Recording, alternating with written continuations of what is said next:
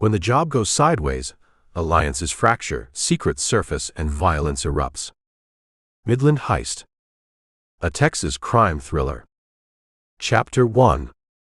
You still know how to drive? Mac Torres looked at Eddie across the motel room table and smiled without showing teeth.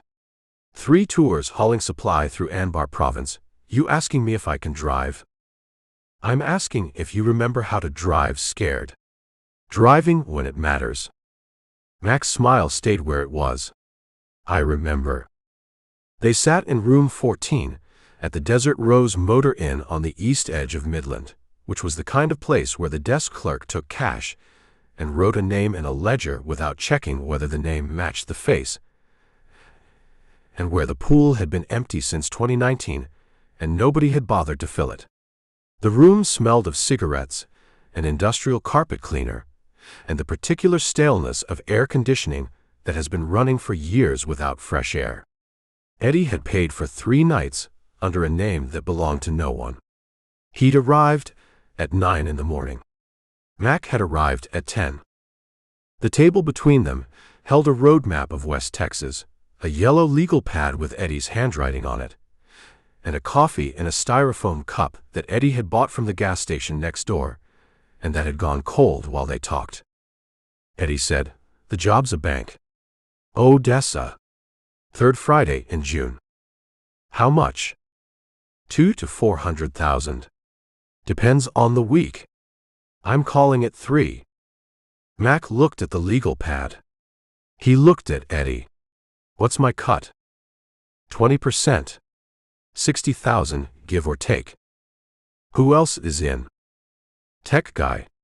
Electronics, cameras, alarms. You don't know him. And one more, I'll tell you about when he gets here. Cop. Eddie did not answer immediately. Mac read the silence. Cop, Mac said. Not a question this time. Detective. Ector County Sheriff. He's got access we need. You trust him? No. But you're bringing him in. I'm bringing him in because he's already halfway in. He knows I'm planning something, and he knows I'll need someone with a badge when it happens. Better to have him inside where I can see him than outside where I can't. Mac thought about this. He picked up the cold coffee and drank it anyway because waste was waste. What do you need from me? Wheels. You drive the chase vehicle. You're half a mile back when we hit the bank. You move when I call. You've got the engine and the nerve to get us clear when things go loud. They going loud? They always go loud, Eddie said. The question is when. Mac stood. He walked to the window and pulled the curtain back an inch and looked at the parking lot and at his truck, a 2015 Silverado, dark blue, the kind of blue that photographs gray in security camera footage, which was why Mac had chosen it. He'd bought the truck from a dealer in El Paso with cash from a job in 2022 and had put another $18,000 into the engine and suspension and the supercharger that made it run like something with twice the displacement. I'm in, Mac said. Eddie opened a manila envelope and pulled out $600 in 20s and 50s. He counted out 300 and slid it across the table. Walk around money. Another 3 when we meet next week. The rest when the job's done. Mac took the cash. He folded it once and put it in his front pocket without counting it. When do I meet the others? You don't. You meet me. That's the structure. Mac looked at Eddie. He looked at him the way you look at a man when you're deciding whether to say the thing you're thinking or keep it to yourself. He decided to say it. Huntsville, you told me when you got out you were done. You said one more stretch would kill you. I lied, Eddie said. To me or to yourself? Both. Mac went to the door. He opened it. The June heat came in like something solid. See you next week, he said, and left. Luis Salazar arrived at 11:30 in a white Honda Accord that had 140,000 miles on it and a bumper sticker from a San Antonio tech conference that was 3 years out of date. He parked next to a dumpster at the back of the lot and came to room 14, carrying a laptop bag and a backpack and the focused expression of a man who has driven 2 hours on bad coffee and is operating at about 70%. Eddie let him in. Luis set the laptop bag on the bed and the backpack on the floor and looked around the room with the assessing quality of someone cataloging exits and sightlines out of professional habit. "You want coffee?" Eddie said. "I want to know what I'm doing here." Eddie handed him the legal pad. Luis read it. He read the 3 pages Eddie had written. Notes, timelines, the bank's address, the security contractor's name, the branch manager's name, the assistant manager's name. Luis said, "You're hitting First National." "Yes." "The West University branch." "Yes." "You know, they upgraded security in 2016. Full IP camera system, remote monitoring, silent alarm tied to 3 different dispatch centers." "I know," Eddie said. "That's why you're here." Luis sat on the bed. He opened the laptop bag and pulled out a Dell that looked like it had been issued to him by someone who believed in fiscal responsibility over performance. He opened it. The desktop background was a photograph of the Golden Gate Bridge that had come preloaded with the operating system, and that Luis had never changed because changing it seemed like the kind of personal touch that made a machine identifiable. He pulled up a file. "I looked at their system last week. Ran a pen test on their public-facing network.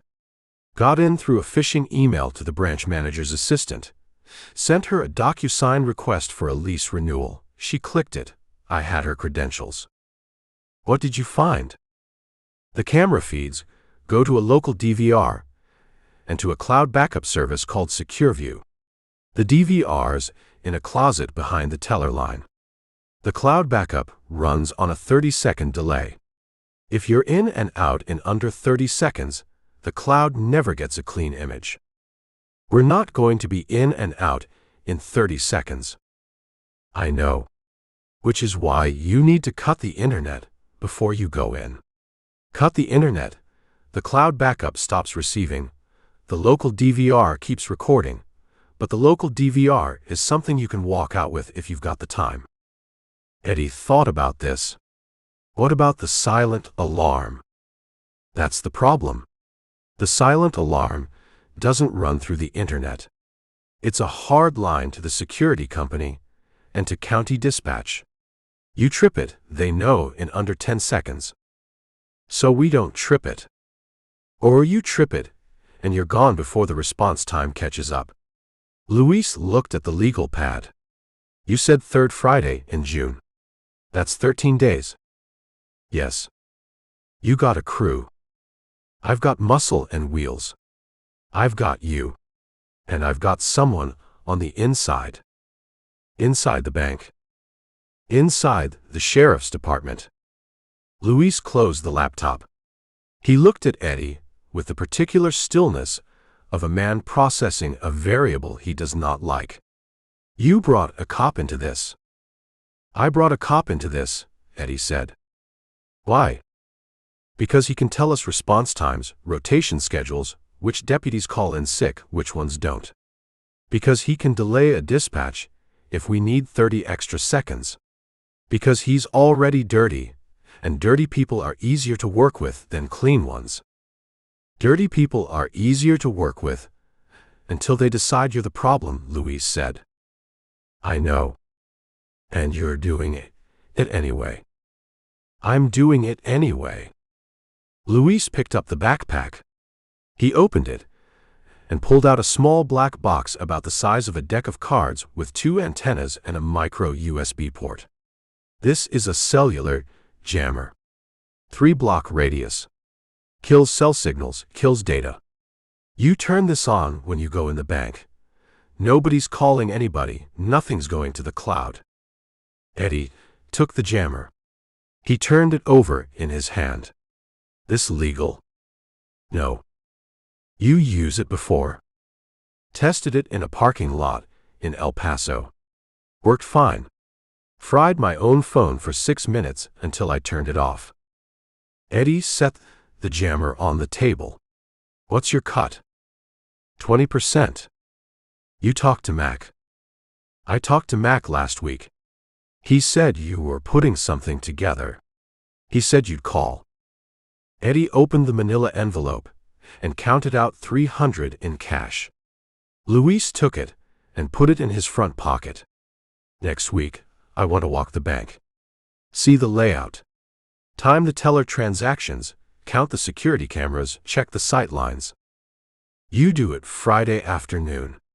You go in as a customer. You deposit a check, you fill out a withdrawal slip, you take your time. You film everything on your phone. What if they ask why I'm filming? They won't. Nobody looks at a man with a phone anymore. Phones are invisible. Luis stood. He picked up the laptop bag and the backpack and went to the door and stopped. Eddie. Yeah. This cop. You trust him with your life? No. You trust him with mine? Eddie looked at Luis and thought about the question, and about the true answer, and about whether the true answer was the answer Luis needed to hear. He decided it was. No, Eddie said. Luis nodded like this was what he'd expected. He left. Ray Holloway arrived at 2 in the afternoon in an unmarked Crown Victoria that had 190,000 miles on it, and the particular worn-in quality of a vehicle that has been driven hard for years by people who do not own it. He parked in the lot and sat in the car for 2 minutes with the engine running and the air conditioning on, and Eddie watched him through the curtain and thought about what Holloway was doing, which was scanning the lot for anything that looked wrong, which was what cops did when they arrived somewhere they should not be. Holloway got out. He wore jeans and a polo shirt and a Glock on his hip in an inside-the-waistband holster that his shirt did not quite cover. He came to room 14 and knocked twice. Eddie opened the door.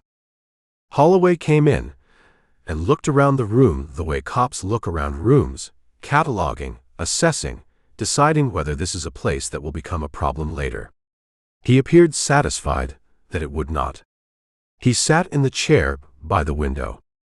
You want something to drink? Eddie said. I want to know why I'm here. I've got a job. I need someone who knows how Ector County Sheriff runs their rotations.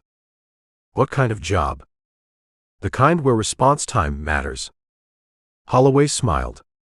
It was the kind of smile a man smiles when he's been waiting for a conversation to arrive at a specific place, and it has just arrived there. You're hitting something. I'm hitting something, Eddie said. What? A bank. Odessa. First National, West University branch. Holloway stopped smiling. That's in the city. Odessa PD jurisdiction. The bank's in the city. The routes out are county roads. The safe house is county. If something goes wrong, and we need to move fast, we're in your territory in under 4 minutes. Holloway thought about this. He had the face of a man who had spent 20 years making calculations that involved risk and reward, and that had trained him to see both clearly. What's the take? 300,000. Maybe more. How many people? 4, including you. What's my cut? 25%. Holloway shook his head. 40. No. I'm bringing access you can't get anywhere else. I'm bringing coverage if something goes sideways. 40%. Eddie leaned back against the table. He looked at Holloway and thought about the math and about what 40% meant for Mac and Luis and what it meant for him. He thought about whether the access Holloway brought was worth the percentage and whether there was a version of this job that worked without Holloway, and decided there was not. 25, Eddie said. Plus a favor I call in later. What favor? I don't know yet. When I need it, I'll call it. Holloway looked at Eddie for a moment. He appeared to be running the same calculation Eddie had just run, working through the scenarios, deciding whether an undefined future favor was worth the percentage he was giving up. He appeared to decide it was not, which told Eddie that Holloway believed the favor would never be called, or that if it was called, it would be the kind of favor Holloway could decline. Holloway was wrong on both counts, but he did not know this yet. Deal, Holloway said. Eddie opened the manila envelope and counted out $600 in cash. Holloway took it and put it in his front pocket without counting it, which was what Mac had done and what Luis had done, and which told Eddie something about the men he was working with, which was that they trusted him, or that they were pretending to trust him, or that they had decided that counting the money in front of him communicated something they did not want to communicate. What do you need from me? Holloway said. Response times. I need to know how long it takes a unit to get from the nearest station to the West University branch. I need to know which deputies are on rotation that Friday. I need to know which ones call in sick regular, which ones don't. That's easy. I need you to be somewhere else when the call comes in. Somewhere with witnesses. Somewhere that puts you 40 minutes away from the bank. That's harder. That's why you're getting 25%. Holloway stood. He went to the door and put his hand on the knob and stopped. Eddie. Yeah. This thing at the Cactus Rose. Your girl. Eddie looked at him. She's something, Holloway said. She's with me. I know, Holloway said.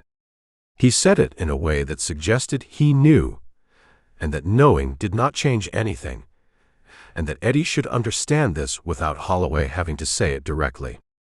I'm just saying she's something. He left. Eddie stood in room 14 and looked at the closed door and thought about Carmen and Holloway and the way Holloway had looked at her the first night at the Cactus Rose and every night since. He thought about whether bringing Holloway into the job was the right decision, or whether it was a decision that felt right because all the other options felt wrong. He decided it did not matter. The decision had been made. Eddie drove back to Odessa in the afternoon heat with the air conditioning in his truck running at maximum and producing the kind of marginal cooling that old trucks produce when the compressor has been complaining for a year. He drove Highway 158 west through the oil fields and the pump jacks and the flat empty that West Texas does better than anywhere. And he thought about the crew and the percentages and whether the math worked. It worked if nothing went wrong. He pulled into the carport at the rental house on the east side of Odessa at 4:30. The house was a single-story stucco built in the 80s, beige, flat roof, a dead lawn that nobody watered, and a carport that held the '68 Charger under a blue tarp. Carmen's white Civic was in the driveway. Eddie went inside. Carmen was on the couch with a book. She looked up when he came in. She had dark hair pulled back, and sharp features, and the kind of face that looked better in person than in photographs because photographs did not catch the thing about her that made men notice, which was not beauty exactly but presence, the way certain people are just more there than other people. How'd it go? She said. Good. You get your crew? I got my crew. She set the book down. You want to tell me about it? No. You going to tell me anything? When it's done. Carmen stood. She walked to the kitchen and came back with a beer and handed it to him. He drank it. She watched him drink it with the expression of someone who is waiting for a thing to be said that is not being said and who has decided not to say it first. Ray came by the bar last night, she said. Eddie looked at her. What did he want? He wanted to talk. About what?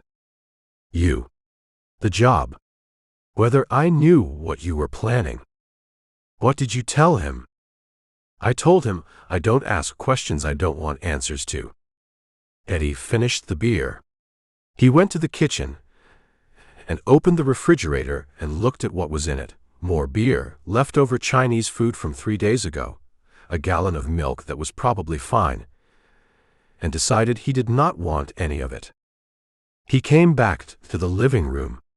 Carmen was standing by the window, looking at the street. The afternoon light came through the curtain and hit her face and made her look younger than she was, which was 36, which was 6 years younger than Eddie, and old enough to have made decisions she regretted, and young enough to believe she could still walk them back. You like him, Eddie said. Carmen turned around. What? Ray. You like him? I talked to him. He comes into the bar, he's friendly, we talk. That's what bartenders do. That's not what I asked.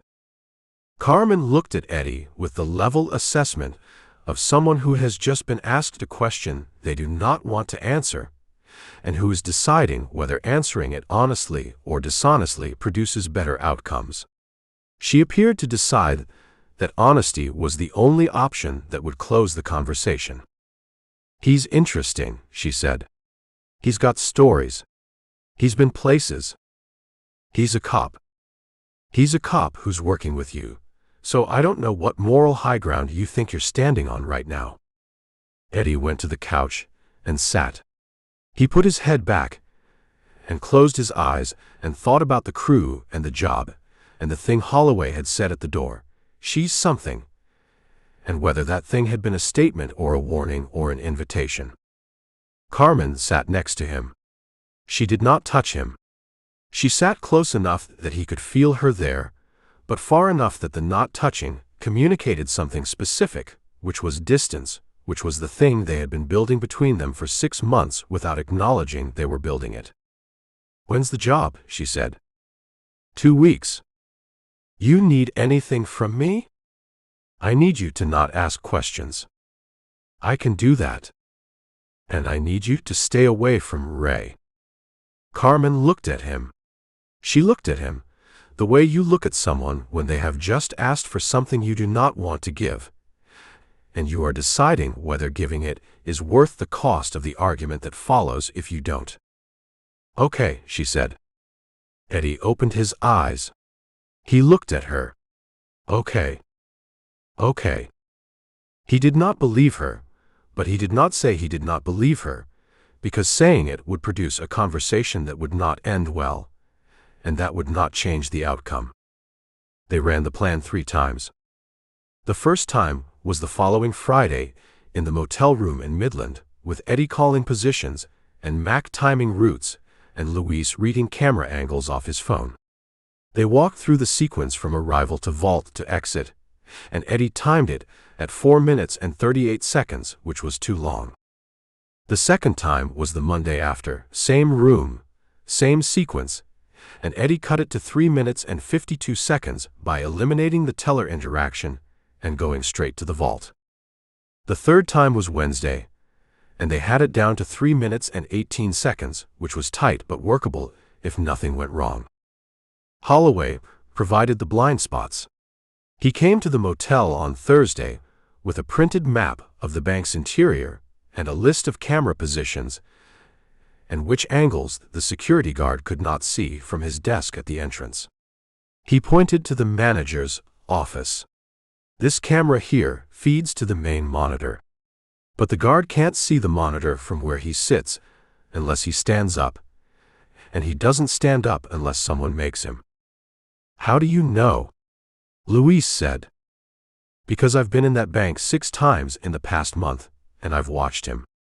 He sits, he looks at his phone, he stands when someone needs directions to the bathroom. Mac drove the perimeter.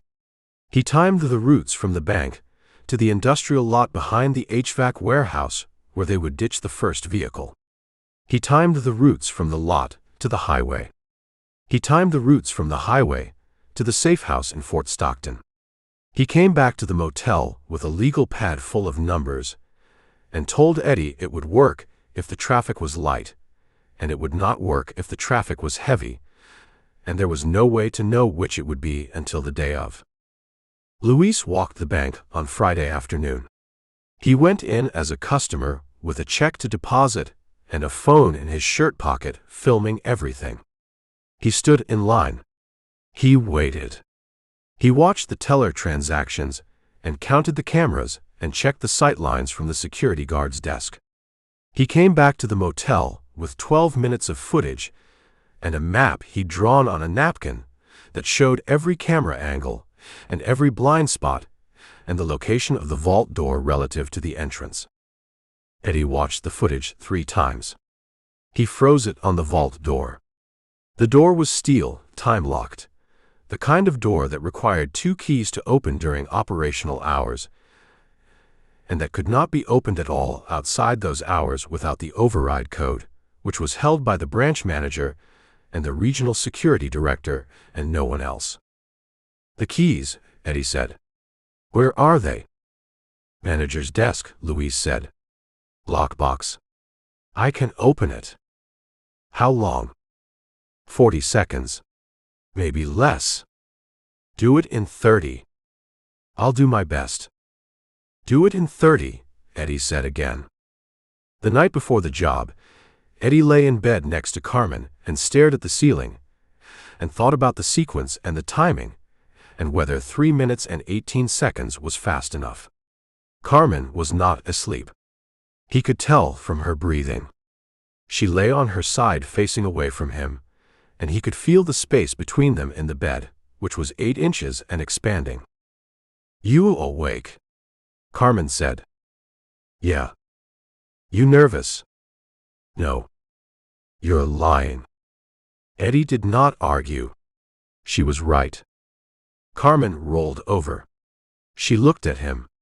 The streetlight from outside came through the curtain and hit her face, and he could see her eyes in the dark.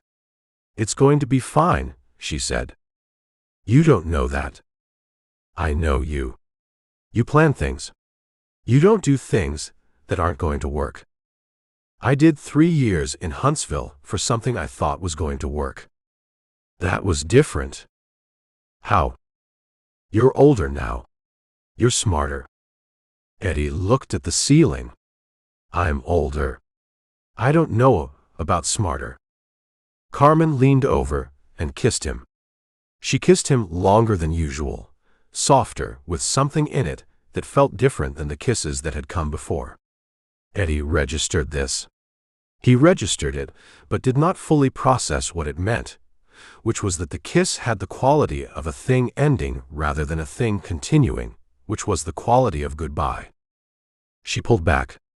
"Be careful tomorrow," she said. "I'm always careful."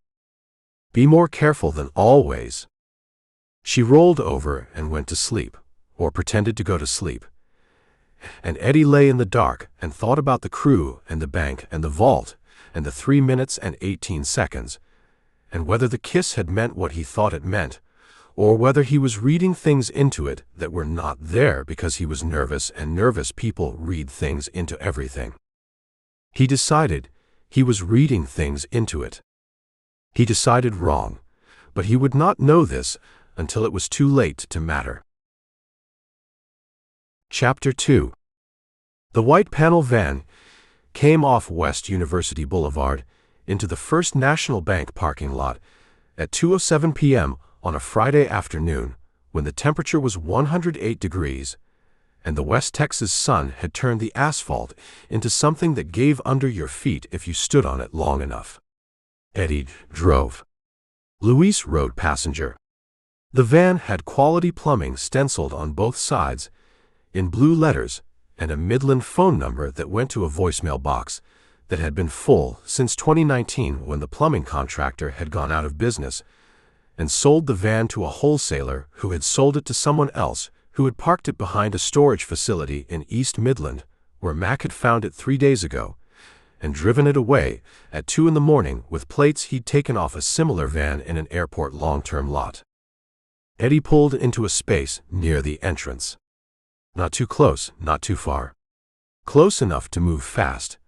Far enough that the security camera over the door caught the van at an angle that made the plates hard to read. He turned off the engine. The air conditioning died. The heat came in immediately. "You good?"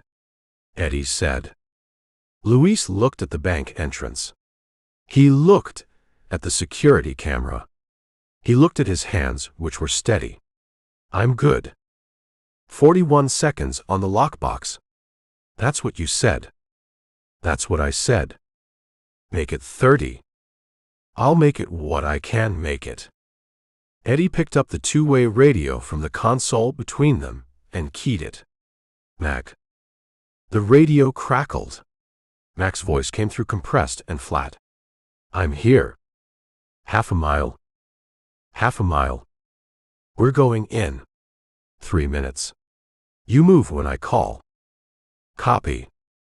Eddie clipped the radio to his belt under the polo shirt. He picked up the toolbox from the floor behind his seat, a gray plastic Stanley with a rusty latch and the weight of something that had tools in it, which it did, plus a Glock 17, zip ties, and a second two-way radio. Luis picked up his toolbox. They got out. The heat hit them like a wall. Eddie had been in West Texas his entire life, and the heat still surprised him every time he stepped into it, which was the thing about 108 degrees. It did not matter how many times you experienced it. It remained unnatural, something the body rejected. They walked to the entrance. Eddie pulled the door open. The air conditioning inside was aggressive and chemical, and smelled of recycled air and carpet cleaner. Luis went in first. Eddie followed. The security guard sat at a desk to the right of the entrance. A man in his 50s, gray uniform, a name tag that said Mitchell, a phone in his hand showing a football game or a highlight reel or something that held his attention more completely than two men in polo shirts carrying toolboxes. The guard looked up. He looked at Eddie. He looked at Luis. He looked at the toolboxes. He returned his attention to the phone. Eddie and Luis walked past him into the main banking area. The branch layout matched the footage Luis had filmed the week before. The teller line ran along the left wall. 5 stations, 3 of them occupied, customers waiting. The manager's office was in the back right corner, behind a glass partition. The vault was behind the teller line, visible through a doorway. The door open. The time lock disengaged because it was 2:07 p.m. and the operational window ran from 9 a.m. to 6 p.m. Eddie moved toward the vault. Luis moved toward the manager's office. They moved with the unhurried purpose of technicians who have been called to fix something and who know where the something is. Nobody looked at them. People in banks do not look at technicians. Technicians are invisible. Luis reached the manager's office. The door was open. The office was empty, except for a desk and 2 chairs, and a woman sitting at the desk with a stack of forms in front of her. She looked up when Luis came in. She had dark hair pulled back, and the tired expression of someone who has been filling out forms for 2 hours and has not yet reached the bottom of the stack. "Can I help you?" she said. Luis closed the door behind him. He set the toolbox on the desk and opened it and pulled out the Glock 19 and held it at his side, not pointing it at her, just showing it to her in the way that makes the showing enough. "Stand up," Luis said. "Turn around. Hands behind your back." The woman looked at the gun. She looked at Luis. Her face did the thing faces do when the situation changes from normal to not normal, and the brain has not yet caught up with the eyes. She stood. She turned around. Her breathing changed, shallow, fast, the body's panic response kicking in before thought. "What's your name?" Luis said. "Teresa." "Teresa, I need you to stay calm. I need you to do what I tell you. If you do that, this will be over in 3 minutes and nobody gets hurt." Teresa nodded. Her hands were shaking. Luis pulled a zip tie from his pocket and secured her wrists behind her back. He walked her to the manager's chair and sat her down. He turned to the desk and opened the bottom drawer and found the lockbox, a small metal box with a combination lock, the kind you buy at an office supply store, and that keeps out casual thieves and no one else. He pulled the tension wrench and pick from his pocket. He'd practiced this on an identical lockbox he'd bought at Office Max in El Paso, and he'd opened it in 37 seconds after an hour of practice, and in 22 seconds after a day of practice, and he'd told Eddie 41 because 41 gave him buffer, and Eddie had told him to make it 30, and Luis had said he'd make it what he could make it. He made it in 33. The lockbox opened. Inside, 2 keys on a ring, a ledger with security codes written in pencil, and a checkbook. Luis took the keys. He left everything else. He looked at Teresa. "You're doing fine," he said. "Stay here. Don't move. Don't try to get out of the chair. Someone will find you in a few minutes." Teresa said nothing. Her breathing was still fast. Her eyes were wide. Luis recognized the look, which was the look of someone who has just experienced something that will replay in their mind for years and who has not yet fully processed that it is happening right now. He left the office and pulled the door closed behind him. Eddie reached the vault at 2:09. The door was open. The interior was a 10 by 12 room with steel shelves on 3 walls and a rolling cart in the center. The cart held 6 canvas bags stacked 2 high, each bag tagged with a contractor name and a deposit slip stapled to the handle. Permian Basin Services, West Texas Drilling, Lone Star Construction, Mesa Oil Field Supply, Rio Grande Contracting, Desert Pump and Motor. Eddie opened the first bag. Banded cash, 20s, 50s, 100s. He did not count it. He estimated 60,000 and moved to the next bag.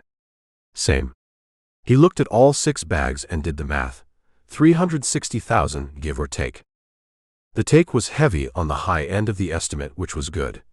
Except that heavy meant more weight, and more weight meant more time moving it, and more time was the thing they did not have.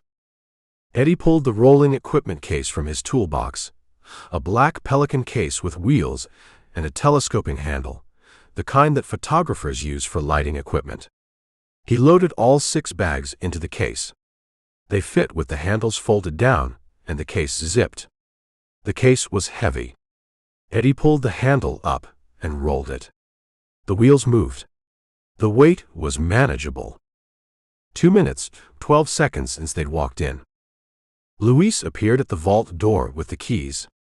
He handed them to Eddie without speaking. Eddie took them and handed Luis the 2-way radio from his belt. "Tell Mac we're coming out," Eddie said. Luis keyed the radio. "Mac, we're at 2 minutes 15. Moving to the van now." The radio crackled. Mac's voice, "I'm rolling." Eddie pulled the equipment case toward the main banking area. Luis walked beside him. They moved at the same unhurried pace they'd used coming in. 2 technicians finishing a service call, tools packed, job done. They were 10 feet from the entrance when the front door opened and a man came in. The man was in his 60s, maybe older, lean in the way that men who have spent their lives outdoors are lean, the kind of lean that is not fitness but function. He wore a white Stetson with a cattleman's crease and a blue plaid shirt tucked into Wranglers and boots that had been resoled more than once. He carried a brown paper bag in his left hand, lunch probably, the grease stains on the bottom suggesting something fried. He looked at Eddie and Luis and the equipment case. He looked at them the way a man looks at something when he is processing information faster than he is showing, and when the information is producing a conclusion that the situation has not yet confirmed. He turned to leave. Eddie saw the turn. Eddie saw the man's shoulders shift, and his right hand drop toward his hip in the specific way that hands drop when they are reaching for something, and the something is a weapon. "Luis," Eddie said. Luis was already moving. He reached the man in 3 steps and put a hand on his shoulder and said, "Stop." The man stopped. He turned around. He looked at Luis, and at the Glock in Luis's right hand, and at Eddie coming up behind with the equipment case. And his face did not show surprise or fear, but something else, which was recognition, which was the face of a man who has been in this situation before from the other side, and who understands exactly what he is looking at. "You boys picked the wrong bank," the man said. His right hand kept moving. Luis saw the move. Eddie saw the move. The man's hand cleared his hip and pulled a Glock from an inside the waistband holster, and the barrel was coming up when Luis fired. The sound in the enclosed space was enormous. The gunshot hit the tile floor and the glass partition and the high ceiling, and bounced back and became louder than the gun that had produced it, became a sound that filled the entire room and everyone in it. The man went down.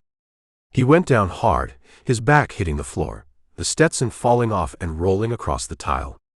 The paper bag hit the floor beside him and split open, and something wrapped in foil fell out, a burrito it looked like, or a sandwich. Luis stood over him with the Glock, and the specific frozen quality of a man who has just done something that cannot be undone, and who is still in the moment of doing it, and has not yet processed what follows. The man lay on the floor. His breathing was fast and shallow. His shirt was turning dark below the ribs. His right hand still held the Glock, but the hand had stopped moving, and the gun sat in it like something that had lost its purpose. Eddie looked at the man. He looked at Luis. He looked at the teller line where 3 tellers and 4 customers were standing frozen, and at the security guard at the entrance who had his phone in his hand now and was not looking at a football game but was looking at them. Eddie keyed the radio. "Mac, we got a problem. We're coming out now." Mac's voice came back immediately. "What problem?" "Shots fired. Move to the lot. 30 seconds. Eddie grabbed Luis by the shoulder. "We're leaving. Right now." Luis did not move. He stood looking at the man on the floor with the same frozen quality, the Glock still in his hand, his face showing nothing that Eddie could read except the processing, the working through, the thing that happens when someone crosses a line they have never crossed before. "Luis," Eddie said. Luis looked at him. "Now," Eddie said. Luis moved. They went to the entrance. The security guard, Mitchell, had the phone to his ear and was speaking into it, and Eddie pulled the Glock from under his polo shirt and pointed it at Mitchell and said, "Put the phone down." Mitchell looked at the gun. He looked at Eddie. He set the phone on the desk with the care of a man who has decided that his hourly wage does not cover being shot, and that compliance is the better option. "Stay there," Eddie said. "Don't move. Don't touch anything. Count to 100. Mitchell nodded. Eddie and Luis went through the front door, into the heat. The white panel van was where they'd left it. Mac's Silverado was pulling into the lot from the street, moving fast. Eddie opened the van's rear doors and threw the equipment case inside. Luis got in the passenger seat. Eddie got in the driver's seat and started the engine and backed out of the space in 3 seconds and pulled onto West University heading south. In the rearview mirror, Eddie saw Mac's Silverado fall in 3 cars back. He saw Mitchell come out of the bank entrance with his phone to his ear. He saw a customer, a woman in a business suit, come out after Mitchell and look at the van and point. Eddie turned right onto a side street. The van's tires squealed. He went 2 blocks and turned left into an alley behind a shuttered HVAC warehouse and pulled into the lot and stopped. The tan Ford Explorer was parked at the back of the lot, near a dumpster, exactly where Carmen had said it would be. Eddie had not asked Carmen where she got the Explorer, or who it was registered to, or whether it could be traced back to her, because asking those questions produced answers, and answers produced conversations, and conversations produced opportunities for things to go wrong. He'd asked her to get him a clean vehicle that could hold 6 bags, and that nobody would connect to him, and she'd gotten him this, and he'd decided that was enough. Mac pulled in behind the van. He got out and opened the Explorer's rear hatch. Eddie opened the van's rear doors and pulled out the equipment case, and Mac helped him lift it, and they transferred it to the Explorer. The 6 canvas bags went into the back. Eddie closed the hatch. Luis had not moved from the passenger seat of the van. He sat with his hands on his knees and his head forward, and the stillness of someone who is either going to be sick or is working very hard not to be sick. Eddie opened the passenger door. Luis, we're switching vehicles. Get in the Explorer. Luis looked at him. I shot him. I know. I didn't mean to shoot him. He was pulling a gun. You made the right call. He went down. He went down, Eddie said. And now we're leaving. Get in the Explorer. Luis got out. He walked to the Explorer like a man walking through water, each step requiring conscious effort. He got in the back seat. Eddie got in the driver's seat. Mac got in the passenger seat. Eddie started the engine. He looked at the white panel van sitting in the lot with the quality plumbing sign on the side, and the toolboxes still inside, and the forensic evidence that would lead somewhere eventually, but not today, and not tomorrow if they moved fast enough. He pulled out of the lot onto the alley and turned south toward the highway. They ran Highway 385 south out of Odessa at 73 miles per hour. Eddie kept the Explorer in the right lane. He watched the mirrors. He counted the vehicles behind them, 12 at the 2-mile mark, 9 at the 5-mile mark, 4 at the 10-mile mark. And by the time they passed the city limit sign, the highway had opened up, and there were 2 vehicles behind them, and neither one was a Silverado, and neither one had light bars. Mac's Silverado had gone west on a parallel route toward Monahan's.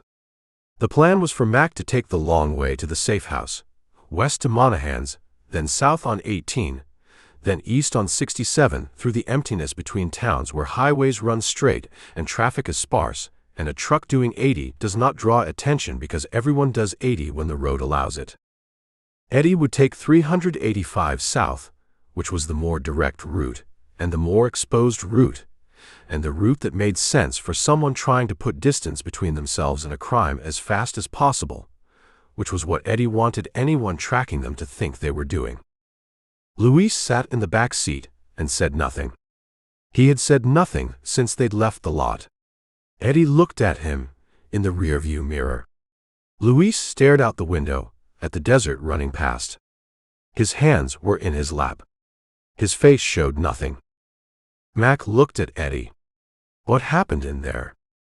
A customer came in. He saw us. He went for his gun. Luis shot him. Luis shot him. He dead? I don't know. Mac looked out at the highway. He looked at the desert on both sides, flat, empty, the pump jacks scattered across it like some kind of industrial crop. This changes things. I know. Armed robbery's one thing. If that man dies, it's something else. I know, Eddie said again. They drove. The Explorer's air conditioning ran at maximum and produced marginal cooling.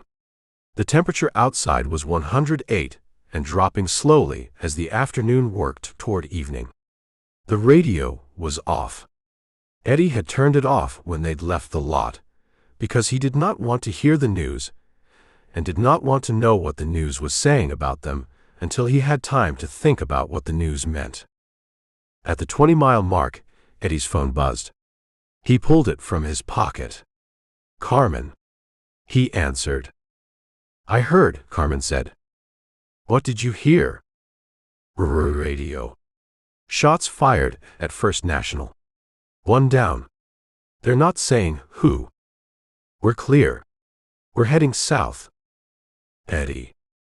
I'll call you when we're at the house. He ended the call. He put the phone back in his pocket. He looked at the highway and at the empty land on both sides and at the vehicles behind them in the mirror, still far back, neither one police. Mac said. She know where we're going? No. She know about the safe house? No. Good. Eddie looked at him. You don't trust her. I don't know her, Mac said.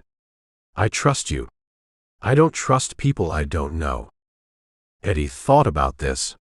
He thought about Carmen, and the explorer, and the kiss the night before, and the thing in her voice when she'd said, "Be more careful than always."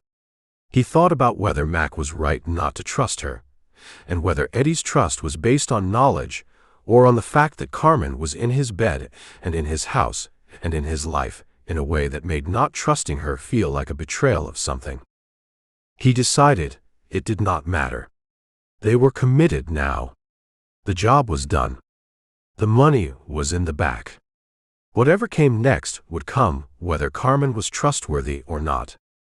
He drove. They passed Fort Stockton at 4:23 p.m. The safe house was 12 miles south, on a dirt road that ran east from the highway through scrub brush and caliche, and the kind of empty that goes on until it hits Mexico. Eddie had rented the house from a man he'd known in Huntsville, a man named Vickers, who owned 3 properties in West Texas, and who rented them for cash to people who needed places to be that were not their names, and not their addresses, and not anywhere anyone would look. The road was unmarked. Eddie had driven it twice before, once to scout it, once to deliver the first month's rent in cash to Vickers, who had met him there, and handed him the key, and told him the house was his for as long as he paid, and that Vickers did not want to know what he was paying for. Eddie took the turn. The explorer handled the dirt road better than he'd expected. The road ran east for 2 miles, and then turned south and climbed a low rise, and on the far side of the rise the house appeared. Single-story ranch, stucco, flat roof, a cistern in the yard, a collapsed barn off to the east that had fallen in a windstorm and had not been rebuilt because rebuilding it would cost more than it was worth. The house had no neighbors. The nearest structure was a hunting cabin 4 miles west that was occupied 2 weeks a year during deer season and empty the rest. Eddie pulled into the dirt yard and stopped. He turned off the engine. The silence that followed was total. No traffic, no wind, nothing but the ticking of the engine cooling, and the heat pressing down on everything. Mac got out. Luis got out. Eddie got out. They stood in the yard and looked at the house and at the desert beyond it, and at the empty that went on in every direction, until it hit something that stopped it. "We're here," Eddie said. Mac opened the Explorer's rear hatch. He pulled out the equipment case and set it on the ground and unzipped it. The 6 canvas bags sat inside, the contractor names visible on the tags. Luis looked at the bags. He looked at Eddie. "How much?" $360,000, Eddie said. "Give or take." "That's a lot of money," Luis said. "It's a lot of money," Eddie agreed. "Is it worth it?" Eddie looked at Luis. He looked at Mac. He looked at the bags, and the house, and the desert, and the empty, and thought about the question, and about whether the question had an answer that would satisfy Luis, or whether the only answer was the one they were living right now. "We'll find out," Eddie said. He picked up the equipment case and carried it toward the house. Chapter 3. The interior of the safe house smelled of dust and heat and abandonment. Eddie unlocked the front door and pushed it open, and the smell came out like something that had been waiting. The living room held a couch with torn upholstery, and a coffee table made from a cable spool, and a television from the 90s that sat unplugged in the corner with its screen dark. The kitchen was visible through a doorway to the right, linoleum floor, Formica counter, a refrigerator that hummed when Eddie plugged it in, and that produced a sound suggesting it had opinions about being asked to work after sitting idle. Mac carried the equipment case inside and set it on the coffee table.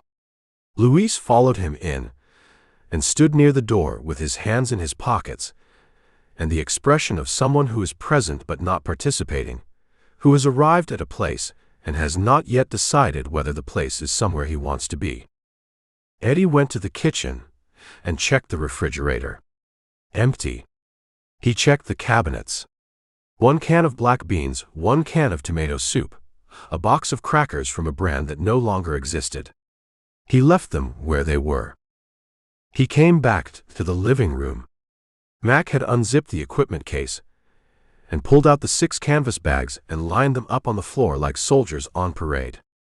The contractor names faced up: Permian Basin Services, West Texas Drilling, Lone Star Construction, Mesa Oil Field Supply, Rio Grande Contracting, Desert Pump and Motor.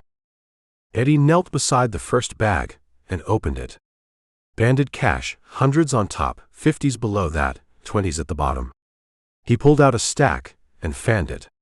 The bills were crisp, new, the kind that banks get in shipments from the Federal Reserve, and that smell of ink and paper and the specific chemical process that produces money. He did not count the stack. He estimated it at 5,000 and set it aside and pulled out another stack and estimated it the same, and did this 12 times until he'd gone through the entire bag. 60,000, Eddie said. This bag. Mac opened the second bag. Same here. Maybe more. Eddie stood. He looked at the 6 bags on the floor. 360,000 total. Call it 60 per person.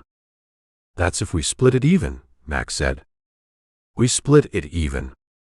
What about Holloway? Holloway gets his cut when we're clear. Not before. Mac zipped the second bag closed. He looked at Eddie. You think he'll wait? No. So what do we do? We move the money tonight. We don't stay here.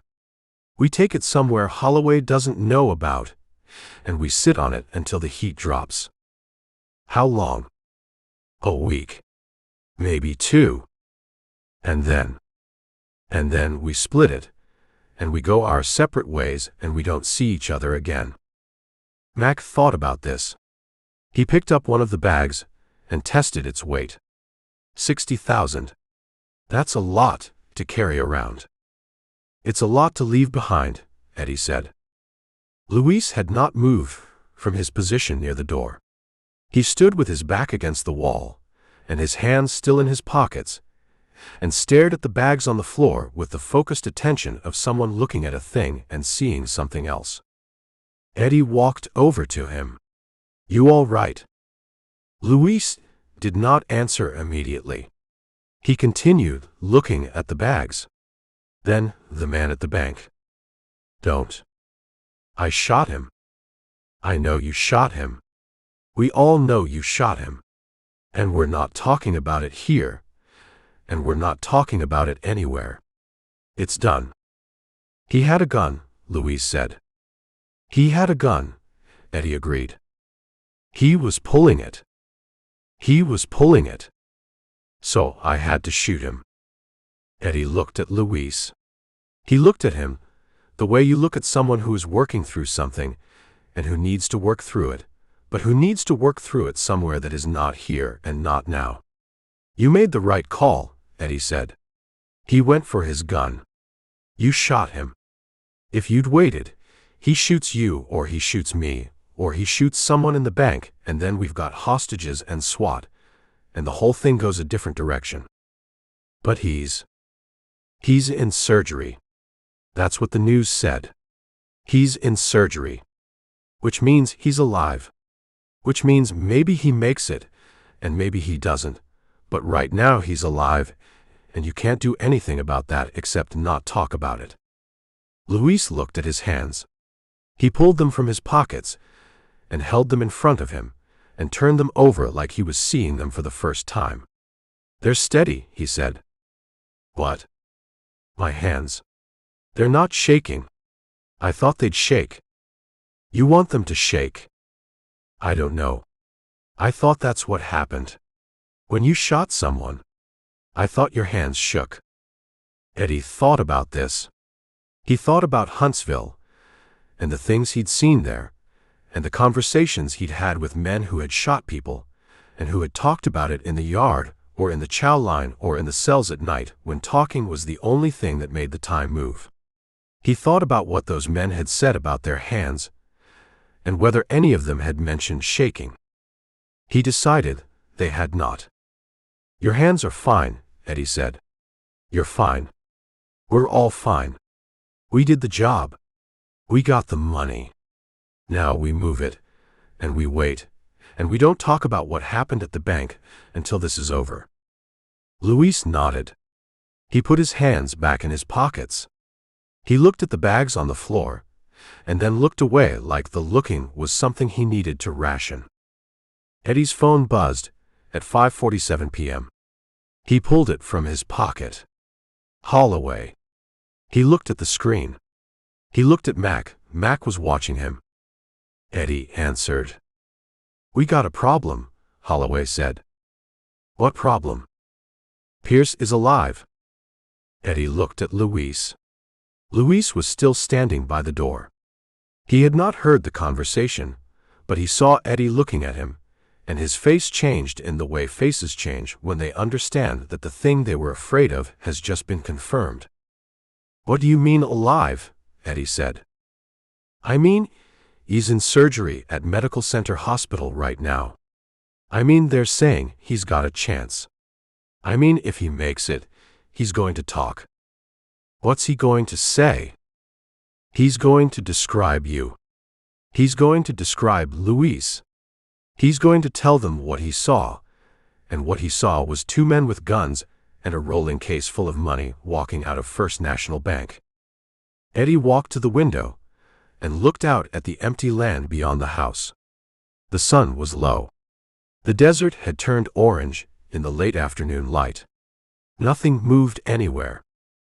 "How long until he's out of surgery?" Eddie said. "I don't know.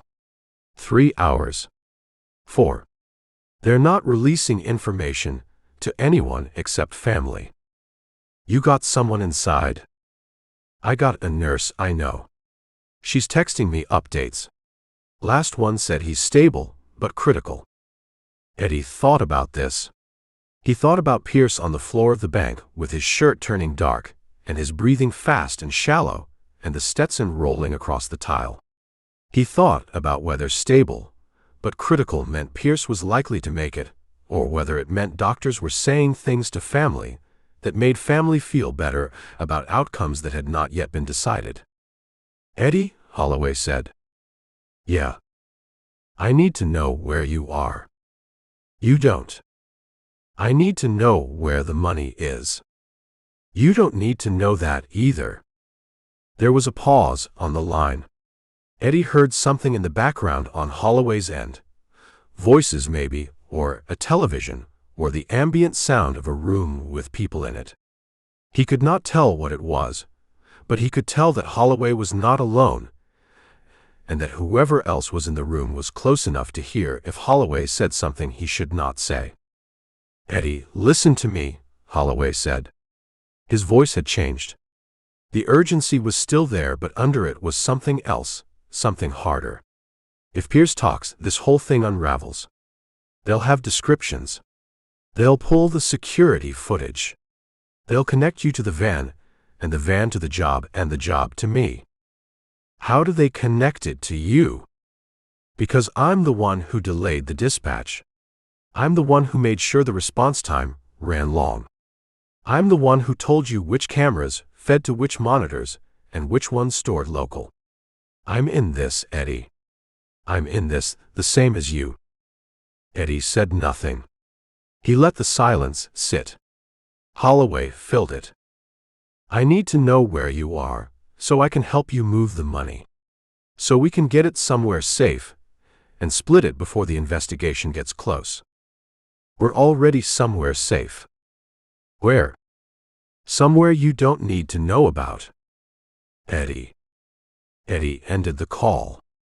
He stood at the window and looked at the phone in his hand and thought about Holloway and Carmen and the question that had been building since the motel room in Midland, and that had just resolved into something he could no longer ignore.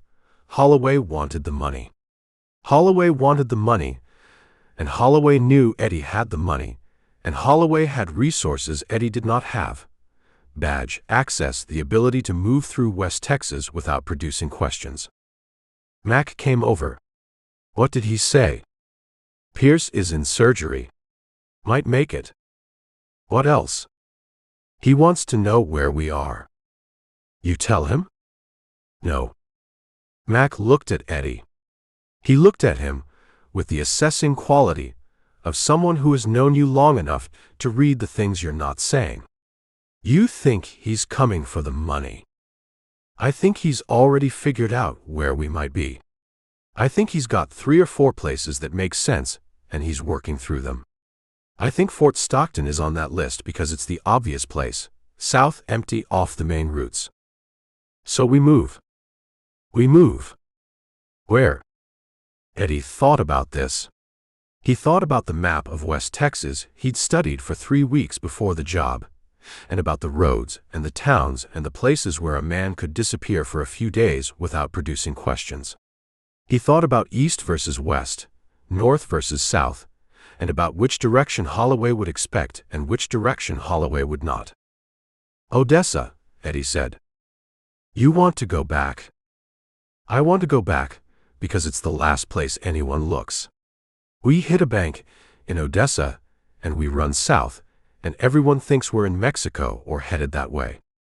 Nobody thinks we're at my house. What about Carmen? Eddie looked at Mac. Carmen, Mac said again. She's at your house. She knows you. She knows Holloway. You bring the money back to Odessa. You're putting it in a place where 2 people know where you are, and one of them's a cop. Eddie walked to the coffee table and looked at the 6 bags on the floor. He looked at them and did the math that Mac had just done and arrived at the same conclusion, which was that Carmen was a risk. Carmen had always been a risk. The question was whether the risk was manageable, or whether it had already moved past management into the territory of problems that could not be fixed. He thought about the kiss the night before the job. He thought about the thing in her voice when she'd called after the shooting. He thought about Holloway's hand on her shoulder at the Cactus Rose, and the way she'd leaned into the bar when Holloway sat down, and the way she'd said Ray's asking when she'd called from the road. I don't know, Eddie said. You don't know if you trust her, or you don't know what to do about it. Both. Mac picked up one of the canvas bags. He held it in both hands and tested its weight again, like he was deciding whether it was worth the risk Eddie was describing. He appeared to decide it was not. We can't go back to Odessa, Mac said. Not with the money. Not until we know where Carmen stands. So where do we go? Somewhere that's not here, and not Odessa, and not anywhere Holloway would think to look. Eddie thought about this. He thought about the map, and the roads, and the empty places, and the not empty places, and about which category produced better outcomes when you were trying to disappear. Pecos, Eddie said. Pecos. Motel off the highway. The kind that doesn't ask questions. We stay there tonight, we figure out tomorrow. That's not a plan. It's the plan we have. They loaded the bags back into the equipment case at 6:15. The sun was setting. The sky had gone from orange to purple, and the temperature outside had dropped to 98, which in West Texas in June counted as cooling off. Eddie locked the safe house door behind them. He did not expect to come back. The house had served its purpose, which was to be a place between the bank and wherever they went next. And now they were going next, and the house could return to being what it had been before, which was empty. Eddie drove the Explorer. Mac followed in the Silverado. Luis rode passenger in the Explorer and said nothing. They took the dirt road back to Highway 385 and turned north instead of south, and ran the highway at 75 miles per hour through the dusk and into the dark. The traffic was light. They passed 2 trucks going the other direction, and a sedan that pulled out from a ranch road and fell in behind them for 3 miles before turning off. No law enforcement. No vehicles that sat on them long enough to suggest interest. Eddie's phone buzzed twice. He looked at it both times without answering. Carmen the first time. Holloway the second. He set the phone on the console and left it there and watched the highway and the empty land on both sides and thought about the two calls and what they meant, and whether the fact that Carmen and Holloway were both calling within 10 minutes of each other was coincidence or coordination. He decided it was coordination. He decided this meant what he'd been afraid it meant since the motel room in Midland, which was that Carmen and Holloway had something between them that Eddie was not part of, and that the something had moved past conversation into action. "She's with him," Eddie said. Luis looked at him. "What?" "Carmen. She's with Holloway." "You don't know that." "I know she's calling right after he calls. I know they've been talking. I know he looks at her, and she looks at him, and I'm in the room, and they act like I'm not." Luis said nothing. He looked out the window, at the dark desert running past. "You think I'm wrong?" Eddie said. "I think you're tired, and you're stressed, and you just robbed a bank and shot a man. I shot a man. And we're driving to Pecos with $360,000 in the back, and you're looking for problems because problems are easier to see than what's actually happening." "What's actually happening?" "I don't know," Luis said. "But I don't think Carmen's the problem." Eddie thought about this. He thought about whether Luis was right, or whether Luis was saying what he wanted to hear, because saying it made the drive easier. He thought about Carmen in the rental house the night before the job, and the kiss, and the way she'd looked at him in the dark, and whether any of that had been real or whether all of it had been performance. He decided he did not know. He decided not knowing was worse than knowing, because not knowing meant he had to operate on assumptions, and assumptions got people killed. They drove. Pecos appeared on the horizon at 8:30, a scatter of lights in the dark, a town that existed because the highway ran through it, and because oil moved through it, and because people needed places to stop between El Paso and Midland. Eddie took the exit for Highway 285 and ran south into town and found a motel called the Western Star that had a neon sign out front showing a cowboy on a horse and rooms that rented for $40 a night cash. He parked at the back of the lot. Mac parked beside him. They got out, and Eddie went to the office and paid for 2 rooms with cash from his wallet and came back with 2 keys and handed one to Mac. "We're in 14 and 15, Eddie said. "We bring the bags inside. We lock the doors. We don't go out. We don't make calls. We wait until morning, and we figure out what's next." "What about food?" Luis said. "There's a vending machine by the office. You want food, get it from there." Luis looked at the motel. He looked at the rooms. He looked at Eddie. "How long are we staying here?" "As long as it takes." "As long as what takes?" "As long as it takes to figure out if Carmen and Holloway are coming for us, or if I'm wrong about them. And if they are." Eddie picked up the equipment case from the Explorer's cargo area.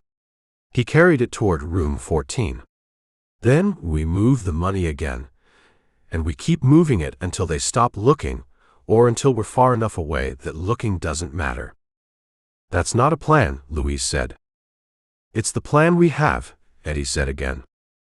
He unlocked the door to room 14 and went inside and set the equipment case on the bed and stood in the center of the room and looked at the walls and the window and the parking lot beyond it and thought about Holloway and Carmen and the distance between Pecos and Odessa and whether $40 a night and a neon cowboy were enough to keep $360,000 safe for one more night. He decided they were not. He decided it did not matter. This was where they were. This was the decision he'd made. He would live with it until morning, And then he would make the next decision, and the decision after that, and he would keep making decisions until the decisions stopped producing options and he ran out of road. He sat on the bed next to the equipment case and pulled out his phone and looked at the 2 missed calls and thought about calling Carmen back and asking her directly whether she was with Holloway and whether they were coming for the money. He decided not to call. He decided calling would tell her where he was, and telling her where he was would produce outcomes he could not control. And the only thing he had left was control. He turned off the phone. He lay back on the bed and stared at the ceiling and listened to the sound of the highway beyond the parking lot and the hum of the air conditioning unit under the window, and thought about the job and the money and Carmen and whether any of this had been worth it. He did not have an answer. He closed his eyes and waited for morning. Chapter 4. Eddie woke at 6 in the morning to the sound of a semi shifting gears on the highway. The room was still dark. The air conditioning had been running all night, and the temperature inside was cold enough that Eddie could see his breath when he exhaled. He sat up. The equipment case was still on the bed beside him, where he'd left it. He unzipped it and looked at the 6 bags and zipped it closed again. He went to the window and pulled the curtain back an inch. The parking lot was empty, except for the Explorer and Mac's Silverado. The sun had not yet cleared the horizon. The sky to the east was beginning to lighten from black to gray. Eddie's phone was still off. He turned it on. It powered up and connected to the network and immediately buzzed with notifications. 3 missed calls from Carmen, 2 from Holloway, 1 text from Carmen that read, "Where are you?" He did not respond. He went to the bathroom and washed his face and looked at himself in the mirror and saw a man who had not slept well and who looked older than he had looked 2 days ago. The job had aged him. Or the decision to do the job. Or the decisions that had followed the job. He could not tell which, and it did not matter. He went back to the main room and sat on the bed and thought about the options. Stay in Pecos another day. Move the money somewhere else. Go back to Odessa and confront Carmen directly. Each option had problems. Each option had outcomes he could not control. He decided on Odessa. He decided this because the not knowing was worse than the knowing, and because staying at a motel in Pecos was not a solution, but a delay, and delays did not make problems smaller. Mac knocked on the door at 7:15. Eddie let him in. Mac looked at the equipment case on the bed, and at Eddie, and appeared to read something in Eddie's face that told him the decision had been made. "We're going back," Mac said. "We're going back." "When?" "Tonight. After dark. We take back roads. We don't use the highway." Mac sat in the chair by the window. "You call Carmen?" "No." "You going too?" "No." "So we just show up." "We just show up," Eddie said. "And we see what happens." Mac thought about this.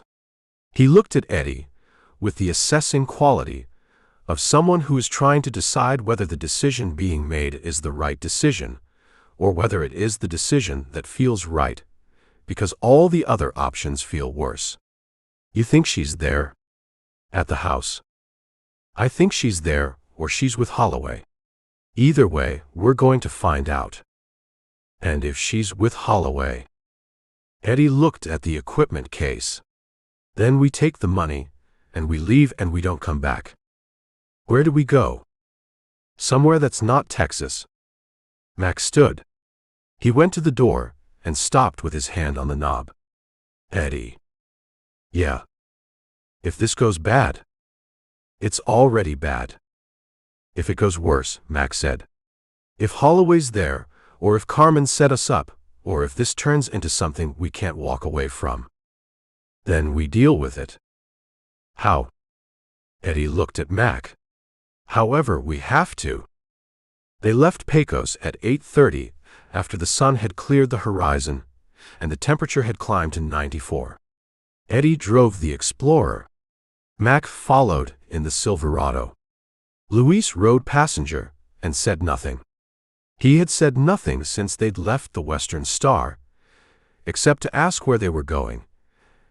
And when Eddie had told him Odessa, Luis had nodded and returned to looking out the window at the desert. They did not take Highway 385. Eddie took back roads, county roads that ran through ranch land and oil fields, and the empty places between towns where the only traffic was pickups hauling equipment and tanker trucks moving water.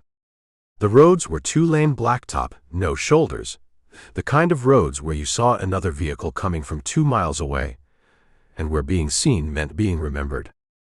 They saw 4 vehicles in 3 hours. None of them was law enforcement. Eddie's phone buzzed twice more. Carmen both times. He did not answer. He watched the road and the mirrors and thought about what he would say to Carmen when he saw her, and whether saying it would change anything, or whether the thing between them had already moved past the point where words mattered. They reached Odessa at 11:40. Eddie took the east side streets and came at the rental house from the back through the neighborhood, avoiding the main roads. He pulled into the carport at 11:47 p.m. The lights were on inside.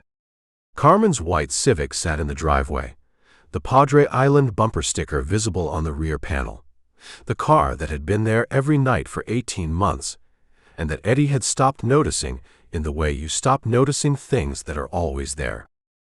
Mac pulled the Silverado to the curb and parked on the street. Eddie told him to wait. Mac nodded. Eddie and Luis got out of the Explorer. Eddie carried the equipment case. They walked to the front door. Eddie unlocked it. Carmen was on the couch.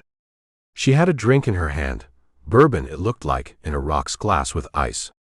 She wore jeans and a black t-shirt and had her hair down, and she looked at Eddie and at Luis and at the equipment case, and her face showed something Eddie could not read, which was either relief or guilt, or the specific combination of both that people show when they have been waiting for something and the something has just arrived. "How bad?" Carmen said. "We're clear. I saw the news. They're saying Pierce is in critical condition. He's alive. They're also saying they have descriptions. They're saying it's only a matter of time." Eddie set the equipment case on the coffee table. "Ray called you." Carmen looked at her drink. "He called." "What did he say?" "He said he's coming by. He said he wants his cut." "When?" "He didn't say." Eddie opened the equipment case. The 6 canvas bags sat inside, the contractor names visible on the tags. He pulled one bag out and set it on the coffee table. Then another. Then all 6. They sat in a row like evidence. Carmen looked at the bags. "How much?" "Enough." She stood. She set her drink on the side table and walked to the kitchen and came back with 2 more glasses and a bottle of bourbon. She poured 3 fingers into each glass, no ice, and handed one to Eddie and one to Luis. "To the score," Carmen said. She drank. Eddie drank. Luis drank. The bourbon tasted wrong. Eddie noticed this immediately. Not wrong in the way that bourbon tastes wrong when you're not used to it, but wrong in the way that things taste wrong when something has been added to them. He looked at Carmen. She was watching him. She was watching him with the focused attention of someone waiting to see if something is going to happen, and who knows exactly what the something is. Eddie set the glass down. "What was in that?" "Bourbon," Carmen said. "What else?" Eddie. "What else, Carmen?" She did not answer. She looked at the floor. She looked at the bags on the coffee table. She looked at Eddie, and her face had changed from the thing it had been to something else, which was resignation, which was the face of someone who has made a decision and who has to live with it and who has just realized that living with it is going to be harder than making it. Luis set his glass down. He looked at Carmen. He looked at Eddie. What did she give us? I don't know, Eddie said. There was a knock on the door. Eddie went to the door. He knew what was on the other side before he opened it. He knew because the bourbon had tasted wrong, and because Carmen had been waiting, and because the knock had come at exactly the moment when it would do the most damage. He opened the door anyway, because opening it was the only option left. Holloway stood on the porch. He had his badge clipped to his belt, and his service weapon on his right hip in a leather holster, and the posture of a man who has already decided how this is going to end, and who is no longer interested in alternatives. Behind him in the street, 2 Ector County Sheriff's Patrol units, light bars dark, parked at angles that blocked the road. 4 deputies stood beside the units with their hands near their weapons. Eddie looked at the deputies. He looked at Mac's Silverado on the curb. One of the deputies had his hand on Mac's driver's window and was saying something. Mac had both hands visible on the steering wheel. Holloway said, "Eddie Vance, you're under arrest for armed robbery and attempted murder." He said it without inflection, without theater, with the procedural flatness of a man reading a script he has read so many times that the words have stopped having meaning beyond their function, which is to mark the transition from one state to another, from free to not free, from before to after. Eddie did not move. He looked at Holloway. He looked past Holloway at the patrol units, and at Mac and the Silverado, and at the deputies who were now moving toward the house with the coordinated precision of men who have done this before and who are following a plan. "You carrying?" Holloway said. "No." "Turn around. Hands behind your back." Eddie turned around. Holloway cuffed him. The cuffs were tight. Eddie felt them close around his wrists with the specific pressure that communicates finality. Holloway walked him out onto the porch, and Eddie looked back through the doorway at Carmen standing in the living room, and at Luis sitting on the couch, and at the 6 canvas bags on the coffee table. Carmen met his eyes. She held the look for a moment, and then looked away. Holloway called to one of the deputies. "Miller. Inside. Secure the evidence." A deputy came up the porch steps and went into the house. Eddie watched him go to the coffee table and look at the bags and then look at Holloway, and Holloway nodded, and the deputy began loading the bags into a large canvas duffel that he'd brought with him from the patrol unit. The duffel was not an evidence bag. Evidence bags had labels and serial numbers and chain of custody documentation. The duffel was plain canvas with no markings, and it had come from the bed of Holloway's personal truck, which Eddie could see parked behind the patrol units, a white F-250 with a contractor rack and mud on the wheel wells. Eddie watched the deputy load the bags. He watched Holloway watch the deputy load the bags. He watched Carmen stand in the living room with her drink and not look at any of it. "Carmen," Eddie said. She looked at him. "How long?" She understood what he was asking. She understood, and she appeared to decide that lying at this point would be worse than the truth. 2 months, she said. 2 months. "I'm sorry." "Are you?" Carmen did not answer. Holloway stepped between them and put his hand on Carmen's shoulder in a gesture that was partly protective and partly possessive, and that answered the question Eddie had been asking since the motel in Midland. The gesture said, "She's with me." The gesture said, "She's been with me." The gesture said, "You never had her, you just thought you did." Eddie looked at Holloway's hand on Carmen's shoulder. He looked at Carmen's face. He looked at the living room and the couch and the coffee table where they'd planned the job 3 weeks ago, and where the bags had been, and where now there was nothing. Holloway walked Eddie to the patrol car. He opened the rear door and put his hand on Eddie's head and guided him into the back seat the way cops guide people into back seats, with the practiced efficiency of repetition. He closed the door. Eddie sat in the back seat and looked through the window at the house.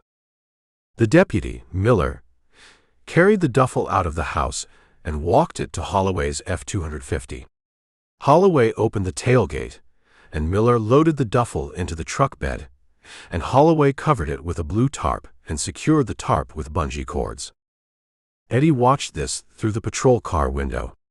He watched Holloway and Miller work together with the coordination of men who have discussed this in advance and who are executing a plan that has nothing to do with evidence or procedure or any of the things that arrests are supposed to involve.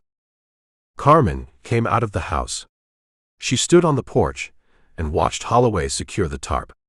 She did not look at Eddie.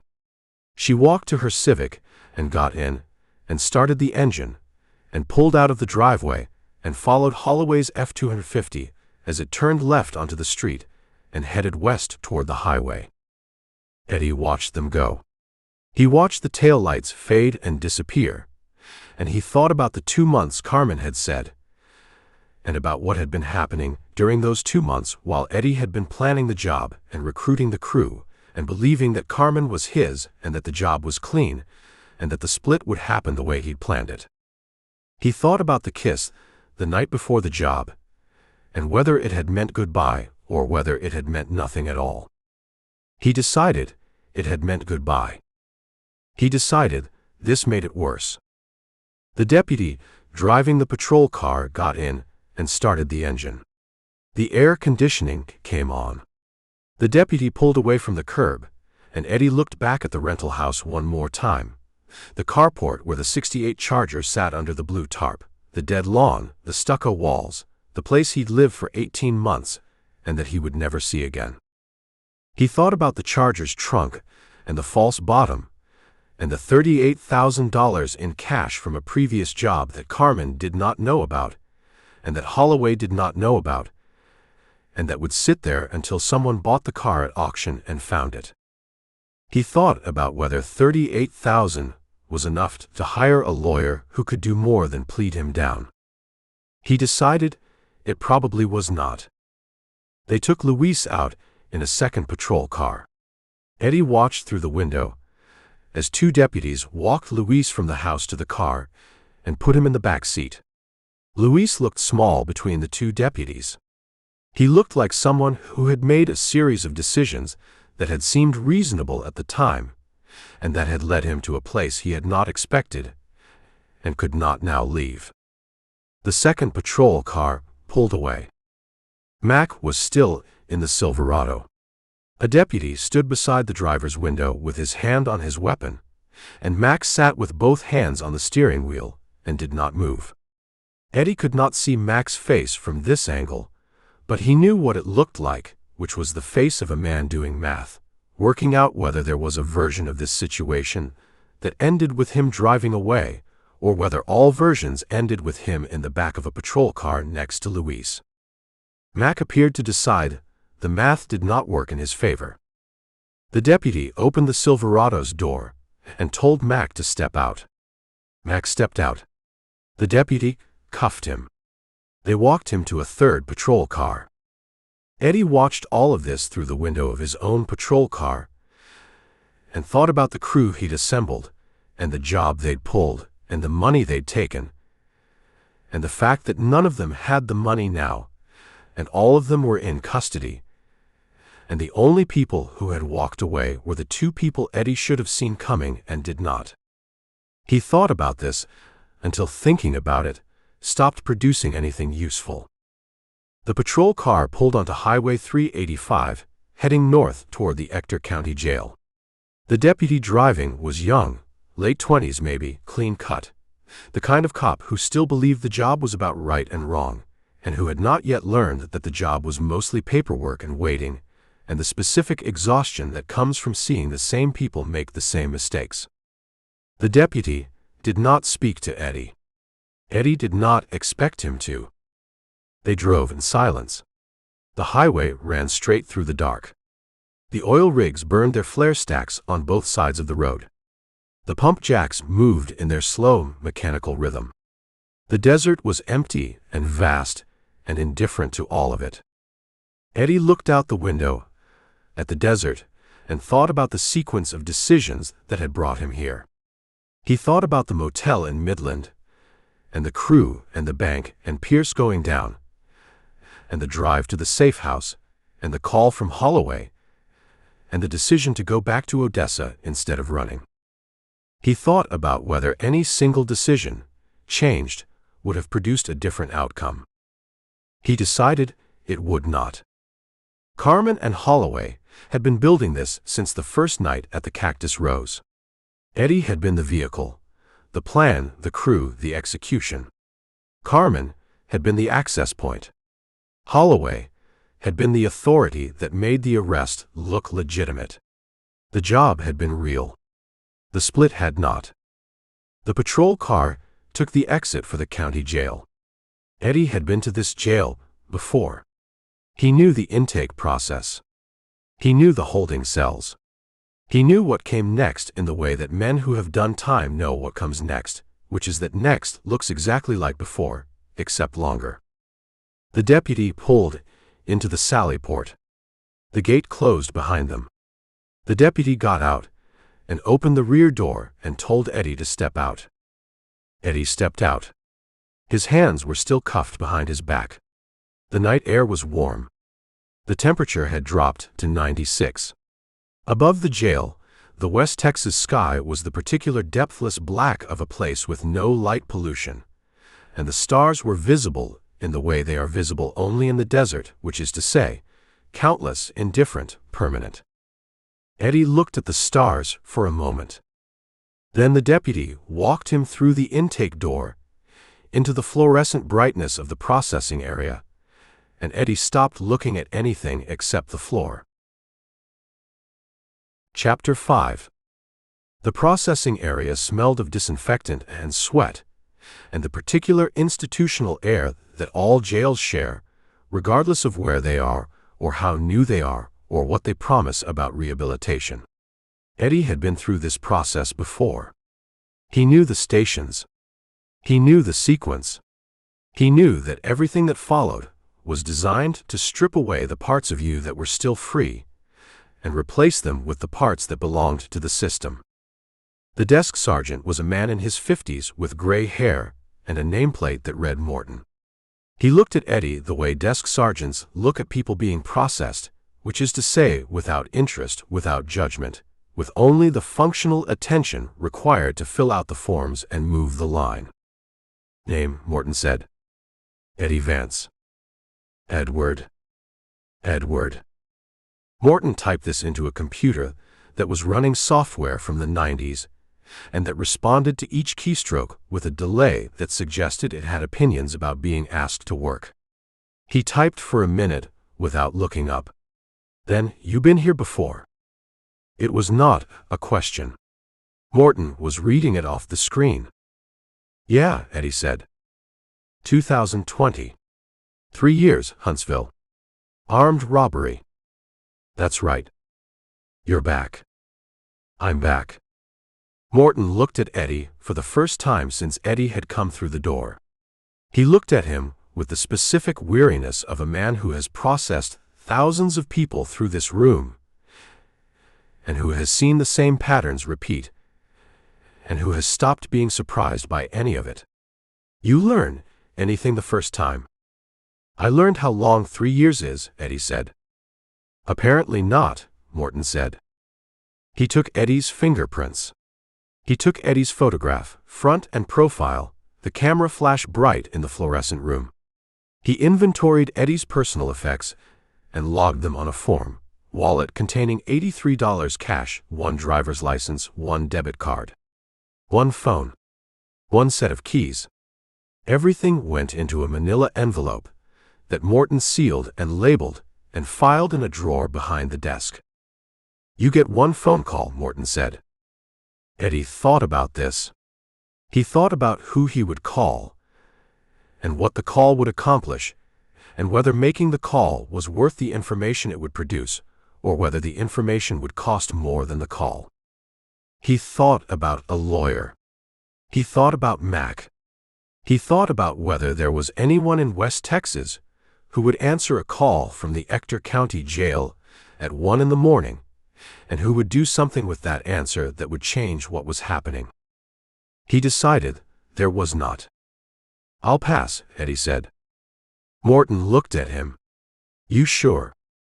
"I'm sure. Most people use the call." "I'm not most people."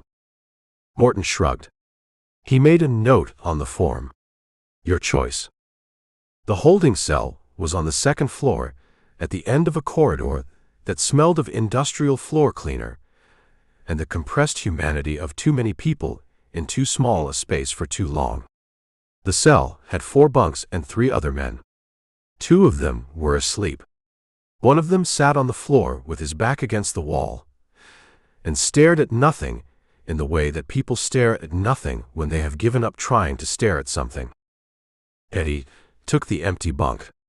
The mattress was thin and smelled of bleach, and the springs underneath it dug into his back when he lay down. He did not care. He had slept on worse. He had slept on concrete in Huntsville when the bunks were full, and he'd been new enough that taking the floor was the price you paid for being new. He lay on his back and looked at the ceiling. The ceiling was water-stained and cracked and had been painted over with institutional white that did not quite cover the stains. The fluorescent lights hummed. They never turned off. Eddie remembered this from before. The lights stayed on all night, and you learned to sleep through them or you did not sleep. He thought about Carmen. He thought about the kiss the night before the job and whether it had been real or performance. He thought about the 2 months she'd said, and what had been happening during those 2 months while he'd been planning and recruiting and believing that she was his. He thought about Holloway's hand on her shoulder, and the way she'd looked at the floor when Holloway had arrested him, and the way she'd gotten in her Civic and followed Holloway's truck west without looking back. He thought about whether she'd felt anything when she'd poured the bourbon, or whether it had been just another step in a sequence she'd been following since the day Holloway had first sat down at the cactus rose and looked at her, and she'd looked back. He decided it had been a sequence. He decided this meant she'd felt nothing, or that what she'd felt had been so small compared to $360,000 that the feeling had not mattered. He thought about Pierce. He thought about the retired Texas Ranger lying on the tile floor of First National Bank with his shirt turning dark below the ribs and his breathing fast and shallow. He thought about whether Pierce had made it out of surgery and whether he was alive right now in a hospital bed at Medical Center Hospital, or whether he died on the table, and Eddie and Luis and Mac were looking at murder charges instead of armed robbery. He thought about how much difference that made in practical terms, which was the difference between 20 years and life, which was a difference that mattered to sentencing guidelines, but not to Eddie, who was 42, and for whom 20 years was the same as life, because both numbers ended the same way, which was, he would die in prison. He thought about Luis. Luis would fold. Luis was not built for this. Luis was built for systems and computers and problems that had technical solutions, and prison was not a technical problem. Prison was a human problem. When the DA came to Luis with a deal, testify against Eddie and Mac, we'll knock it down to accessory, you do 5 instead of 20, Luis would take the deal. Luis would take it because 5 years was survivable, and 20 was not, and because Luis had a life outside this that was worth returning to. Eddie did not blame him for this. He would have done the same. He thought about Mac. Mac would hold.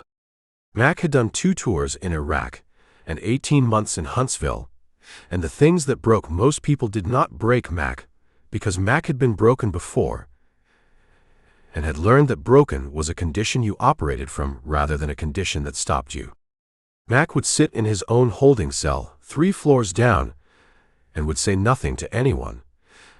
And when the DA came with a deal, Mac would tell him to go to hell and would take whatever the court gave him and would do his time the way he'd done his time before, which was one day at a time until the days added up to release. Eddie thought about the crew he'd assembled and the job they'd pulled, and the fact that none of them had the money now, and all of them were in custody, and whether this outcome had been inevitable or whether there had been a version of the job that ended differently. He decided there had not been. Carmen and Holloway had been building this for 2 months. Eddie had been building the job for 3 weeks. The math had never worked in Eddie's favor. The question was whether Eddie had known this and ignored it, or whether he had genuinely believed that Carmen was his and that the job was clean, and that the split would happen the way he'd planned. He decided he had believed it. He decided this made him stupid rather than unlucky, which was worse. He thought about Carmen and Holloway, somewhere in West Texas right now with $360,000 in the bed of an F-250. He thought about where they were going, and what they were thinking, and whether they were talking about him or whether they had already moved past him to the next thing, which was the border and the money, and what $360,000 could buy in a place where dollars bought more than they bought here. They were thinking about Mexico. They were thinking about a beach town on the Pacific coast where Americans were common enough not to draw attention, and where questions were rare, and where cash was the language that everyone spoke, and that required no translation. They were thinking about a house on the beach, and a life that looked nothing like Odessa, and about whether $360,000 was enough to sustain that life for a year or 2 or 5 before they had to think about work again. Eddie thought about the fact that Holloway was a cop, and that cops who stole from cops got found eventually. He thought about the fact that Holloway had made an enemy of every law enforcement agency in West Texas by taking the money and running, and that agencies did not forget and did not forgive, and that sooner or later someone would pull a thread and the thread would lead to Holloway, and Holloway would have to answer questions he could not answer. He thought about the fact that Carmen was with Holloway because Holloway had the money, and that when the money ran low or when Holloway became a liability, Carmen would make the same calculation about Holloway that she had made about Eddie, which was the calculation that asked, what is this person worth to me versus what this person costs me? He thought about how that calculation would go for Holloway. He thought it would not go well. This did not make him feel better, but it made him feel something, which was more than he had expected to feel lying on a thin mattress in a holding cell at 2 in the morning with fluorescent lights humming and 3 other men breathing in the dark. He thought about the $38,000 in the Charger's trunk. He thought about the false bottom he'd installed 2 years ago, and the cash from a previous job that he'd never told Carmen about, because telling her would have produced questions, and questions would have produced conversations, and conversations would have produced opportunities for things to go wrong. He thought about whether the $38,000 would still be there when he got out. He thought about whether the rental house would go to auction, and whether someone would buy the Charger, and whether that someone would find the false bottom, or whether the car would sit in storage for months or years, gathering dust and rust and the specific decay that happens to cars when they stop being driven. He thought about whether $38,000 was enough to hire a lawyer who could do more than plead him down. He thought about the kind of lawyer you could hire for $38,000 and the kind of lawyer you needed when you were facing 20 years for armed robbery and attempted murder, and whether those 2 categories overlapped. He decided they did not. He thought about Huntsville and the 3 years he'd done there and the 3 years he'd been out, and the fact that the second stretch was always longer than the first because the second stretch you did with the knowledge of what you were going back to. The first time you went in, you had hope. The first time you believed that time moved, and that years ended, and that release was a real thing that happened to real people. The second time, you knew better. The second time you knew that time moved, but that it moved in a way that made days feel like weeks and weeks feel like months, and that release was a thing that happened to other people and not to you. He thought about 42 plus 20 and arrived at 62, which was a number that meant different things to different people, but which meant to Eddie Vance, lying on a mattress in the Ector County Jail on a June night in West Texas, that he would be an old man when he got out, if he got out at all. He thought about this until thinking about it stopped producing anything except the same conclusion repeated, which was that he had done this to himself, and that no one had forced him, and that the job had been his idea, and the crew had been his crew, and the decision to go back to Odessa had been his decision, and that all of it added up to this: a holding cell, a thin mattress, fluorescent lights that never turned off, and the rest of his life measured in years he did not have. One of the men in the cell woke up and went to the toilet in the corner and urinated and came back to his bunk without speaking. The sound echoed in the cell. The man went back to sleep. Eddie lay on his back and listened to the breathing of 3 men and the hum of the fluorescent lights and the distant sound of a television in another part of the jail playing something that no one was watching. He thought about the sequence of events that had brought him to this moment. He thought about the motel in Midland, and the crew, and the planning, and the 3 run-throughs, and the bank, and Pierce, and the shooting, and the safe house, and the call from Holloway, and the decision to go to Pecos, and the decision to go back to Odessa, and the knock on the door at 12:03 a.m., and Carmen's face when she'd said 2 months, and Holloway's hand on her shoulder. He thought about whether any single decision, changed, would have produced a different outcome. He thought about this for a long time. He decided it would not have mattered. Carmen and Holloway had been building this since the first night at the Cactus Rose, when Holloway had sat down at the bar and Carmen had leaned forward and they had started talking. Eddie had been the vehicle. The plan, the crew, the execution, all of it had been Eddie's work. And all of it had been moving toward this outcome since the moment Carmen had decided that $360,000 split 2 ways with a cop was better than $60,000 split 1 way with a man who had already done time and who was going to do more. The job had been real. The split had not. Eddie closed his eyes. He did not sleep. He lay in the dark with his eyes closed and listened to the sounds of the jail, and thought about double crosses and the people who pulled them, and the people who took the fall. He thought about the fact that he had taken the fall before, and that he was taking it again, and that this appeared to be the thing he was built for, which was not planning jobs or assembling crews or executing on ideas, but taking falls, absorbing blame, sitting in cells while other people walked away with money. He thought about Carmen walking away. He thought about Holloway walking away. He thought about the $38,000 in the Charger's trunk that no one knew about and that would sit there waiting for someone who was not Eddie to find it. He opened his eyes and looked at the ceiling, the water stains, the cracks, the institutional white paint that did not quite cover what was underneath, the fluorescent lights that hummed with the persistence of things that have been humming for so long they have forgotten how to stop. He thought about the West Texas desert outside the jail, the empty land, the oil rigs, the flare stacks burning off gas in the dark, the highways that ran straight to horizons that never arrived, the towns scattered across the emptiness like somebody had thrown dice, the heat that pressed down on everything during the day, and the cold that came at night when the heat finally let go.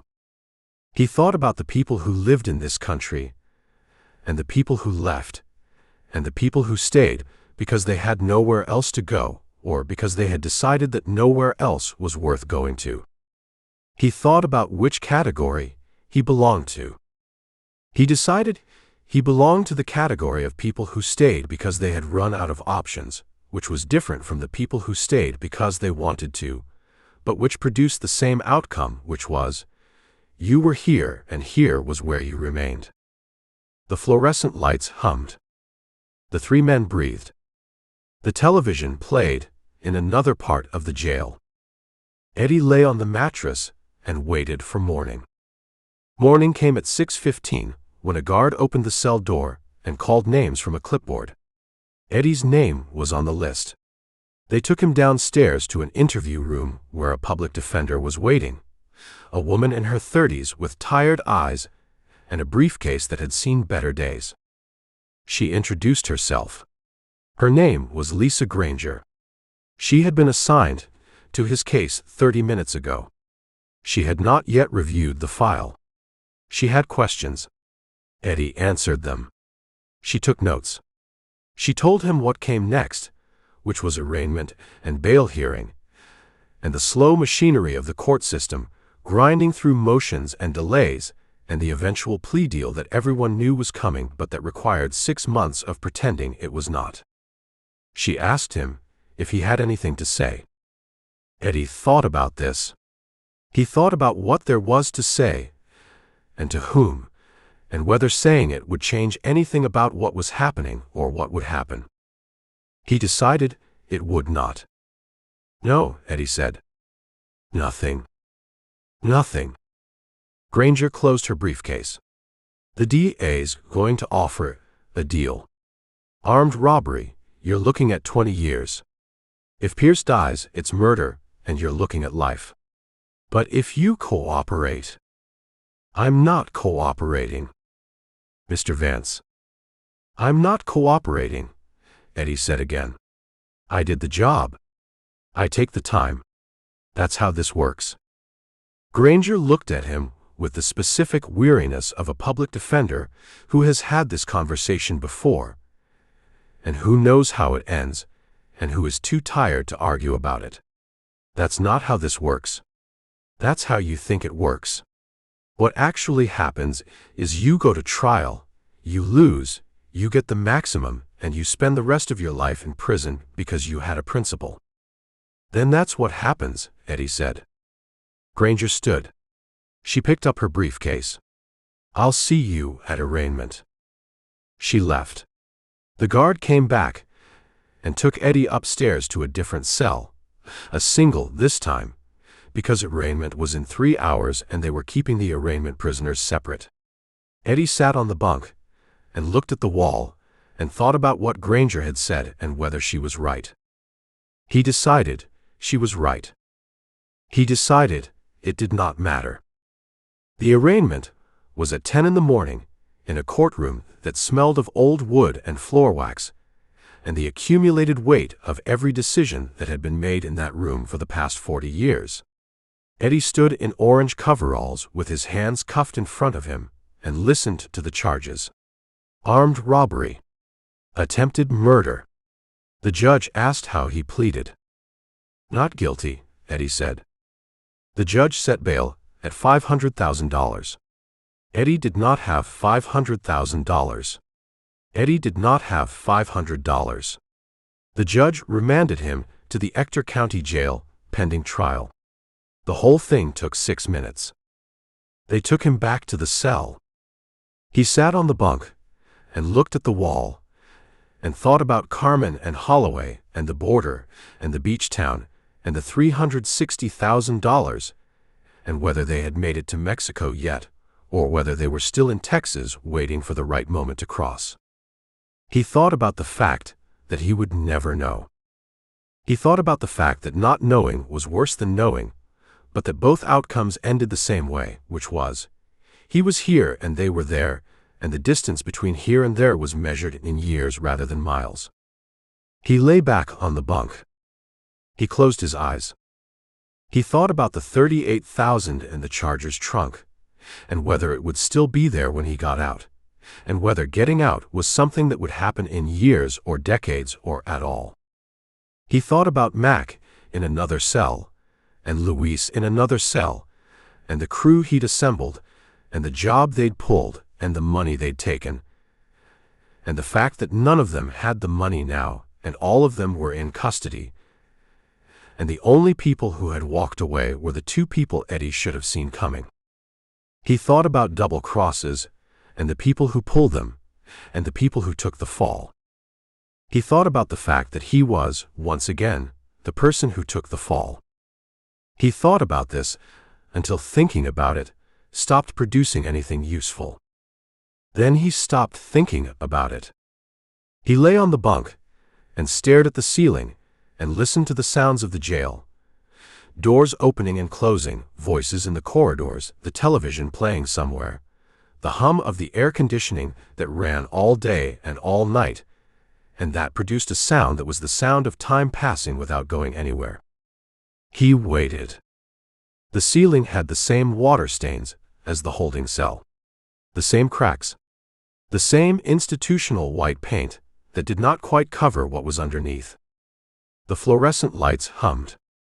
Eddie closed his eyes and waited for whatever came next. The end. Some jobs cost more than money. This one costs everything. Tulsa Time, an action thriller. Chapter 1. You keep checking that gun, the magazine's gonna fall out on its own. Jack Blake pressed the release, watched the magazine drop into his palm, slapped it back home. Racked the slide to check the chamber, even though he'd checked it 10 minutes ago. I like knowing what I got. What you got is 17 rounds, same as an hour ago. Bill Donovan sat in the driver's seat of the Dodge Caravan, feet up on the dash, watching the quick trip across the parking lot through binoculars. Ray Buck's the one needs watching. 30 yards away, Ray Buck Whiteman paced alongside the stolen F-150, smartphone in one hand, vape pen in the other. He'd walk 10 steps, stop, hit the vape, check his phone, walk back. The vapor came out in clouds that hung in the Oklahoma heat. He's gonna draw attention, Bobby Joe Newcomb said from the back seat. He had the AR-15 broken down across his lap, wiping it with a rag that smelled like Hoppy's number 9. He ain't gonna draw nothing. Charlie Pierce sat in the third row with 2 phones, one showing a police scanner app, the other cycling through traffic cameras he'd hacked that morning. Armoray truck's still on schedule, anyway. Jack pulled his phone. The screen showed 2:47. The Brinks truck hit this quick trip every Tuesday and Thursday at 3 o'clock. Like clockwork. 12 minutes to make the pickup. Money from the attached casino cashier, deposits from 3 other businesses on the route. The guards went inside, came out with bags, drove off. Except today, they wouldn't drive off. Tell me again what your contact said. Jack put the Glock back in his waistband, small of his back, couvre by his untucked flannel shirt. Casino cashier. Woman I know from the card room. Says they run 200 large every Tuesday, sometimes more if the weekend was good. Donovan Lowray, the binoculars. Cash goes to the Brinks Depot in Tulsa, gets counted and deposited. We take it before the depot. We're gone before anybody knows what happened. Woman you know from the card room. Bobby Joe fitted the upper and lower receivers back together, pressed the takedown pin home. That's what you're basing this on? Woman owes me money. Gave me the route schedule, the timing, the whole setup. Said if we pull it off, she gets 10%. And if we don't pull it off, then she don't get nothing, and we got bigger problems than her cut. Jack looked out the window at the rest stop. The quick trip sat off I-44 between Tulsa and Catoosa, one of those massive truck stop operations with 30 gas pumps, a subway, and a casino attached. Tuesday afternoon traffic was steady, but not heavy. Cars coming and going. Truckers fueling up. Nobody paying attention to a Dodge Caravan sitting in the far corner of the lot. How many people inside right now? Jack asked. Charlie checked the traffic camera feed. Maybe 20. Hard to get an exact count. We're not going inside. I'm just saying. Things go wrong, that's 20 witnesses. Things won't go wrong. Donovan opened his door and spit Ray Man into the parking lot. We boxed the route. Truck comes up 412, exits here, makes the pickup, gets back on 412 heading east. We hit them a mile down the road, where there's no cameras, no buildings, nothing but highway. In and out in 5 minutes. Ray Buck walked over to the van, pulled open the sliding door. His eyes had that glassy look they got when he'd been hitting the vape pen too long. "We doing this, or we talking about doing this?" "We're waiting for the truck," Donovan said. "Truck's late." "Truck's not late. It's 2:49. It gets here at 3 o'clock. Schedule says 2:55. Schedule one got says 3 o'clock. Ray Buck climbed in the van. Brought the smell of strawberry vape, and the kind of sweat that came from nerves, not heat. He pulled a Sig Sauer P320 from his jacket pocket, checked it, put it back. "What if they change the route?" he asked. "Why would they change the route?" "I don't know. Security reasons. They switched things up." "They didn't switch nothing. This truck's been running the same route for 8 months. We watched it 6 times. Same truck, same guards, same timing." Ray Buck pulled out the vape pen. Donovan grabbed it out of his hand. "Hey. You're done with this, until after." Donovan threw the pen out his window. "And you need to settle down, before you give yourself a heart attack." "I'm settled." "You're tweaking on whatever's in that thing." "What is it?" "THC. It's legal." "I don't care if it's legal. You're about to rob an armory car. I need you straight." Ray Buck's jaw worked like he was chewing something tough. His leg bounced. His fingers drummed on his thigh. Jack watched him. Saw a man who'd done 3 stretches in McAllister, came out each time worse than he went in. Who talked about the big score, but spent every dollar within a week. Who got off on the violence more than the money. "You good?" Jack asked him. "I'm good. Because if you're not good, you can sit this one out. We'll split your cut 4 ways." Ray Buck's hand drifted toward the cig. "I said I'm good." "Then act like it." They sat there. The van's engine ticked as it cooled. Outside, traffic moved on the highway. A state trooper rolled past, doing 70, didn't even look their way. Charlie held up one of his phones. Truck just past the Catoosa exit. 3 minutes out. Donovan sat up. Put the binoculars away. Pulled a balaclava from under his seat and set it on the dash. Everybody clear on how this works. Jack had heard the plan 6 times, but he listened again anyway. Details kept you alive. "Charlie, you stay in the van. Keep the engine running, watch the scanners. Anything comes over, cops fire anything, you let us know. We got trouble. You're the lookout and the wheelman." "Clear." "Clear," Charlie said. "Bobby Joe, you're with me in the truck. We box them in. You handle the passenger side, I got the driver. Jack and Ray Buck, you take the back doors. Sledgehammer on the lock, if they won't open up. AR, if they get stubborn." "What about civilians?" Bobby Joe asked. "We're a mile from anything. If cars come, we wave them through. They don't stop, we don't engage. This is about the money, not a body count." "And if the guards don't cooperate?" Jack asked. "Then we convince them. But we don't shoot anybody, unless we have to. Guard gets killed. This goes from robbery to capital murder. FBI gets involved. It becomes a whole different thing." Ray Buck grinned. "I thought that was the point. Make it memorable. The point is $200,000. You remember that." Jack pulled his phone again. 2:54.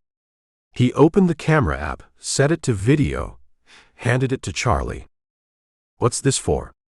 Charlie asked. "You film it. From here. Truck us everything. We need proof of what happened, in case somebody lies later." "Who's gonna lie?" "Everybody lies. Guards will say we FIRA first, we threaten them, whatever makes them look better. We got video, we got the truth." Donovan looked at him. "You've been watching too much news." "I've been watching enough to know every cop in America has a camera now. We should too." "Fine. Film it. But keep the van out of frame." A white Brinks Armoray truck appeared on 412, slowing for the exit. The same truck they'd watched 6 times. Same 2 guards visible through the windshield. "There we go," Donovan said. The truck pulled into the Quick Trip lot. Parked near the casino entrance, away from the gas pumps. The passenger door opened, and a guard stepped out. Young guy, maybe 30, wearing the Brinks uniform and a sidearm. He looked around the lot, hand resting on his pistol, then opened the back door. The driver stayed in the truck. "That's Jones," Donovan said. "Driver's name is Patterson. We looked them up. Jones is former Marines. Patterson's been with Brinks 11 years. Both clean, no complaints, no incidents." "Which means they might be stupid enough to try something," Jack said.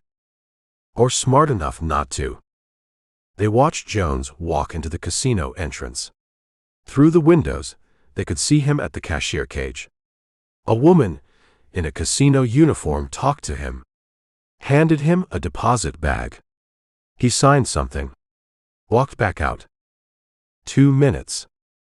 Jones put the bag in the back of the truck. Locked it. Climbed in the passenger seat. The truck pulled out of the lot, back toward the highway. "Go," Donovan said. Charlie started the van. Pulled out slow, nothing urgent. Just another vehicle, leaving a rest stop. They followed the Brinks truck onto 412 heading east. Stayed 3 cars back. The highway cut through flat country here, fields on both sides, a few trees, nothing else. No buildings. No houses. No witnesses.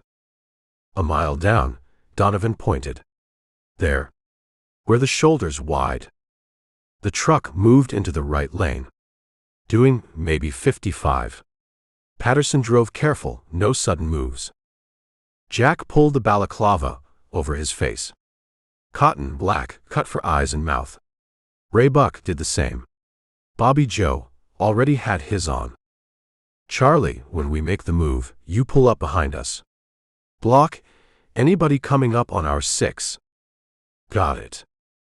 Donovan grabbed the radio he'd clipped to the visor. Cheap walkie-talkie, bought at a sporting goods store with cash. Ray Buck had the other one. "Radio check." Ray Buck pulled his radio from his jacket. "Got you. Remember, 5 minutes. Anything goes longer than 5 minutes, we abort. Cops show up, we scatter.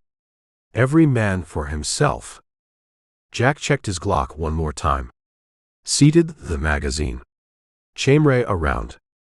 Put it back in his waistband. The F-150 pulled alongside the van. Ray Buck driving now, Jack in the passenger seat. Donovan and Bobby Joe ahead of them in the van.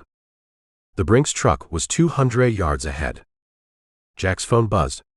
Text from a number he didn't recognize. "Good luck, baby." He deleted it. Whoever Donovan's contact was, she had Jack's number now. That was a problem for later. "You ready?" Ray Buck asked. "I'm ready." "Because you got that look. That look you get." "What look?" "Like you're thinking too much. Like you're gonna talk yourself out of it." Jack looked at him. "I'm not talking myself out of anything." "Good. Because I need this money. We all need this money." The Brinks truck slowed for a car merge. Donovan accelerated. Pulled alongside. Ahead of it. Then cut right, forcing the truck onto the shoulder. Ray Buck Flowray the F-150. Came up behind the truck, blocking it from backing up. The truck stopped. Jack pulled his balaclava down, opened his door, grabbed the AR-15 from behind the seat. Ray Buck was already out, cig in his hand. Donovan hammed Ray on the driver's window with a tactical baton. "Out. Get out of the truck. Now." Inside, Jack could see Patterson and Jones looking at each other. Patterson reaching for something. Radio, probably. Don't touch that radio. Donovan hit the window again. The glass didn't break, but spider-webbed. Out of the truck. Hands where we can see them. Nothing. Jack moved to the back of the armoire car. The doors were solid steel, locked from inside. No windows. No way to see what the guards were doing. Ray Buck raised his cig. Pointed it at the driver's window. Last chance. A semi rolled past on the highway, air horn blaring. The driver had his phone out, probably calling 911 already. We got company, Charlie's voice came over the radio. Jack looked back. 2 cars slowing on the highway. Phones up. Recording everything. Handle it, Donovan said into his radio. Bobby Joe F. Irea burst from his AR over the car's roofs. 3 shots that cracked across the open country. Both cars accelerated hard, tires squealing. Inside the truck, Jones grabbed his radio. Jack could see his lips moving. They're calling it in, Jack said. Donovan stepped back from the driver's window. Looked at Ray Buck. Do it. Ray Buck opened fire on the front passenger tire. The SIG barked 6 times. Bullets punched into rubber and steel. The tire shredded. The truck settled onto the rim. The other tires, Donovan yelled. Ray Buck moved around to the driver's side. Emptied his magazine into the front tire. Reloaded. Started on the rear tires. 20 rounds total. All 4 tires destroyed. Inside the truck, Jack could hear Jones yelling something. Then the back door locks clicked. We're in, Jack said. He grabbed the handle. The door swung open. Inside, Jones sat on the floor, back against the bulkhead between the cargo area and the cab, hands pressed to his left wrist. Blood ran between his fingers. His right pants leg was soaked Ray above the knee. A ricochet. One of Ray Buck's wild shots had come through the wheel well. Jesus, Jack said. Jones looked up at him. Young face. Scarry eyes. Don't shoot. Please don't shoot. Nobody's shooting. Jack climbed into the truck. Where's the money? Jones nodded toward a stack of reinforced plastic cases. 6 of them. Locked. Ray Buck came in behind Jack. Saw the blood. Kicked Jones in the ribs. That's for making us work for it. Stop, Jack said. He should have opened up when we asked nice. He's opened up now. Get the cases. Ray Buck grabbed 2 cases. Jack took 2 more. They were lighter than expected. Way lighter than 200,000 in cash should be. Jack set them on the ground outside. Used the butt of his AR to smash the first lock. It popped open. Inside, banded stacks of bills. Mostly 20s. Some 50s. Jack did rough math. Maybe 8,000 in this case. He opened the second case. Same thing. 7 or 8,000. This ain't right, he said. Donovan came over. Looked in the cases. Where's the rest? This is it. 6 cases, maybe 40, 50,000 total. Supposed to be 200. Well, it's not. Donovan grabbed his radio. Charlie, we got a problem. You're about to have a bigger one. Scanner just lit up. Highway Patrol, Tulsa PD, Rogers County Sheriff. They're all rolling. 5 minutes out, maybe less. Jack looked east on the highway. Nothing yet. Looked west. Nothing. But 5 minutes wasn't long. What do we do? Ray Buck asked. Donovan stood there. Jack could see him calculating. 40,000 split 5 ways was $8,000 each. That wasn't the score. That wasn't even close. The casino, Donovan said. The money's still at the casino. They weary it, or they're holding it for tomorrow. We go back and get it. Go back? Jack said. We just shot up an armored car on the highway. Every cop in the county is coming. Which is why we move fast. The casino's 2 miles back. We get there before the cops set up roadblocks, grab the money, we're gone. Ray Buck grinned. Now you're talking. This is stupid, Bobby Joe said over the radio. We got 40,000. We should take it and run. 40,000 is nothing. We came for 200, we're getting 200. Jack looked at the cases on the ground. Looked at Jones bleeding in the truck. Looked down the highway where sirens would be screaming any second. Your call, Donovan said to him. Jack picked up the cases. Carried them to the F-150. Threw them in the back. Let's go get the rest. Chapter 2. They left the Brinks truck on the shoulder, with Jones bleeding in the back, and Patterson locked in the cab, screaming into his radio. Jack rode with Ray Buck in the F-150. Donovan and Bobby Joe ahead in the van. Both vehicles pushing 80 back toward the Quick Trip. How much time you figure we got? Ray Buck asked. Not enough. Jack's phone lit up with emergency alerts. Armed robbery in progress. Suspects armed and dangerous. Avoid Highway 412. We're already famous, Ray Buck said. The Quick Trip appeared ahead. More cars in the lot now than before. A family climbing out of a Suburban. Truckers at the pumps. A UPS driver making a delivery. Donovan pulled the van into a spot near the casino entrance. Left it running.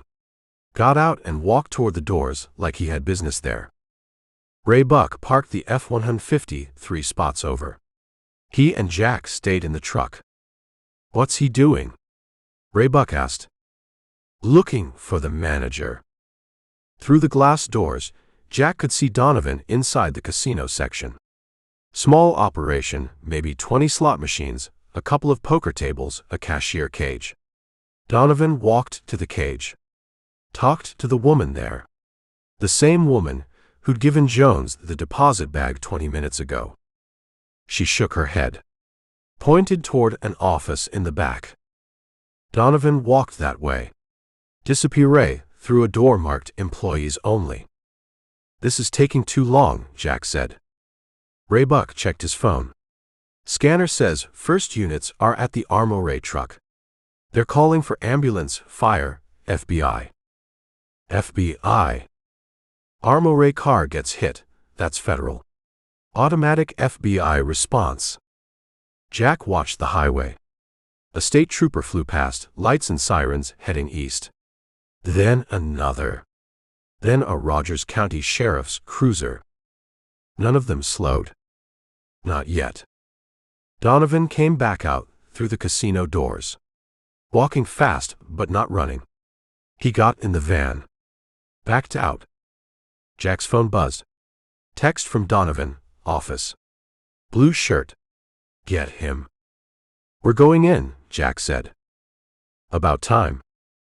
They pulled balaclavas from their pockets. Didn't put them on yet. Just held them ready. Ray Buck grabbed his cig. Jack took the AR-15, kept it low against his leg. They walked across the lot. A woman getting gas looked at them, looked at the rifle, looked away fast and got in her car. She made us, Ray Buck said. Doesn't matter. 60 seconds and we're gone. They pushed through the doors. The Quick Trip was bigger inside than it looked. 40 feet of coolers along the back wall. 6 aisles of snacks and road supplies. Coffee station near the registers. 20 people, maybe 25. A clerk at the register saw the rifle. Her hand moved towards something under the counter. Jack raised the AR. Don't. Everyone in the store turned. Ray Buck pulled his balaclava on. Fired the cig into the ceiling. The shot was enormous in the enclosed space. Acoustic tiles exploded. Someone screamed. Everybody on the floor. Now. Half the people dropped.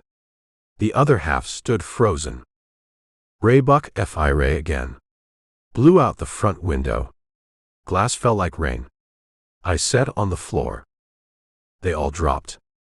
Jack spotted a kid in a Quick Trip uniform stocking shelves. 19, 20 maybe. Thin. Scarlet eyes. Name tag said, Samuel. You. Jack grabbed him by the shirt. Where's the office? What? The manager's office. Where is it? Samuel pointed toward the back. Behind the casino. But he's. Show me. Jack shoved him toward the casino section. Ray Buck stayed in the main store, Sig sweeping the people on the floor. Phones out. Everybody take out your phones and slide them across the floor. Now. Jack pushed Samuel through the casino. The slot machines were still running, bells and music playing to an empty room. The cashier had disappeared from the cage. The office, Jack said.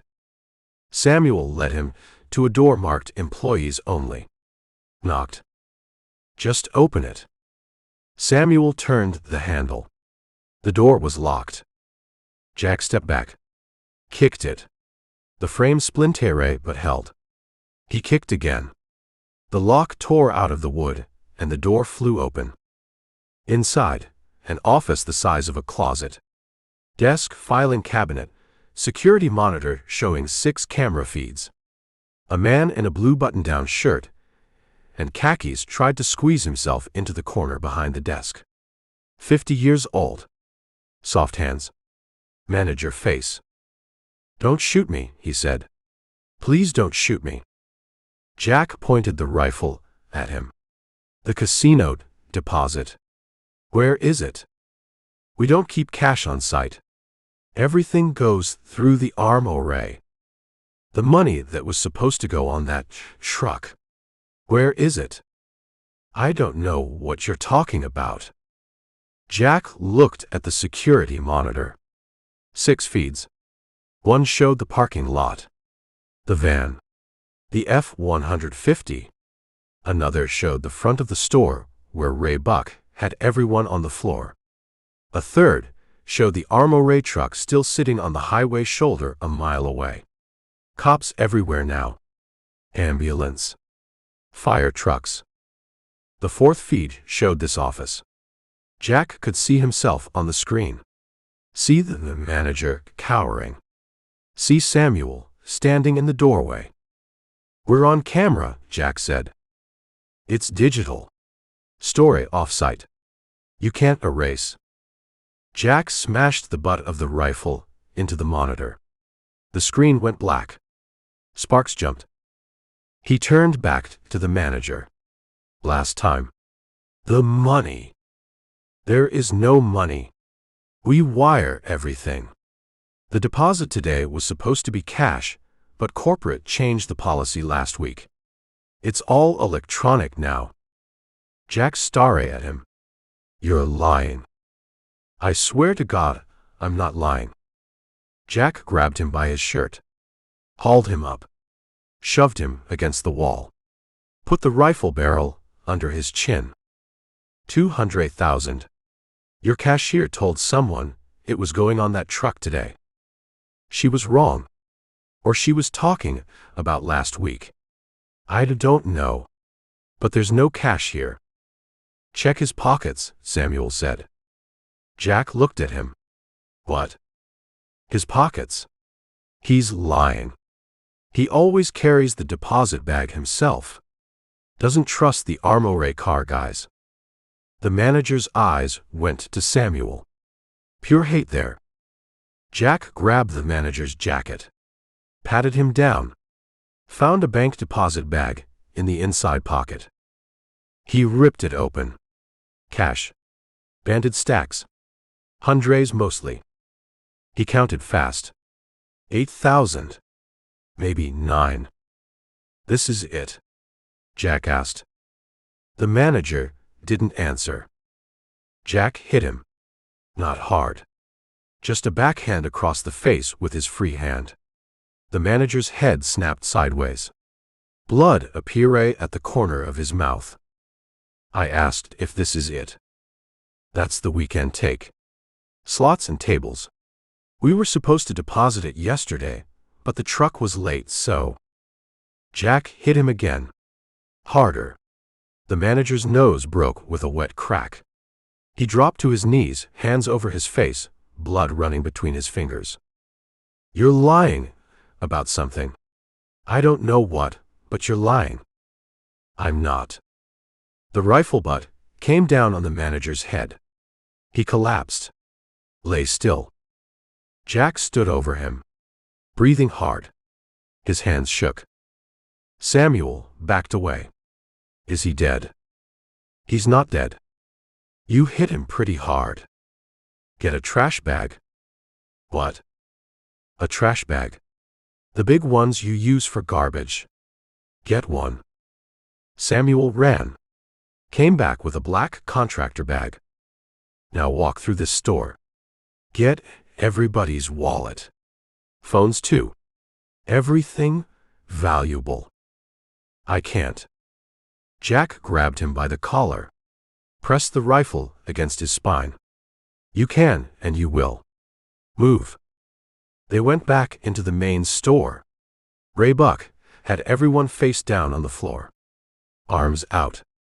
A mom with 2 kids sobbed near the slushy machine. The kids were maybe 6 and 8. Both crying. Make it fast, Ray Buck said. Scanners going crazy. Roadblocks coming up on every highway. Tulsa PD's mobilizing SWAT. FBI's en route from Oklahoma City. Jack shoved Samuel forward. Start with him. A trucker lay near the door. Big guy. 6'4". Hands that looked like they could crush stone. He wore a John Deere cap and a t-shirt that said, I support the Second Amendment. Samuel knelt beside him. Sir, I need your wallet. The trucker didn't move. Please, sir. Do what he says, Curtis. A woman's voice. The trucker's wife, probably. Lying 10 feet away. The trucker reached slowly for his back pocket. Pulled out a wallet. Dropped it in the bag. Phone too, Jack said. The trucker reached for his front pocket. His hand came out, holding a Glock 19. Everything went slow and fast at the same time. The trucker rolled onto his back, bringing the Glock up. Ray Buck shot him. 3 rounds center mass. The trucker jerked with each impact. The Glock fell from his hand. He lay there, making a sound like a broken vacuum cleaner. The woman screamed. The kid screamed. Everyone screamed. Curtis. Oh God, Curtis. Ray Buck stood over the trucker. Kicked the Glock away. Stupid. That was real stupid. The trucker's shirt turned Ray. His breathing got worse. Wet and rattling. Jack looked at Samuel. The kid had gone pale. Stood frozen with the trash bag. Keep moving, Jack said. He's dying. Keep moving, or you'll be next to him. Samuel moved to the next person. A woman in yoga pants and a tank top. She pulled out her wallet without being asked. Threw it in the bag. Her phone, too. Started crying. They worked through the store. Person by person. Wallets. Phones. Watches. One guy had a Rolex. Ray Buck made him take it off. A woman in the corner clutched a locket. Silver. Heart-shaped. Ma'am, Samuel said. She shook her head. Tears streaming. The locket. It was my mother's. Please. You can have anything else. Ray Buck walked over. Grabbed the chain. Yanked hard. It broke. The woman made a sound like something tearing inside her. Ray Buck threw the locket in the bag. Sentiment doesn't spend. They finished the main store. Moved to the truckers in the back near the showers. 4 of them. All carrying. All smart enough not to try what Curtis tried. The bag was maybe a quarter full. Cash. Cards. Phones. Jewelry. That's everybody, Samuel said. Jack looked around. Counted heads. 23 people. Curtis dying on the floor made 24. The casino. Get the cashier. She left. I saw her run out the back when you kicked in the door. Then we're done. Drop the bag. Samuel set it on the floor. Jack picked it up. Heavy. Maybe 1,500 in cash. 30 phones. Whatever the jewelry was worth. Outside, sirens were getting closer. Ray Buck backed toward the door. Kept his gun on the room. Anybody follows us out, you get what Curtis got. Anybody looks out the window, same thing. You stay on the floor for 10 minutes. After that, you can call whoever you want. They went out through the Chatray front window. Glass crunched under their boots. The parking lot had emptied. The Suburban with the family was gone. The UPS truck was gone. Just the van and the F-150. Donovan sat in the van, engine running. Bobby Joe in the passenger seat. Jack threw the trash bag in the F-150. Climbed in. Ray Buck got behind the wheel. A police cruiser turned into the lot. Rogers County Sheriff. Single officer. He saw them. Saw the rifle. Saw Ray Buck's gun. Went for his radio. Ray Buck shot through the windshield. The officer ducked. Ray Buck fired twice more. The cruiser's front tire exploded. Go. Jack yelled. Both vehicles punched it. Out of the lot. Back onto 412.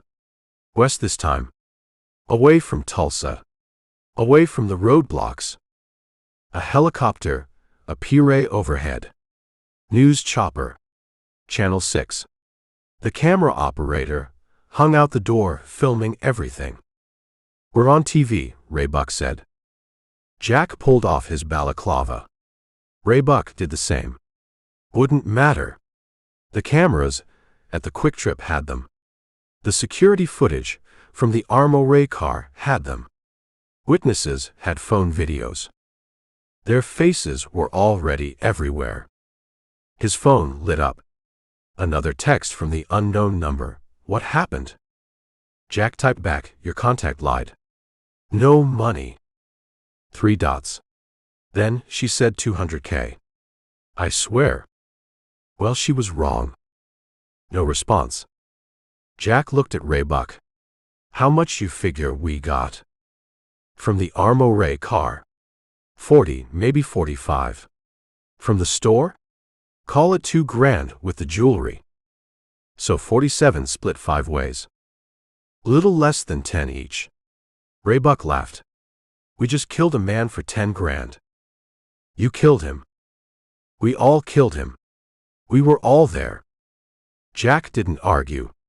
Ray Buck was right. Legally, they were all culpable. Felony murder rule. Someone dies during a felony. Everyone involved gets charged with murder. Curtis with his John Deere cap and his Glock and his Second Amendment shirt. Probably had a CDL.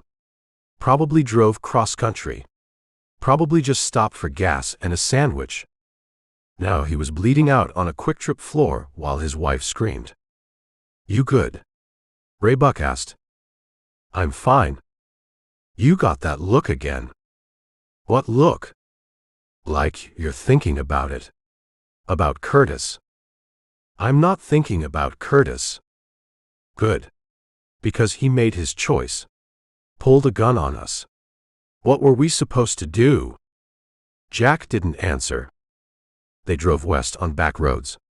Donovan knew the area. Led them through Claremore, around Owasso, south, toward the Creek Nation. Avoiding highways. avoiding cameras. The scanner stayed busy. FBI taking over the investigation. SWAT deployed. Roadblocks on every major route. ATF joining because of the armory car. U.S. Marshals joining because they were crossing county lines. Jack's phone buzzed again. News alert. Breaking. Deadly robbery at Tulsa area quick trip. 1 dead, multiple injury. Suspects at large. Another alert. Suspects identified. William Jack Blake, 42.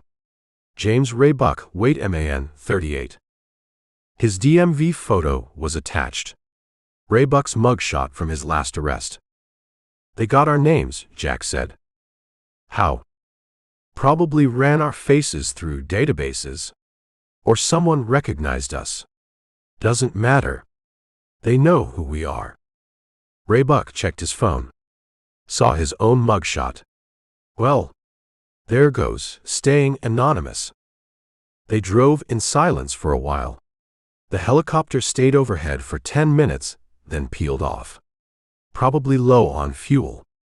By 4 o'clock, they were deep in Creek Nation.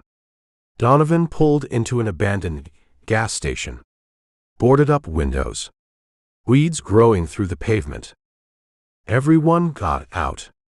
Donovan grabbed the cases from the F-150. Set them on the ground. Opened them. Counted the money. 4 times to be sure.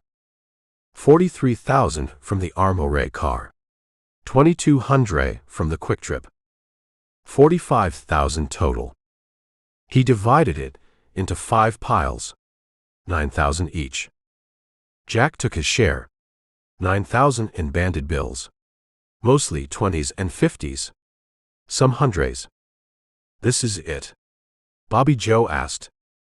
This is it, Donovan said. We just became cop killers for 9 grand. We didn't kill a cop. Ray Buck shot a civilian. Doesn't matter. They're calling it attempted murder of a police officer too. That Rogers County deputy. He's not dead. Not the point. We shot at him. That's attempted. Donovan pulled out a cigarette. American Spirit. Lit it with a Zippo. We knew the risks. Did we? Did we know your contact was full of shit? Did we know there'd be no money? She gave me bad information. Or the casino changed their protocol. Either way, it's done. It's not done. Every cop in Oklahoma is hunting us. FBI. ATF. Marshals. They got our faces. Our names. Probably our addresses by now. Which is why we split up. Lay low. Meet at the safe house in 4 days like we planned. The safe house in McAllister? That's the first place they'll look. Nobody knows about McAllister except us. You sure about that? Donovan took a long drag. Blue smoke. You got a better plan? Bobby Joe didn't answer. Then we stick to the original plan. 4 days. McAllister. We lay low, we let things cool, we figure out next steps. Jack looked at his 9,000. Thought about Curtis. About Jones bleeding in the armory car. About the manager with the broken nose. About Samuel holding the trash bag with shaking hands. All for $9,000. I'm out, he said. Everyone looked at him. What? Donovan asked. After this. After McAllister. I'm out. I'm done. You're done. I'm done. Ray Buck laughed. Where you gonna go? You're all over the news. Your face is on every TV in America. I'll figure it out. You'll figure it out. Right. Ray Buck pulled his vape pen from his pocket. Realized it wasn't there. Donovan had thrown it out the window hours ago. You've been saying you're done for 3 years. You're not done. You're never done. This is all you know how to do. Maybe it is. But I'm done doing it. Donovan dropped his cigarette, crushed it under his boot. We can talk about that in 4 days. Right now, we need to move. Charlie, you're going north to Stillwater. Find a hole and stay in it. Raybuck, you're with me. We're going to the Arbicles. Jack, Bobby Joe, you two head to the safe house. Get there first, make sure it's clean. What if it's not clean? Bobby Joe asked. Then you keep driving. And you let me know. They split the phones from the trash bag. Kept the ones that weren't locked. 17 of them. Donovan gave each person 3 burners now. Use these if you need to reach somebody. Don't use your regular phones. They're tracking those. Jack took his 3 phones. Cheap Androids. Samsung. LG. 1 iPhone 11. He got in the F-150 with Bobby Joe. Raybuck and Donovan took the van. Charlie took a 3rd vehicle they'd stashed at the gas station earlier. A Honda Accord. Stolen. Fake plates. They went their separate directions. Jack and Bobby Joe drove south. Back roads through the Creek Nation. Past farms and ranches and houses that sat dark in the afternoon sun. You really done? Bobby Joe asked. I'm really done. What are you gonna do? I don't know yet. Can't get a straight job. Not with your record. I'll figure something out. Like what? Work construction under a fake name. Live in a motel. Look over your shoulder forever. Jack didn't answer. They drove until dark. Pulled into an abandoned meth lab Bobby Joe knew from a previous job. Concrete block building. Broken windows. Used needles in the weeds. Inside they found a mattress that smelled like death. Some blankets. A hot plate that didn't work. Bobby Joe pulled out his 9,000. Counted it again. All this for 9 grand. Yeah. Curtis died for 9 grand. Jones got shot for 9 grand. That manager got his face broke for 9 grand. I know. Was it worth it? Jack looked at his own 9,000. Thought about all the jobs before this one. Banks. Liquor stores. Convenience stores. Armoire cars. Always the same. Risk your life. Hurt people. Run. Split the money. Never enough. Never worth it. No, he said. It wasn't worth it. Then why did we keep doing it? Because we don't know how to do anything else. Bobby Joe lay down on the mattress. Starray at the ceiling. 4 days. Then what? Then we figure out what's next. I already know what's next. The law's coming. They're always coming. And this time, they're not going to stop until they get us. Jack sat against the wall. Pulled out one of the burner phones. Checked the news. Curtis was dead. Pronounced at the scene. Wife and 2 kids. Truck driver out of Wichita. 46 years old. Jones was in surgery. Touch and go. Might lose the leg. The manager was stable. Broken nose. Concussion. Possible skull fracture. The Rogers County deputy was fine. Minor injuries from the broken windshield. And 5 men were wanted for murder, attempted murder, armed robbery, assault, and about 20 other felonies. Combined reward, $500,000. Jack's face stared back at him from the screen. DMV photo from 2019. He looked younger then. Less teary. Now he looked like what he was. A killer. Running from a job that wasn't worth the bullet.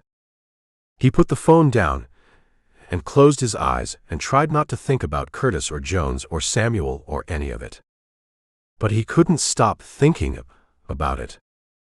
That was the thing about being an outlaw. The running never ended. Not until you did. Chapter 3. Jack woke to his phone buzzing. One of the burners. Unknown number. He looked at the screen. Text message, turn on the news. What is it? Bobby Joe was already awake, sitting with his back against the wall, cleaning his AR with a t-shirt. Someone telling us to watch TV. We don't have a TV. Jack opened a news app. The top story, loaded with video. Aerial footage from a helicopter. The quick trip. Police everywhere. Yellow tape. Body bags. Body bags. Plural. He scrolled. Read the article. Curtis is dead, he said. We knew that. Jones died in surgery. Couldn't stop the bleeding. Bobby Joe stopped cleaning. The guard from the armoire car? Yeah. That's two. That's two.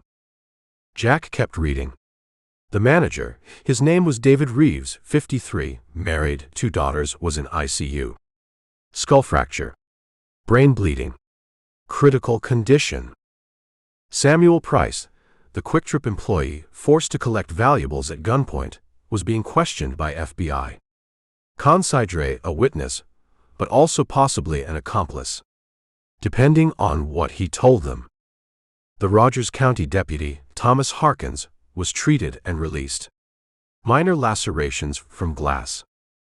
3 civilians were injured when Ray Buck shot out the window. Flying glass. 1 woman needed 18 stitches. A man had glass in his eye. Might lose vision in it. And the manhunt was intensifying. FBI had taken over. Special Agent William Morrill was heading the task force. 23 agents deployed. U.S. Marshal Service adding their fugitive task force. ATF involved because of the firearms. Every local agency in Oklahoma activated. Roadblocks on 72 highways. All airports monitoring. Bus stations. Train stations. Rental car agencies. They'd frozen bank accounts. Put holds on Syriot cards. Issued bolos to every agency in the 5-state region. The reward was now $750,000. $150 per suspect. They raised the reward, Jack said. How much? $750. Bobby Joe whistled. That's enough to make your own mother turn you in. Jack scrolled through more articles. Found video from inside the Quick Trip. Security footage. Showed everything. Ray Buck shooting Curtis. Jack pistol whipping the manager. Samuel collecting wallets with a gun to his back. Every major news network was running it. CNN. Fox. MSNBC. Local stations. All of them showing their faces. Another text came through on the burner. You need to see this. A link. Jack clicked it. YouTube video. Posted 2 hours ago. Already 8 million views. It was phone footage. Recorded by someone inside the Quick Trip. Hiding behind the coffee station. Filming everything. The video showed Ray Buck waving his gun. Showed Curtis pulling his Glock. Showed Ray Buck shooting him. 3 shots. Curtis going down. Showed the woman screaming. The kids crying. Showed Jack dragging Samuel through the store. The trash bag. The wallets and phones going in. Showed Ray Buck ripping the locket off the woman's neck. The video was 4 minutes long. Had sound. You could hear everything. The gunshots. The screaming. Ray Buck yelling. Jack's voice giving orders. The comments section had 40,000 responses. Most of them calling for the death penalty. Some calling them animals. Monsters. Worse than that. One comment said, "I hope they catch these guys and shoot them on sight." 3,000 people had liked it. Jack put the phone down. "We're all over YouTube." "I know. I saw it. 8 million views. It'll be 20 million by tonight." They sat there. The sun came through the broken windows. Outside, a crow called. Traffic noise from a highway maybe a mile away. Normal morning sounds. Like the world hadn't changed. But it had changed. 2 people were dead. Curtis and Jones. David Reeves might die. That would make 3. And 5 men were the most wanted fugitives in America. Jack's phone buzzed again. Different burner this time. Text from Donovan, status. Jack typed at the location. Clear so far. Stay put. Don't move until I say. What about McAllister? Change of plans. Too hot. New meet location coming. When? When I find one. Could be a week. A week. Could be longer. Just stay dark. The text thread ended. Donovan says we're staying here, Jack told Bobby Joe. For how long? A week. Maybe more. A week in a meth lab with no power, no water, no food. He said stay dark. Dark is one thing. Starving is another. Bobby Joe stood. Looked out the broken window. We need supplies. Water at least. Maybe food. Can't risk it. Someone sees us, we're done. Someone sees us, we're done anyway. We stay here with no water, we're dead in 3 days. Jack knew he was right. But going out meant exposure. Meant cameras. Meant witnesses. Meant risk. His phone buzzed. The first burner, again. Another text from the unknown number. They're saying you killed 2 people. Jack stared at it. Didn't respond. Another message. Was it worth it? He typed, who is this? A friend. I don't have friends. You have one. The one who's keeping her mouth shut when FBI asks questions. Jack understood. Donovan's contact. The casino cashier. What do they want to know? He typed. Everything. Who planned it? Who I talked to? What I said? What did you tell them? Nothing yet. But they're pushing hard. They know I'm involved somehow. Don't tell them anything. That's easy for you to say. You're not sitting in an interrogation room.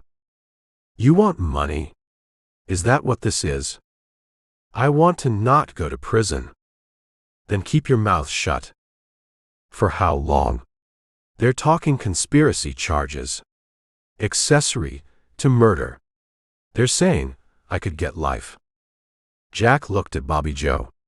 Donovan's contact is cracking. How bad? Bad enough to be texting me about it. She gives us up, we're done. FBI will have everything. The whole plan. Who did what? I know. Jack typed, how much to stay quiet? The response came fast, 50K. I don't have 50K. You robbed an armoire car. Got 9,000 from it. You're lying. I'm not lying. The money wasn't there. We got 45 total. Split 5 ways. That's 9 each. Long pause. Then, Donovan said 200. Donovan was wrong. Another pause. Then I can't help you. Wait. Don't do anything stupid. Stupid is sitting here waiting for them to charge me. I've got kids. A life. I'm not going to prison because you idiots couldn't rob an armoire car right. Give me 2 days. I'll get you something. 2 days. Then I'm talking. The text thread went dark. Jack threw the phone across the room. It hit the wall. Didn't break. What did she say? Bobby Joe asked. She wants 50,000 or she talks. We don't have 50,000. I know. Even if we pooled all our money, we'd have 45. And that's before we split it. I know. Bobby Joe walked over, picked up the phone, looked at the messages. She's gonna talk, whether we pay her or not. People like her always talk. Maybe. Not maybe. Definitely. She's scary. Scary people talk. Jack stood, paced the room. It was maybe 20 feet square. Concrete block walls, dirt floor, chemical smell that never quite went away. This was where people came to cook meth or shoot up or hide from the world. Now it was where cop killers came to hide from the law. We need to tell Donovan, Bobby Joe said. Not yet. Why not? Because I want to think first. Think about what? She's gonna talk. We need to run. Get as far from Oklahoma as we can. Run where? Every cop in 5 states has our picture. We can't fly. Can't take a bus. Can't rent a car. Can't check into a hotel. Can't do anything without getting spotted. So what do we do? Jack didn't have an answer. His phone buzzed. The third burner. Text from a number he didn't recognize. Is this Jack Blake? He stared at it. Didn't respond. Another message. This is Samuel. From the Quick Trip. Jack's chest tightened. The kid from the store is texting me. How does he have this number? I don't know. How did you get this number? Jack typed. You took my phone. This was in my contacts. A burner I use sometimes. What do you want? I need to know something.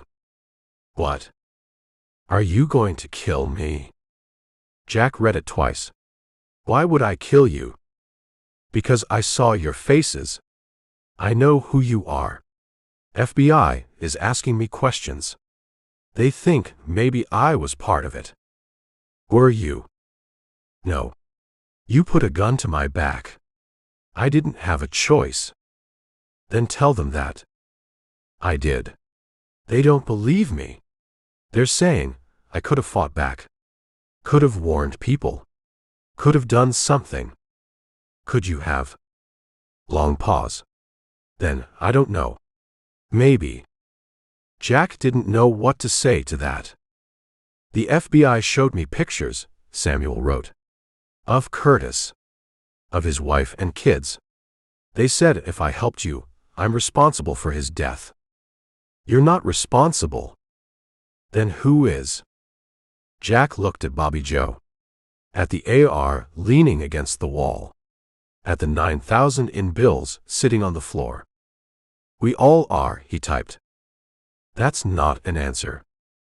It's the only answer I got. Another pause. Then, they're saying if I cooperate, I won't be charged. If I don't, I could go to prison for accessory to murder. So cooperate. And say what? That you forced me. That I had no choice. Yeah. Because that's the truth. Is it? Or did I have a choice, and I just took the easy one? Jack put the phone down. This kid is having a crisis. Let him have it somewhere else, Bobby Joe said. We got our own problems. The phone buzzed again. I keep seeing Curtis. Every time I close my eyes. The way he looked when Ray Buck shot him. The sound his wife made. I know. Do you? Do you really? Or is this just what you do? Hurt people and move on. I don't want to hurt anybody. But you do it anyway. Yeah. I do it anyway. Why? Jack looked around the meth lab. At the chemical stains on the walls. At the used needles in the corner. At the broken windows and the dirt floor and the nothing that was his life. Because I don't know how to do anything else, he typed. The response came fast. That's the saddest thing I've ever heard. Jack didn't argue. It probably was. I have to go, Samuel wrote. FBI is coming back. They want to talk more. Don't tell them about this number. I won't. But I have to tell them something. Tell them the truth. You were forced. You had a gun to your back. You fear for your life.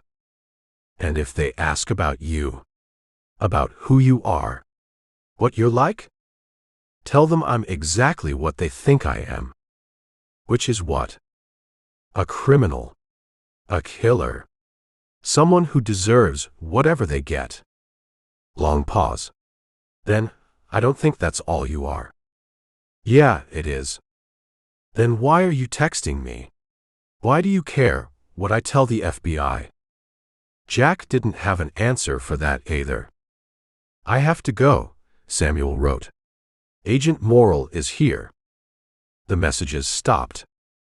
Jack sat back down, put his head in his hands. You okay?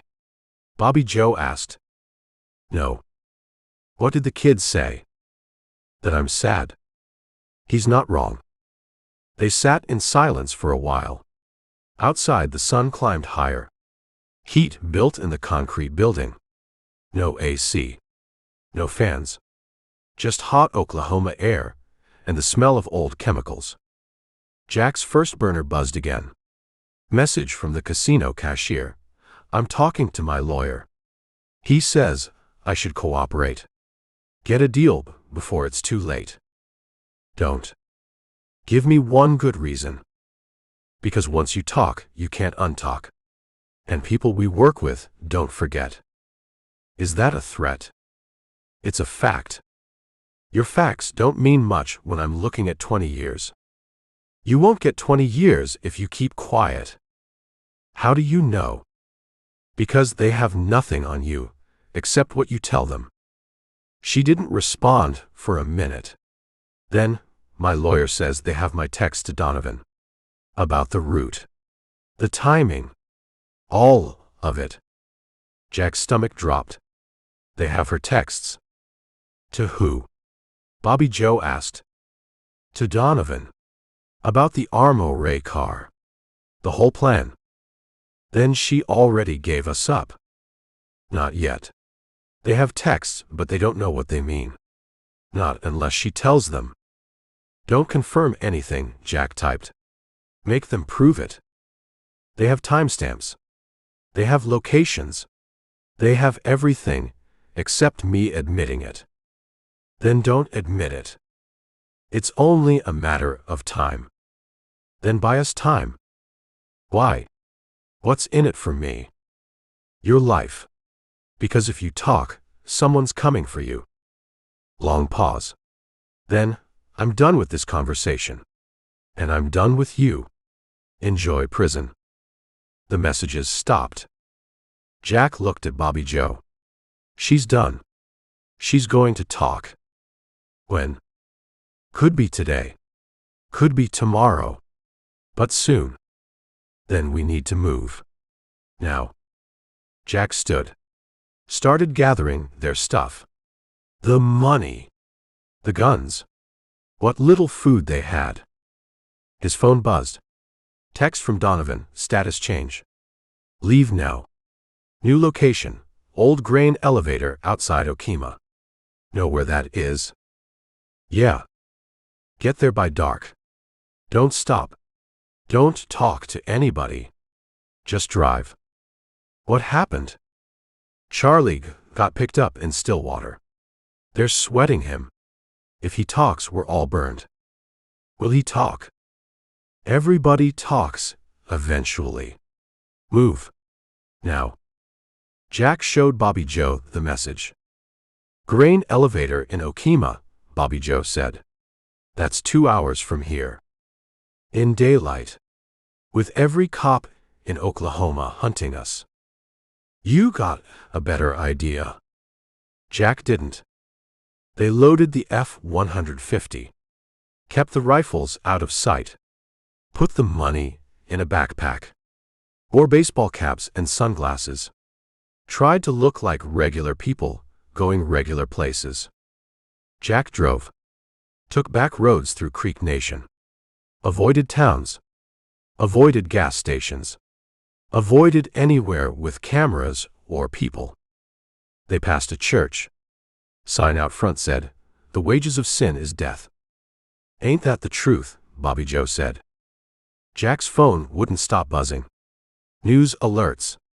Emergency bulletins. Updates on the manhunt. FBI had raided Donovan's last known address in Oklahoma City. Found nothing. He hadn't been there in months. They'd raided Ray Buck's apartment in Tulsa. Found weapons. Ammunition. Evidence of previous crimes. Warrants issued. They'd raided Jack's place in Catoosa.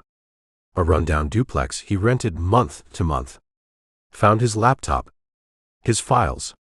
Everything. Agent Morrill gave a press conference.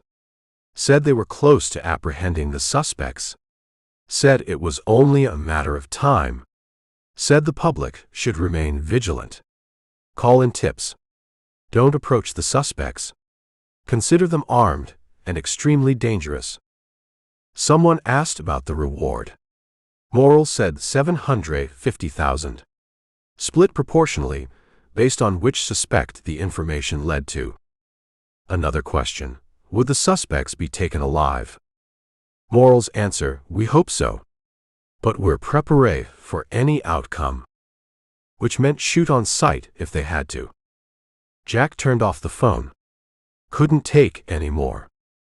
They drove through small towns. Henrietta. Waletka. Dusty streets. Old buildings. People living quiet lives that didn't involve armoire cars or body counts. Jack thought about Curtis. About the way he'd gone for his gun. The way he'd looked at Ray Buck. Defiant. Brave. Stupid. Thought about Jones bleeding out in surgery. Young guy. Former Marine. Probably had a family. Probably had plans. Thought about David Reeves in ICU. Manager with the broken skull. 2 daughters who might not have a father anymore. Thought about Samuel with a gun to his back. Kid just trying to work his way through college. Now traumatized for life. All for $9,000. $9,000 that wouldn't even last a month. "You really done after this?"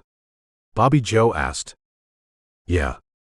"What are you gonna do?" "I don't know. Mexico, maybe. Find a beach town. Lay low forever." "On $9,000. "I'll figure it out." "You keep saying that. But you never figure it out. You just keep doing this. This time is different." "Why?" "Because 2 people died." "Yeah. Because 2 people died. People die every job. You know that." "Not like this. Not for nothing." Bobby Joe looked out the window. "It's always for nothing. That's the whole point." They drove the rest of the way in silence. The grain elevator appeared at dusk. Old concrete structure. Maybe 60 feet tall. Abandoned. Graffiti on the walls. Broken windows. Perfect hiding spot or perfect trap. Jack couldn't tell which. He parked behind the building. Out of sight from the road. Killed the engine. Sat there listening. No sirens. No helicopters. No voices. Just crickets and wind, and the settling sounds of the F-150's engine. "We wait here until Donovan shows?" Bobby Joe asked. "That's the plan." "And if he doesn't show?" "Then we're on our own." They got out. Stretched their legs. The sun was setting. Orange and gray across the Oklahoma sky. Beautiful, if you had time to notice. Jack didn't have time. His phone buzzed. Text from Samuel. I told them everything. I'm sorry. But I had to. Agent Morrill said they'd charge me if I didn't cooperate. I couldn't go to prison. I couldn't. I'm sorry. Jack read it twice. Showed it to Bobby Joe. The kid talked, Bobby Joe said. Yeah. So they know.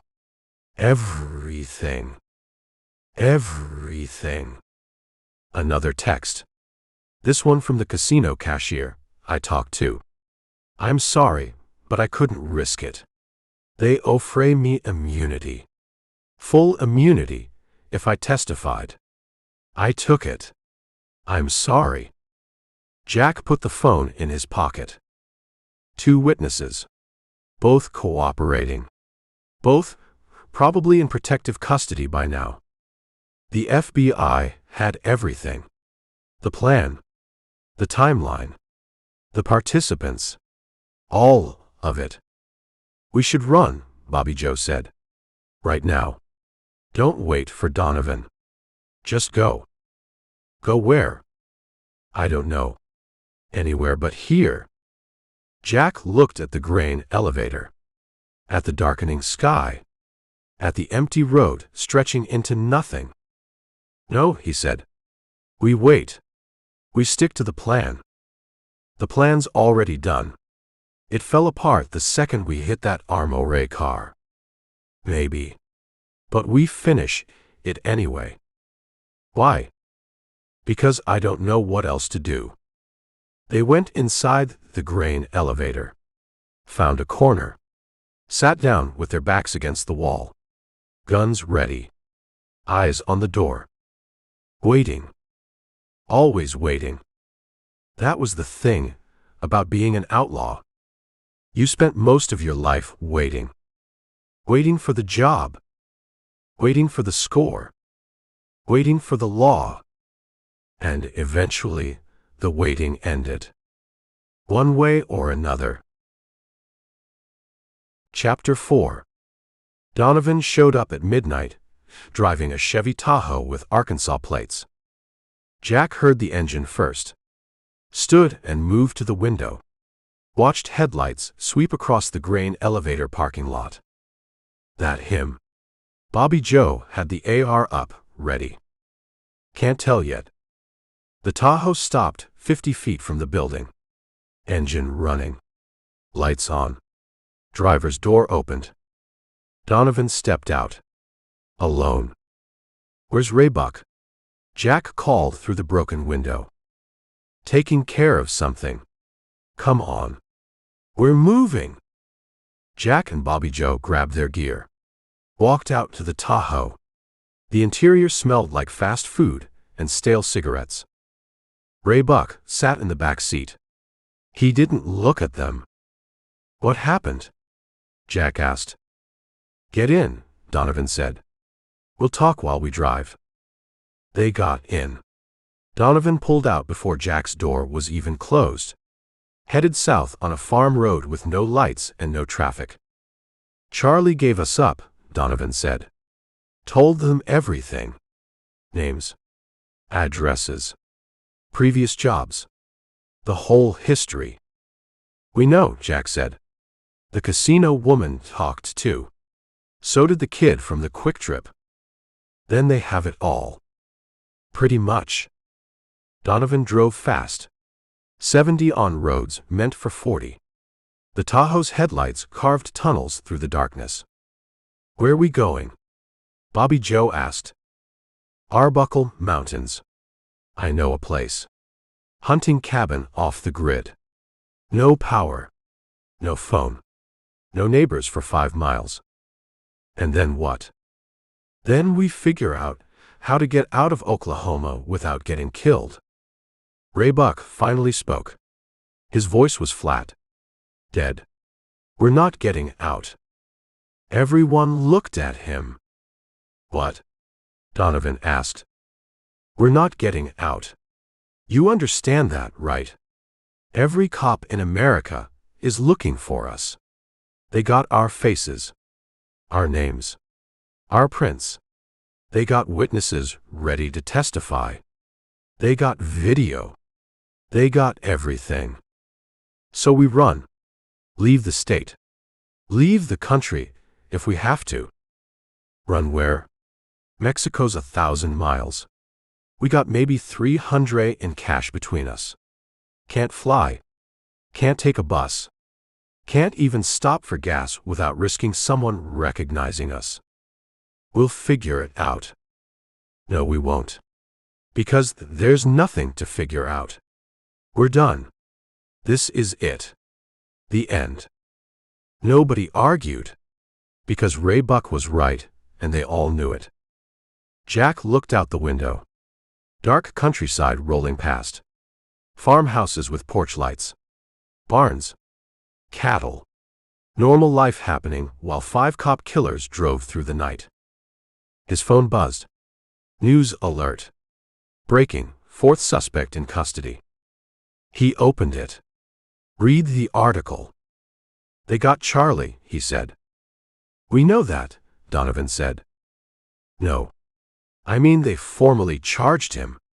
Capital murder. Conspiracy. Armed robbery. They're holding him without bail. Saying he's a flight risk. Is he talking? Article says he's cooperating fully. Giving them everything in exchange for taking the death penalty off the table. Death penalty, Bobby Joe said. They're going for death. Curtis died. Jones died. That's 2 people. Oklahoma's a death penalty state. Yeah, they're going for it. The Tahoe got quiet. Jack kept reading. The FBI had convened a grand jury. Indictments coming within 48 hours. Charges against all 5 suspects. Federal charges too, not just state. Which meant FBI had full jurisdiction. Could pursue them anywhere in the country. Agent Morrill was quoted. These men are armed, dangerous, and desperate. We believe they will not surrender peacefully. We're preparé for that eventuality. Another quote. The Tulsa office has dedicated every available resource to this manhunt. We will not rest until these suspects are in custody or neutralized. Neutralized. FBI talk for killed. Jack put the phone away. Morrill says we won't surrender. We won't, Ray Buck said. Speak for yourself. I am. But I'm also speaking the truth. You think you're gonna surrender? Walk into an FBI office with your hands up. They'll shoot you the second they see you. Maybe. Not maybe. Definitely. We killed 2 people. Shot at cops. Terrorized civilians. They want us dead. They just can't say it out loud. Donovan took a turn too fast. The Tahoe's tires squealed. Nobody's surrendering. And nobody's getting killed. We stick together. We get to the cabin. We lay low until things cool down. Things aren't gonna cool down, Bobby Joe said. They will. Eventually. Give it a month. 2 months. Heat dies down. We slip across the border into Mexico. Start over. On what money? We got 45,000 between us. That's not starting over money. That's not even running money. We'll rob something else. Rob what? We can't even buy gas without getting recognized. Donovan didn't answer. Just drove. They took back roads through the Arbicles. Mountain country. Trees thick on both sides. No houses. No lights. Just darkness. Jack's phone buzzed again. Text from Samuel. I know you're angry. I know you think I betrayed you. But I had to think about my future. My family. I couldn't go to prison for something you did. Jack didn't respond. Another message. Agent Morrill says they're close to finding you. He says it's just a matter of time. He asked me to text you. To ask you to surrender. He says if you give up now, nobody else has to get hurt. Moral asked you to text me. Yes. He's right here. He wants to talk to you. Put him on. A minute passed. Then a new message from the same number. This is Special Agent William Morrill, FBI. I'm trying to reach Jack Blake. Jack showed Bobby Joe. Morrill wants to talk. Don't answer. Maybe I should. Hear what he has to say. He's gonna say surrender. That's all he wants. Get you talking so he can trace the phone. Jack knew that was true. But he typed anyway. This is Blake. The response came fast. Mr. Blake. Thank you for responding. I'd like to discuss the possibility of you and your associates surrendering peacefully. Why would we do that? Because the alternative is someone else getting killed. Maybe one of you. Maybe one of my agents. Maybe an innocent civilian. I don't want that. I don't think you want that either. You don't know what I want.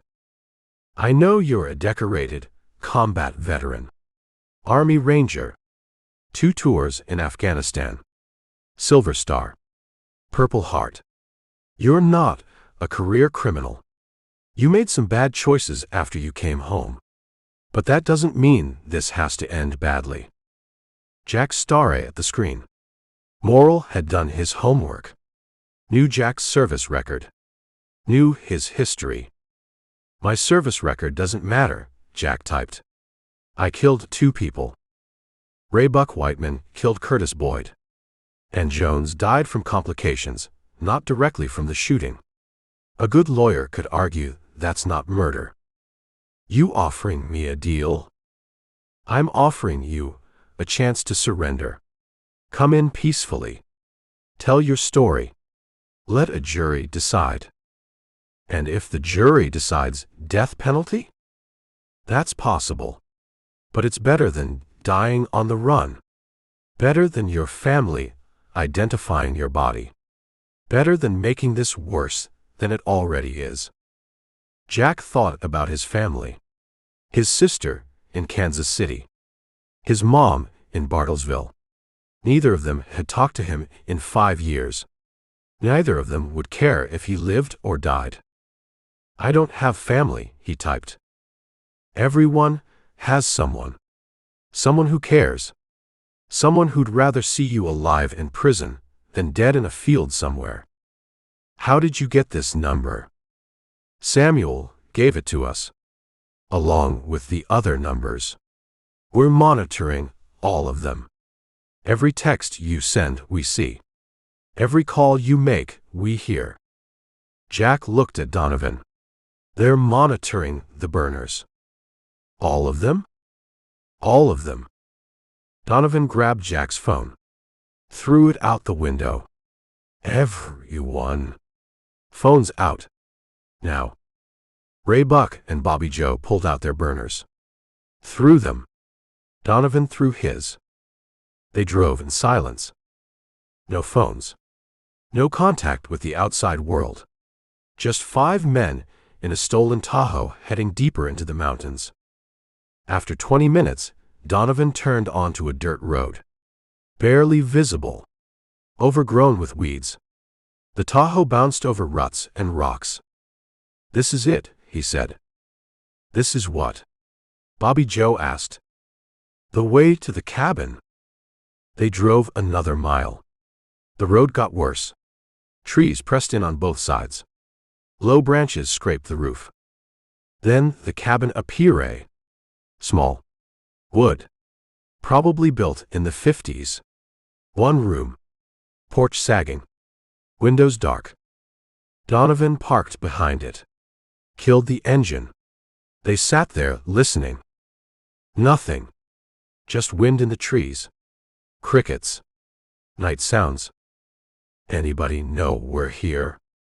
Jack asked. Just us, Donovan said. You sure? I'm sure.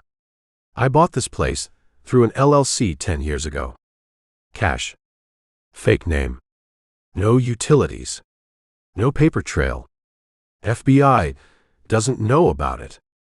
They knew about your apartment in Oklahoma City. That's different. This is off the books. Completely dark. They got out. The air smelled like pine and earth. Cool. Clean. Nothing like the chemical stink of the meth lab. Donovan opened the cabin. It was basic. Cots. A wood stove. Shelves with canned food. A pump for well water. Propane lanterns. Home sweet home, Raybuck said. They brought their gear inside. Donovan lit a lantern. Yellow light filled the room. Jack counted the food. Maybe 2 weeks' worth if they rationed. Beans. Soup. Tuna. Crackers. Nothing fancy. We're really staying here? Bobby Joe asked. Until we figure out the next move, Donovan said. The next move is they find us and kill us. They won't find us. They found your apartment. They found Charlie. They found the casino woman. They'll find this. No, they won't. Because nobody knows about it. Not even Charlie. Not even Raybuck, until tonight. Raybuck looked up. You didn't tell me about this place. I'm telling you now. Why not before? Because I don't tell anybody everything. That's how you stay alive. You keep secrets. Jack sat on one of the cots. The springs squeaked. He was tiré. Bone tiré. Hadn't slept more than 2 hours since the robbery. Felt like a lifetime ago. The Armoray car. The quick trip. Curtis pulling his gun. Jones bleeding out. All of it compressed into 36 hours. We should split the money, Bobby Joe said. We already split it, Donovan said. No. I mean really split it. Everyone takes their share. We go our separate ways. We stick together. Why? So they can kill all 5 of us at once. We split up, we got better odds. We split up, we got no support. No backup. No help if things go wrong. Things already went wrong. This whole job was wrong from the start. Donovan pulled out a pack of American spirits. Lit one. You want to leave, leave. Nobody's stopping you. I'm not leaving. I'm just saying, we should consider it. We've considered it. Answers no. We stay together. They sat in the cabin. The lantern hissed. Outside an owl called. Somewhere far away, so faint they almost didn't hear it, a helicopter. Everyone froze. You hear that? Jack asked. They listened. The helicopter sound got louder. Closer. Donovan killed the lantern. Darkness filled the cabin. Through the window, they could see lights. Gray and white. Searchlights sweeping the trees. They're searching, Raybuck said. For what? For us. The helicopter passed overhead. Close enough to shake the cabin. The searchlight hit the clearing. Swept across the Tahoe. Across the cabin. Then moved on. The sound faded. Disappear. They waited 5 minutes. 10. No sound except their breathing. Donovan relit the lantern. That was close, Bobby Joe said. Too close. You said nobody knows about this place. Nobody does. Then why is there a helicopter? Probably doing a grid search. Checking every structure in the area. Which means they'll be back. Donovan didn't argue. Jack stood. Looked out the window. Saw nothing but darkness and trees. We need to move. Tonight. Move where? I don't know. But we can't stay here. They're searching. Systematic. They'll hit every building, every cabin, every structure in these mountains. It's just a matter of time before they come back. He's right, Raybuck said. We should go now, while we have darkness. Donovan smoked his cigarette down to the filter, crushed it under his boot. Where? Nobody had an answer. They sat there, 5 men with nowhere to go. No phones. No contacts. No way out. Jack thought about Morrell's text, about surrendering, about letting a jury decide. Thought about the alternative, running until they got caught or killed. Thought about Curtis and Jones, about David Reeves in ICU, about Samuel, forced to collect wallets at gunpoint. All for $9,000. $9,000 he'd never get to spend. I'm turning myself in, he said. Everyone looked at him. What? Donovan asked. I'm done. I'm turning myself in. Tonight if I can. Tomorrow if I can't. You're not serious. I'm serious. Raybuck laughed.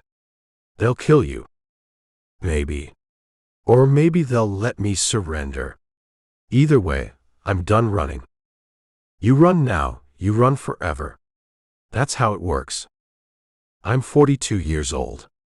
I got nothing. No money. No family. No future. I'm not spending the rest of my life hiding in cabins, waiting for helicopters. Donovan stood, walked over to Jack, looked him in the eye. You surrender, you give them everything. You'll have to testify. Against all of us. No, I won't. They'll make you. Give you immunity for cooperation. You'll have to tell them everything, or go to prison. Then I'll go to prison. For what?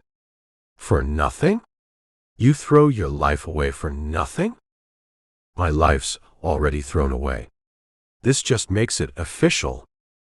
Donovan grabbed him by the shirt, shoved him against the wall. You're not doing this. Let go. You walk out that door, you're dead. I'll make sure of it. Jack looked at him, saw desperation there. Fear. Donovan was barely holding it together. You'd kill me? Jack asked. I'd do what I have to do. Then do it. Because I'm leaving. Donovan held him for another second, then let go. Stepped back. You're making a mistake. I've made a lot of mistakes. This isn't the worst one. Jack grabbed his backpack. The $9,000 in cash. Left the guns. Didn't need them anymore. How you planning to get there? Bobby Joe asked. We're 20 miles from anything. No phone. No car. You're just gonna walk. If I have to. You won't make it. They got helicopters. Drones. Thermal imaging.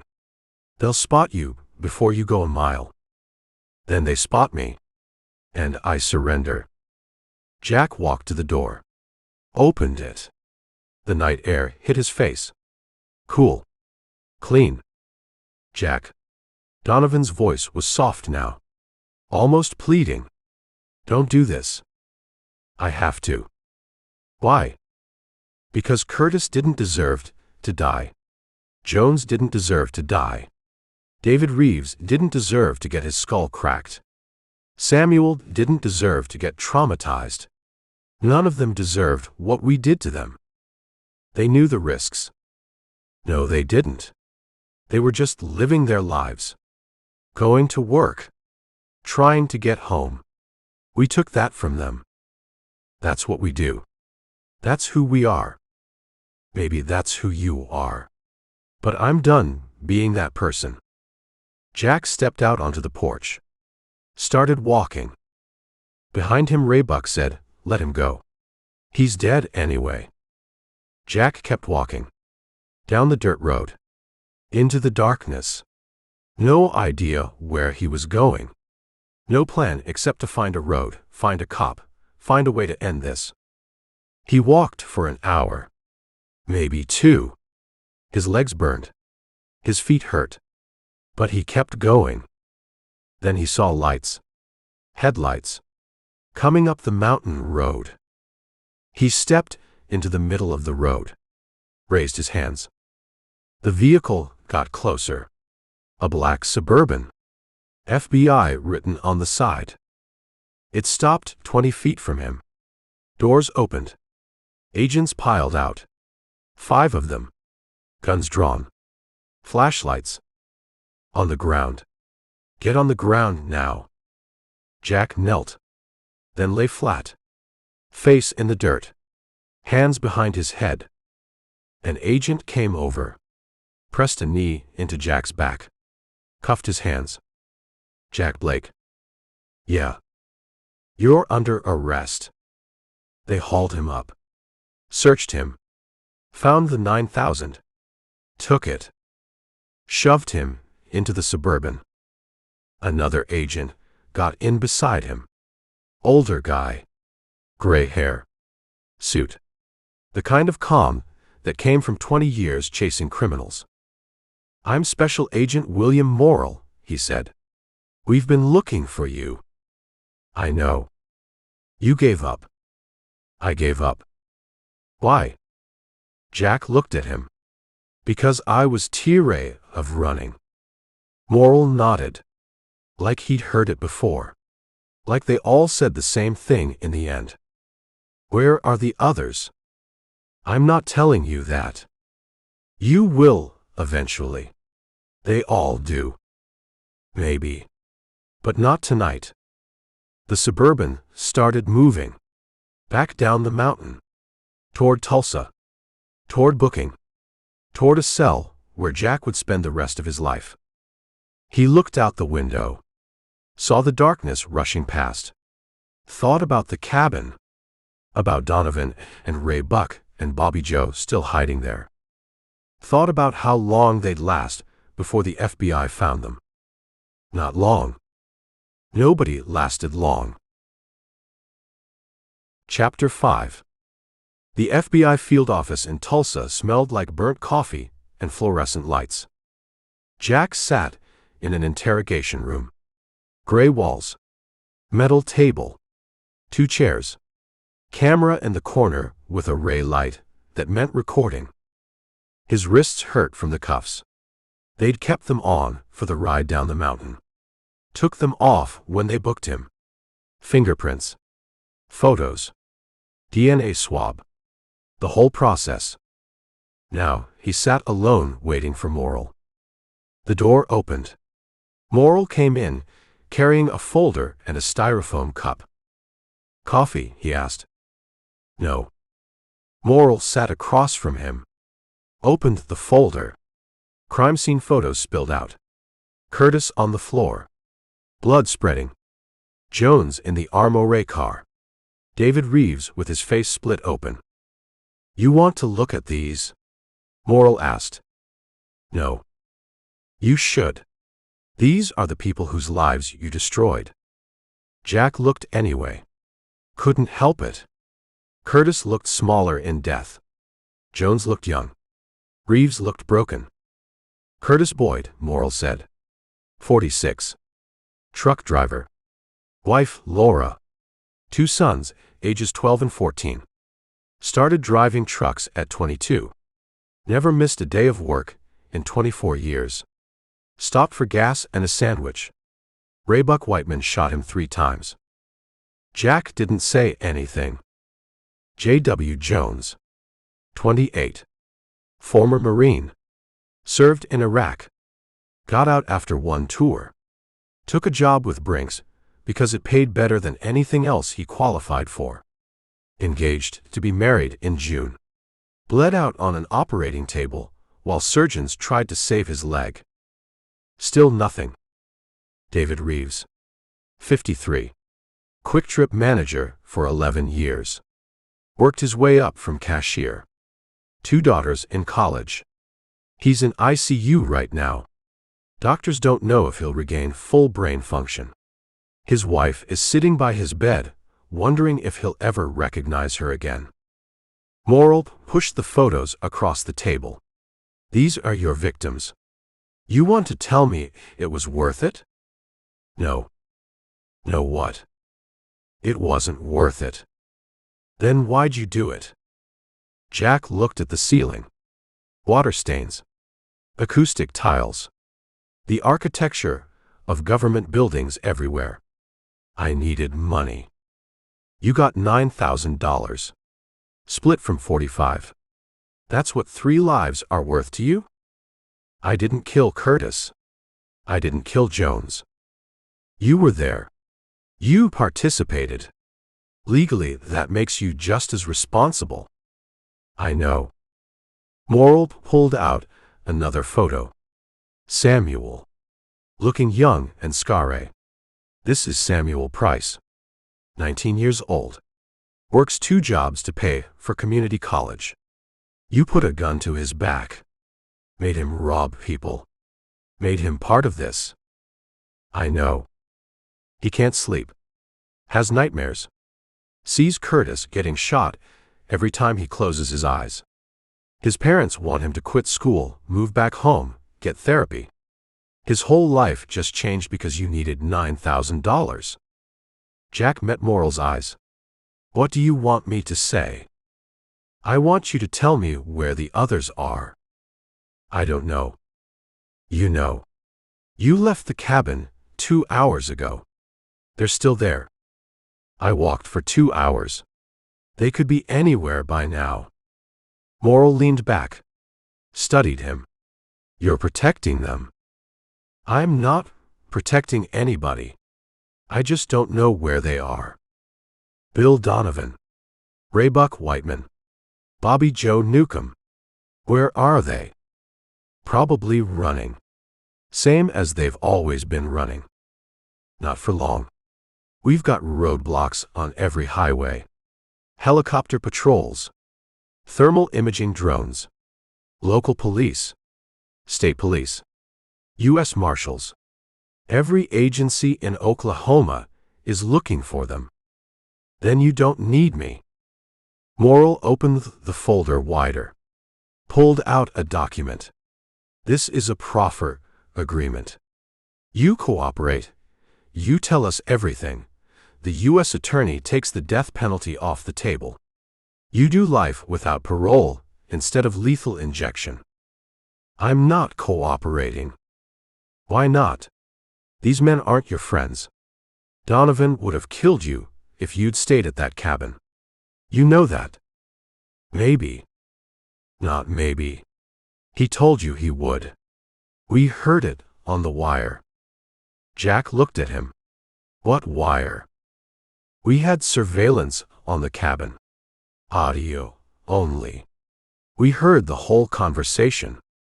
You saying you wanted to surrender. Donovan threatening to kill you. Raybuck saying you were already dead. Then you know where they are. We know where they were. By the time our tactical team got there, they were gone. Took the Tahoe and disappeared. Jack almost smiled. Donovan was smarter than that. Knew the cabin might be compromised. Had a backup plan. If you had audio, you don't need me, Jack said. We need you to testify. Put them at the scene. Confirm their roles. A jury believes someone who was there. Especially someone who gave up and cooperated. I'm not testifying. Then you're looking at death. Oklahoma doesn't play around with cop killers. Jones wasn't a cop. Doesn't matter. You shot at Deputy Harkins. Under Oklahoma law, that's attempted murder of a peace officer. That alone carries death. Jack knew that was true. Knew the second Raybuck shot at that cruiser, they'd crossed a line. I'll take my chances with a jury, he said. Moral closed the folder. You're making a mistake. Probably. But it's mine to make. They sat in silence. The camera kept recording. Somewhere down the hall, someone laughed. Normal office sounds. People doing their jobs. Morrell's phone buzzed. He looked at it. His expression changed. What? Jack asked. We found the Tahoe. Abandoned off Highway 9, near Seminole. Empty. They switched vehicles. Good for them. It's not good for them. It's just delaying the inevitable. Morrell stood. You sit here and think about what you're doing. Think about Curtis's wife. Jones's fiancée. Reeves's daughters. Think about whether protecting Bill Donovan is worth dying for. He left. Jack sat alone. The camera still recording. The ray light still on. He thought about what Morrell said. About Curtis and Jones and Reeves. About the lives he'd destroyed. Thought about Donovan and Ray Buck and Bobby Joe still running. Still trying to find a way out that didn't exist. Thought about $9,000 and whether any of it matched Ray. The door opened again. Different agent this time. Younger. Eager. Blake. You got a visitor. I don't want visitors. It's your lawyer. I don't have a lawyer. You do now. Public defender. She's waiting. They took him to a different room. Smaller. No camera. A woman sat at the table. 35 maybe. Teary eyes. Cheap suit. The look of someone who carried too many cases and not enough time. Mr. Blake. I'm Jennifer Cass. I've been assigned to your case. Jack sat. I didn't ask for a lawyer. You're entitled to one. And based on the charges you're facing, you need one. What are the charges? She opened a folder. Different folder. State charges. Federal charges. Pages of them. 2 counts, capital murder. 1 count, attempted murder of a peace officer. Armed robbery. Kidnapping. Assault with a deadly weapon. Conspiracy. And about 15 other felonies. Federal charges include bank robbery, use of a firearm in commission of a felony, and interstate flight. We didn't rob a bank. The Armoray car was transporting bank deposits. Legally, that's bank robbery. Great. The U.S. Attorney is seeking death penalty on the federal charges. The state is seeking death on the state charges. You're looking at 2 separate death penalty trials unless we work something out. I'm not cooperating. I'm not asking you to cooperate. I'm asking you to be smart. You've got no priors for violent crimes. You're a decorated veteran. You surrender voluntarily. That's leverage. We can use that. For what? To negotiate. Get death off the table. Maybe get some charges dropped. You could be looking at life instead of execution. Life in prison. Better than being dead. Jack looked at her. She meant well. Probably went to law school thinking she'd save people. Now she churned through court appointments, making deals that turned death sentences into life sentences. What do they want? He asked. Cooperation. Testimony against the others. Full disclosure about previous crimes. Maybe help locating Donovan and the rest. I'm not doing that. Then you're going to die. The state will execute you. It might take 10 years, 15, 20 with appeals. But eventually, they'll strap you to a table and put poison in your veins. I know. And you're okay with that. Jack thought about it. Really thought about it. Dying for $9,000. Dying because he made bad choices. Dying because he didn't know how to do anything else. No, he said. I'm not okay with it. But I'm not giving them up, either. Why? What do you owe these men? Nothing. But I'm not a rat. This isn't about being a rat. This is about survival. I've been surviving my whole life. Maybe it's time to stop. She closed the folder. I can't help you if you won't help yourself. Then don't help me. Just make sure I get a trial. You'll get a trial. And you'll lose. The evidence is overwhelming. They've got video. Witnesses. Your DNA at the scene. They've got everything. Then what's the point of a trial? The point is to try to save your life. Even if you won't. She stood. Gather her papers. I'll be back tomorrow. Maybe you'll feel different after a night in jail. I won't. We'll see. She left. They took Jack to a holding cell. 6 by 8 feet.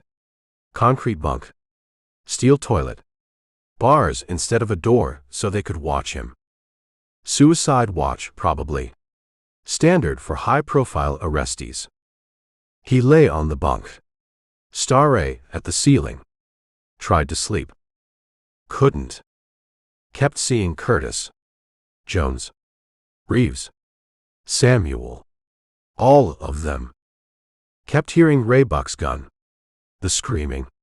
The sound Jones made when the bullet hit his leg. Kept thinking about $9,000. His phone was gone. Taken during booking. But he remembered the texts. Samuel, apologizing. The casino woman, apologizing. Everyone apologizing for doing what they had to do. Nobody apologized for what started it all. The job. The plan. The decision to rob an armoire car for money that wasn't even there. Morning came. Gray light through a window somewhere. Sounds of a jail waking up. Toilets flushing. Guards talking. Prisoners yelling.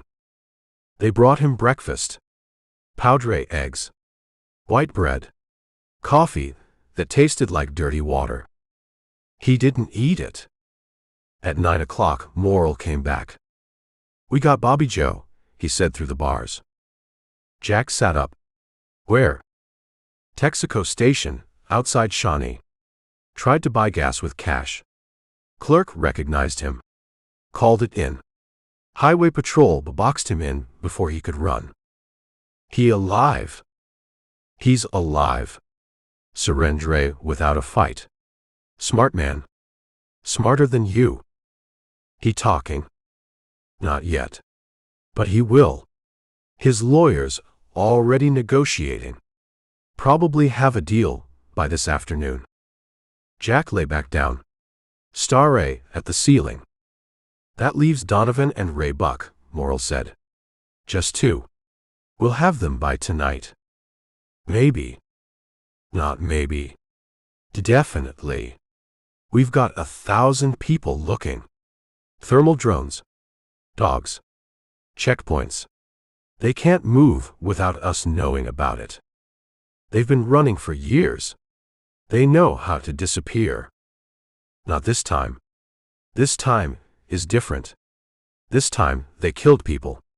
This time we don't stop until we have them. Morrill's phone buzzed. He looked at it. His expression changed again. What now? Jack asked. Shootout in Okima. Officers down. Suspects matching Donovan and Whiteman's descriptions. Jack stood. Grabbed the bars. Are they alive? Don't know yet. SWAT's on scene. Active situation.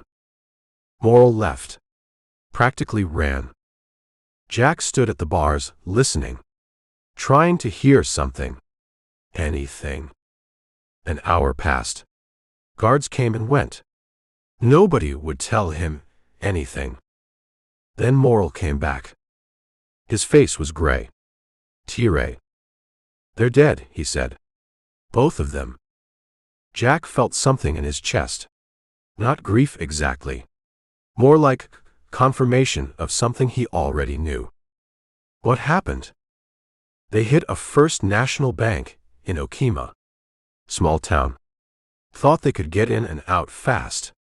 Someone tripped a silent alarm. Local police responded. Donovan and Ray Buck came out shooting. Killed one officer. Wounded 2 others. SWAT arrived. Standoff lasted 45 minutes. And then Ray Buck came out shooting. SWAT put him down. Donovan tried to surrender. Had his hands up. But he reached for something in his jacket. Sniper thought it was a gun. Wasn't. Was a phone. But by then, Donovan had 3 rounds in his chest. Jack closed his eyes. Saw it happening. Ray Buck going out the way he wanted. Guns blazing. Donovan trying to survive and dying anyway. How much did they get from the bank? Jack asked. 12,000. Split 2 ways, that's $6,000 each. They died for $6,000. Less than Jack got from the armoire car. Less than any of them got. All of it for nothing. There's something else, Morrill said. We found their phones. Text messages. Plans to hit another bank in Dallas. Then another in Houston. They were going to keep going until we stopped them. Or until they got enough to disappear. They were never going to get enough. That's the thing about criminals like them. There's never enough. There's always one more job. One more score. Until there isn't. Jack didn't argue. Morrill was right. That leaves you and Bobby Joe, Morrill said. Last 2 standing. You ready to cooperate yet? No. Bobby Joe is. Signed a proffer agreement this morning. He's telling us everything. Previous jobs. Robbery locations. How you planned the armoire car. All of it. Good for him. It's not good for you. His testimony puts you at the scene. Confirms your role. You're looking at death unless you give us something better. I don't have anything better. Then you're out of options. Morrill walked away. Left Jack standing at the bars. The day passed. Lunch came. Dinner came. Jack didn't eat either one. His lawyer came back. Jennifer Cass with her teary eyes and cheap suit. Bobby Joe's testimony changes things, she said. He's confirming everything. Your participation. Your knowledge. Your presence at every step. I know. The U.S. attorney is willing to offer life without parole if you allocute to the charges. Admit what you did. Show remorse. Help the victims' families understand why this happened. Allocute means pled guilty. Yes. And spend the rest of my life in a federal prison. Better than execution. Jack thought about it. ADX Florence, probably. Or USP Terre Haute. 23 hours a day in a cell. No sunlight. No human contact. Nothing but concrete and steel and the slow death of time. What if I go to trial? He asked. You lose. The evidence is overwhelming. Bobby Joe's testimony. Video footage. Witnesses. You'll get death. But there's a chance. Small chance. That I don't. There's no chance. 0. You will be convicted. You will be sentenced to death. You will spend 15 years on death row appealing. And then you will die. Jack sat on the bunk. Put his head in his hands. Thought about Curtis and Jones and Reeves. About the lives destroyed for nothing. Thought about Donovan and Ray Buck, dead in Okima. About Bobby Joe, cutting a deal. Thought about $9,000 he'd never spend. I'll take the deal, he said. You'll plead guilty? Yeah. And allocute. Tell the court what you did and why. Yeah. Jennifer pulled out papers. I'll inform the U.S. attorney. We'll schedule a plea hearing for next week. You'll enter your plea. The judge will accept it. Then sentencing in 60 days. And then you go to prison. Forever. Until you die of old age in a cell somewhere. She gathered her papers. Started to leave. Miss Cass. She turned. Does it matter? Jack asked. Any of it? The plea. The remorse. The explanation. To who? To anyone. To Curtis's family. To Jones's fiancée. To Reeves's daughters. She looked at him for a long time. No. It doesn't matter. Nothing you say will bring them back. Nothing you do will undo what happened. All you can do is accept responsibility and let them move on. That's it. That's it. She left. Jack lay on the bunk. The jail sounds continued around him. Toilets. Voices. Metal doors clanging. He thought about the armoire car. About the moment Donovan decided to go back to the Quick Trip. About Ray Buck shooting Curtis. About all the choices that led here.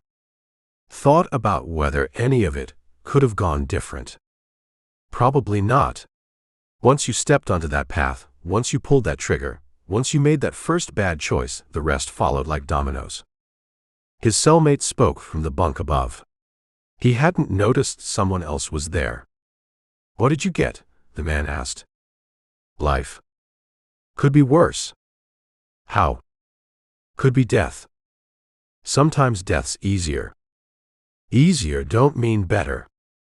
Jack didn't respond. The man kept talking. What did you do? If you don't mind me asking.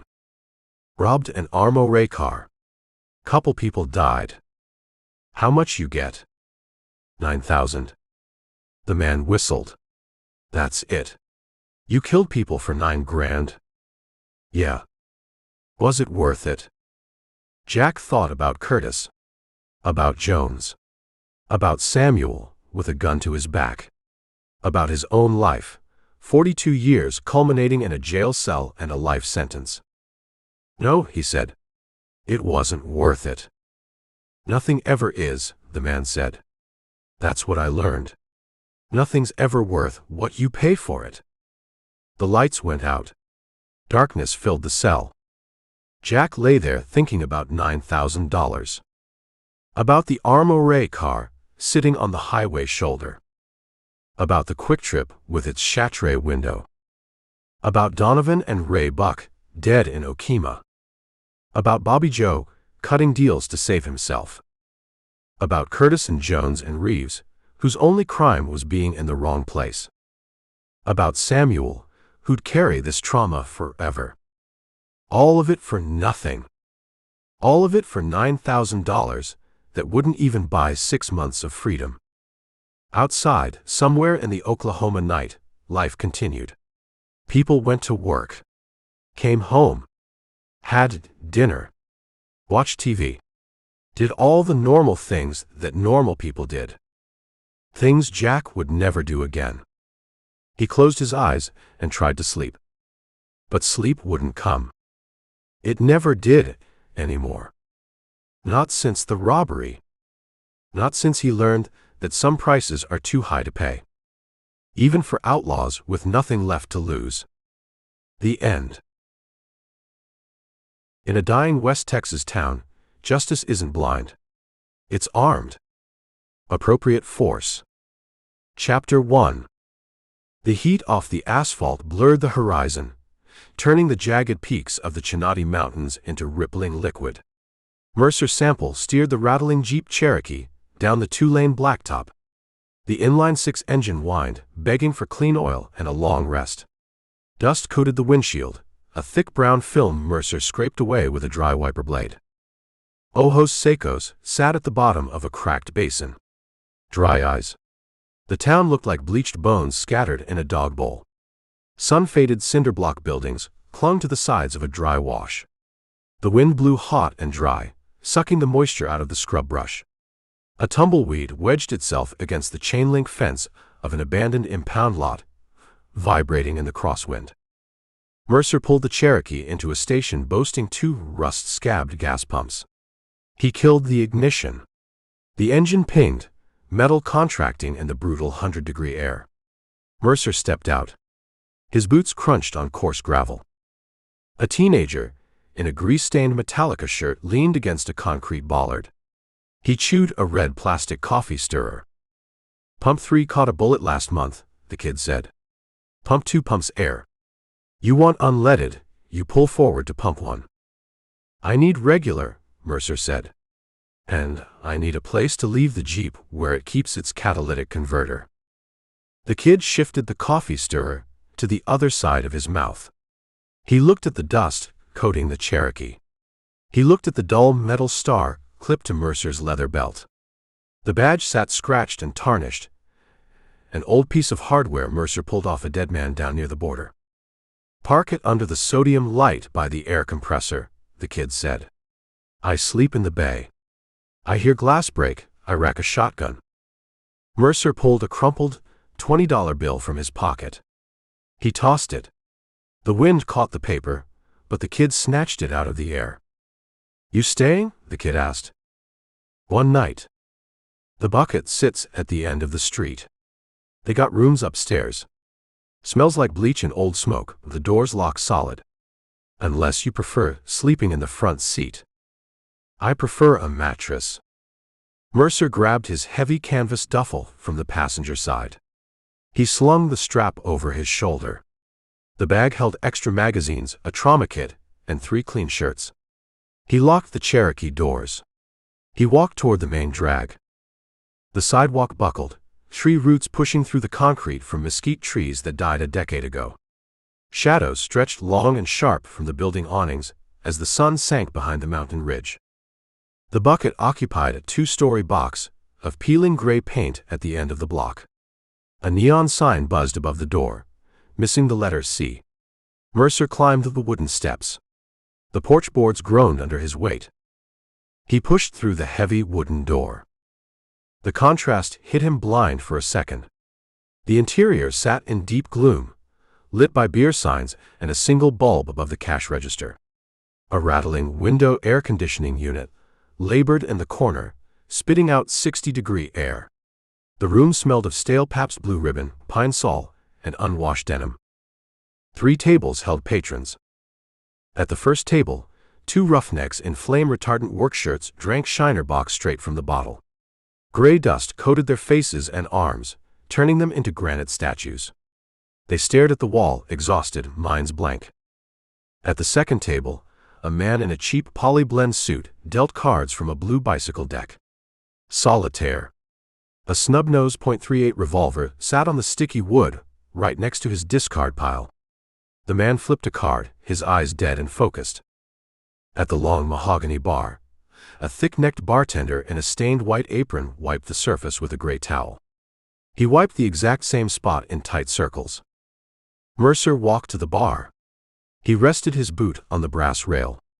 He dropped his duffel bag onto the floorboards. "Bourbon," Mercer said. The bartender stopped wiping. He studied Mercer. He saw the dust on the jeans. He saw the Glock 19 riding high on Mercer's right hip in a black Kydex holster. He saw the tarnished star clipped to the belt. "We handle our own problems here," the bartender rumbled. His voice sounded like rocks tumbling in a cement mixer. "I brought my own problems," Mercer said. "I need a drink and a key." "That badge says different." "The badge says I drove 500 miles and I need a drink." Mercer placed a $50 bill on the bar. "It also says I pay cash." The bartender looked at the bill. He picked it up. He grabbed a bottle of Evan Williams Black Label from the well. He poured a heavy measure into a thick glass tumbler. He set the glass down. "Room 3, the bartender said. "Upstairs. End of the hall." He reached under the counter and produced a heavy brass key attached to a block of wood.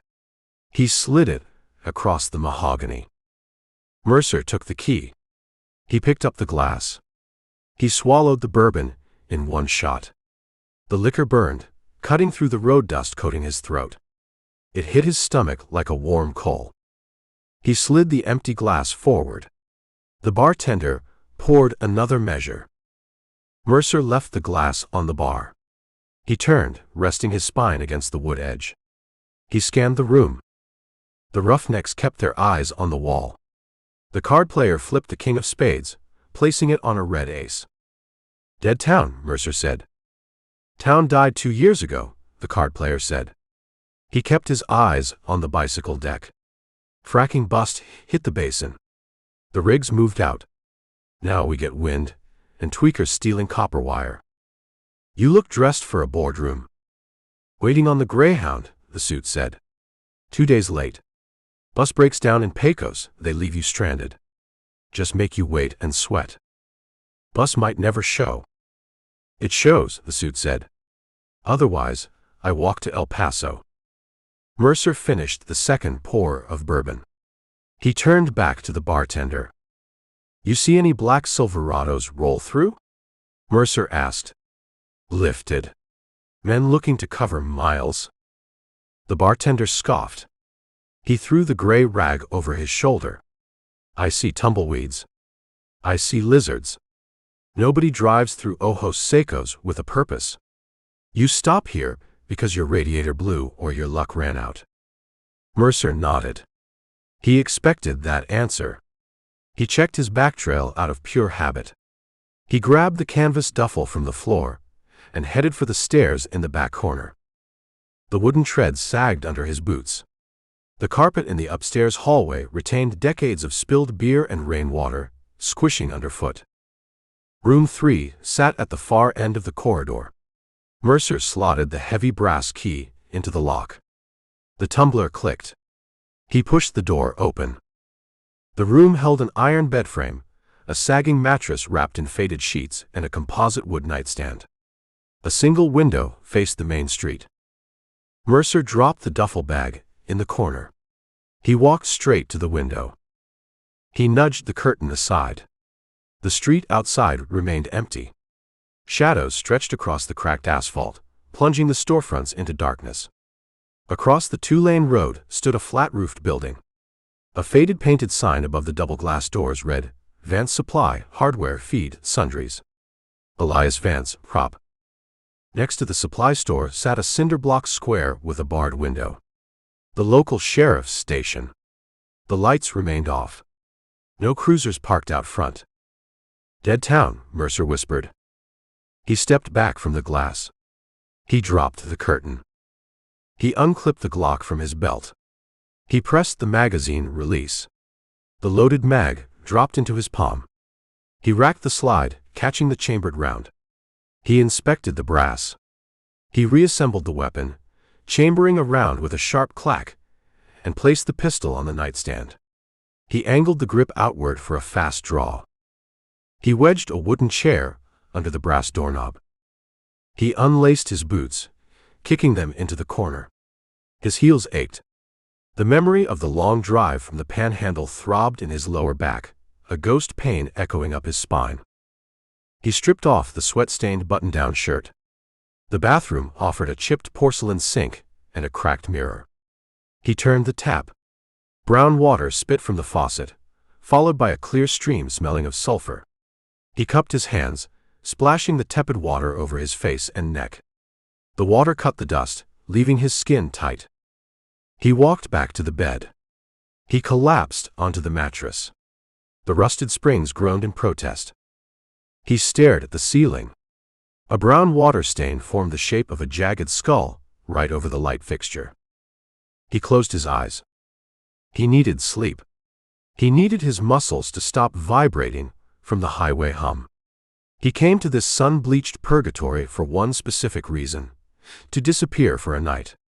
To exist in a space without gunfire, without warrants, without the stench of copper blood. He wanted a flat line. He listened to the muted sounds bleeding through the floorboards. The clink of a glass against a bottle. The heavy thud of the bartender's boots pacing the duckboards. The sharp snap of the playing cards hitting the sticky table. Peace. Just one night, Mercer said to the dark ceiling. One night without a trigger. He let the fatigue pull him under. He sank into a heavy, suffocating sleep. He dreamt of nothing. No cartels. No flashing sirens. Just the silence of the West Texas desert pressing against the glass. Down in the dirt lot, the Cherokee cooled in the shadows. Down in the bar, the card player shuffled his deck and dealt another hand of solitaire to an empty chair. Ojos Secos shut its eyes. The town secured its final quiet hour. Chapter 2. The rupture of heavy plate glass tore through the humid air of the motel room. It sounded like an ice shelf collapsing. Mercer opened his eyes. He bypassed groggy. He bypassed confusion. He went straight to condition red. Muscle memory took over. His hand slid out from under the thin cotton sheet. His fingers wrapped around the stippled, polymer grip of the Glock 19 resting on the composite nightstand. He rolled. His bare feet hit the gritty carpet. He moved to the single window overlooking the main drag. He kept his body pressed against the peeling floral wallpaper, avoiding the direct line of sight. He used the black muzzle of the pistol to lift the edge of the curtain 1 inch. The sodium street lamp cast a sickly orange glow over the cracked asphalt. Right across the 2-lane blacktop sat Vance Supply. The large display window gaped open, a jagged black mouth. Shards of safety glass littered the sidewalk, catching the orange light like scattered diamonds. A heavy-duty logging chain lay coiled in the debris. One end hooked to the bent metal security grate.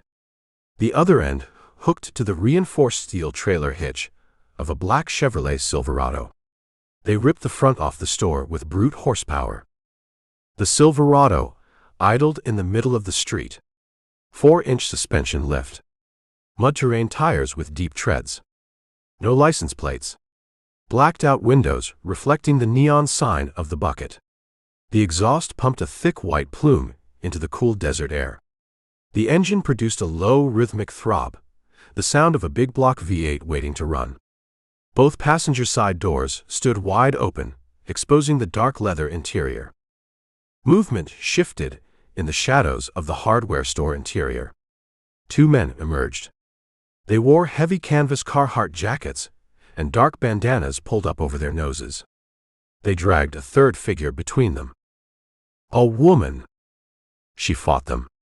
She wore a white silk robe over a nightgown. The delicate fabric tore at the shoulder, revealing pale skin. Dark hair whipped around her face in a wild halo. She dug her bare heels into the concrete sidewalk, fighting for every inch of ground. The men hauled her forward like a heavy sack of grain.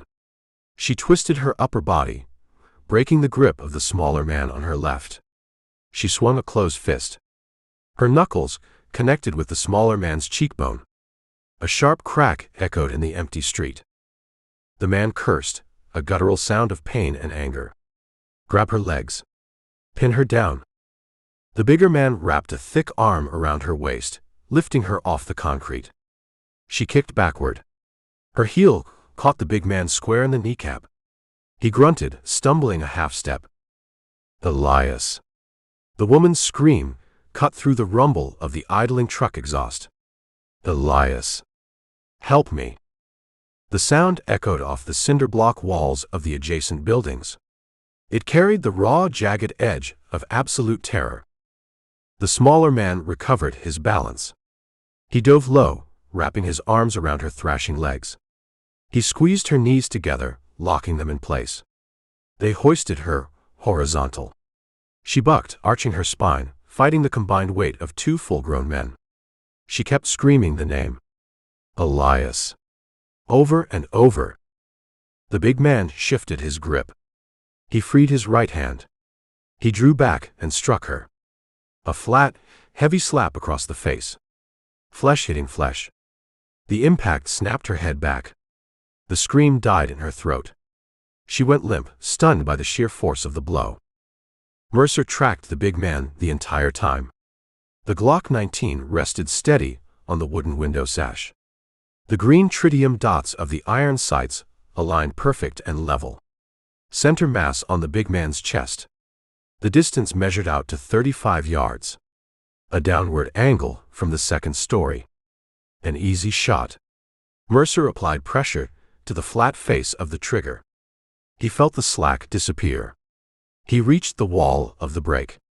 2 more pounds of pressure, and a 147-grain jacketed hollow point would shatter the Silverado's driver's side window and scramble the big man's frontal lobe. He calculated the geometry. Distance, wind, angle, bullet drop. He held the power of life and death in a quarter-inch of trigger travel. He held his breath. He evaluated the variables. This situation belonged to the town. He held no jurisdiction here. He wore a tarnished star he found in the dirt, a piece of metal carrying 0 legal weight or authority. Firing a shot entered him into a blood feud with armed strangers. A missed shot risked hitting the woman in the back seat. A ricochet off the truck frame sent lead flying into adjacent houses. These men operated with 0 concern for the local law. They parked a stolen truck 20 feet from the sheriff's station next door. They made maximum noise. They ripped off a storefront. They feared nothing in ojos secos. They executed a coordinated extraction. 1 man drives, 2 men grab. They possessed a plan, heavy weapons, and ruthless efficiency. They capitalized on the woman's stunned silence. They tossed her into the extended cab of the Silverado. She hit the leather bench seat. The smaller man climbed in behind her. He pulled a length of thick black zip tie from his coat pocket. He ratcheted the plastic around her wrists, locking her hands together. The big man slammed the rear door shut. He sprinted to the driver's side. He hauled himself behind the wheel. The heavy doors slammed shut, sealing the cabin. The Silverado's transmission clunked into drive. The big man stomped the accelerator to the floorboards. The mud tires shrieked against the asphalt, spinning for traction, smoking the rubber. The heavy truck lunged forward, the rear end squatting low under the torque. It tore down the main drag, heading west toward the dark outline of the Chinati Mountains. The taillights shrank into twin red pinpricks, then vanished over a rise. The scent of burnt rubber and atomized gasoline drifted up to the second-story window. Silence rushed back into the basin. A thick, oppressive quiet, replacing the violence. Mercer lowered the Glock. He removed his finger from the trigger guard. He kept his body hidden behind the curtain. He scanned the street, checking the alleyways and rooftops for a trailing vehicle or a lookout. Nothing moved. He watched the hardware store. The shattered display window sat empty. Dust motes danced in the orange light of the street lamp. Inside the dark interior of the shop, shadows pooled between the aisles of feed bags and hand tools. No one rushed out to chase the truck. No one emerged to check the damage. The name the woman screamed, Elias, yielded no savior.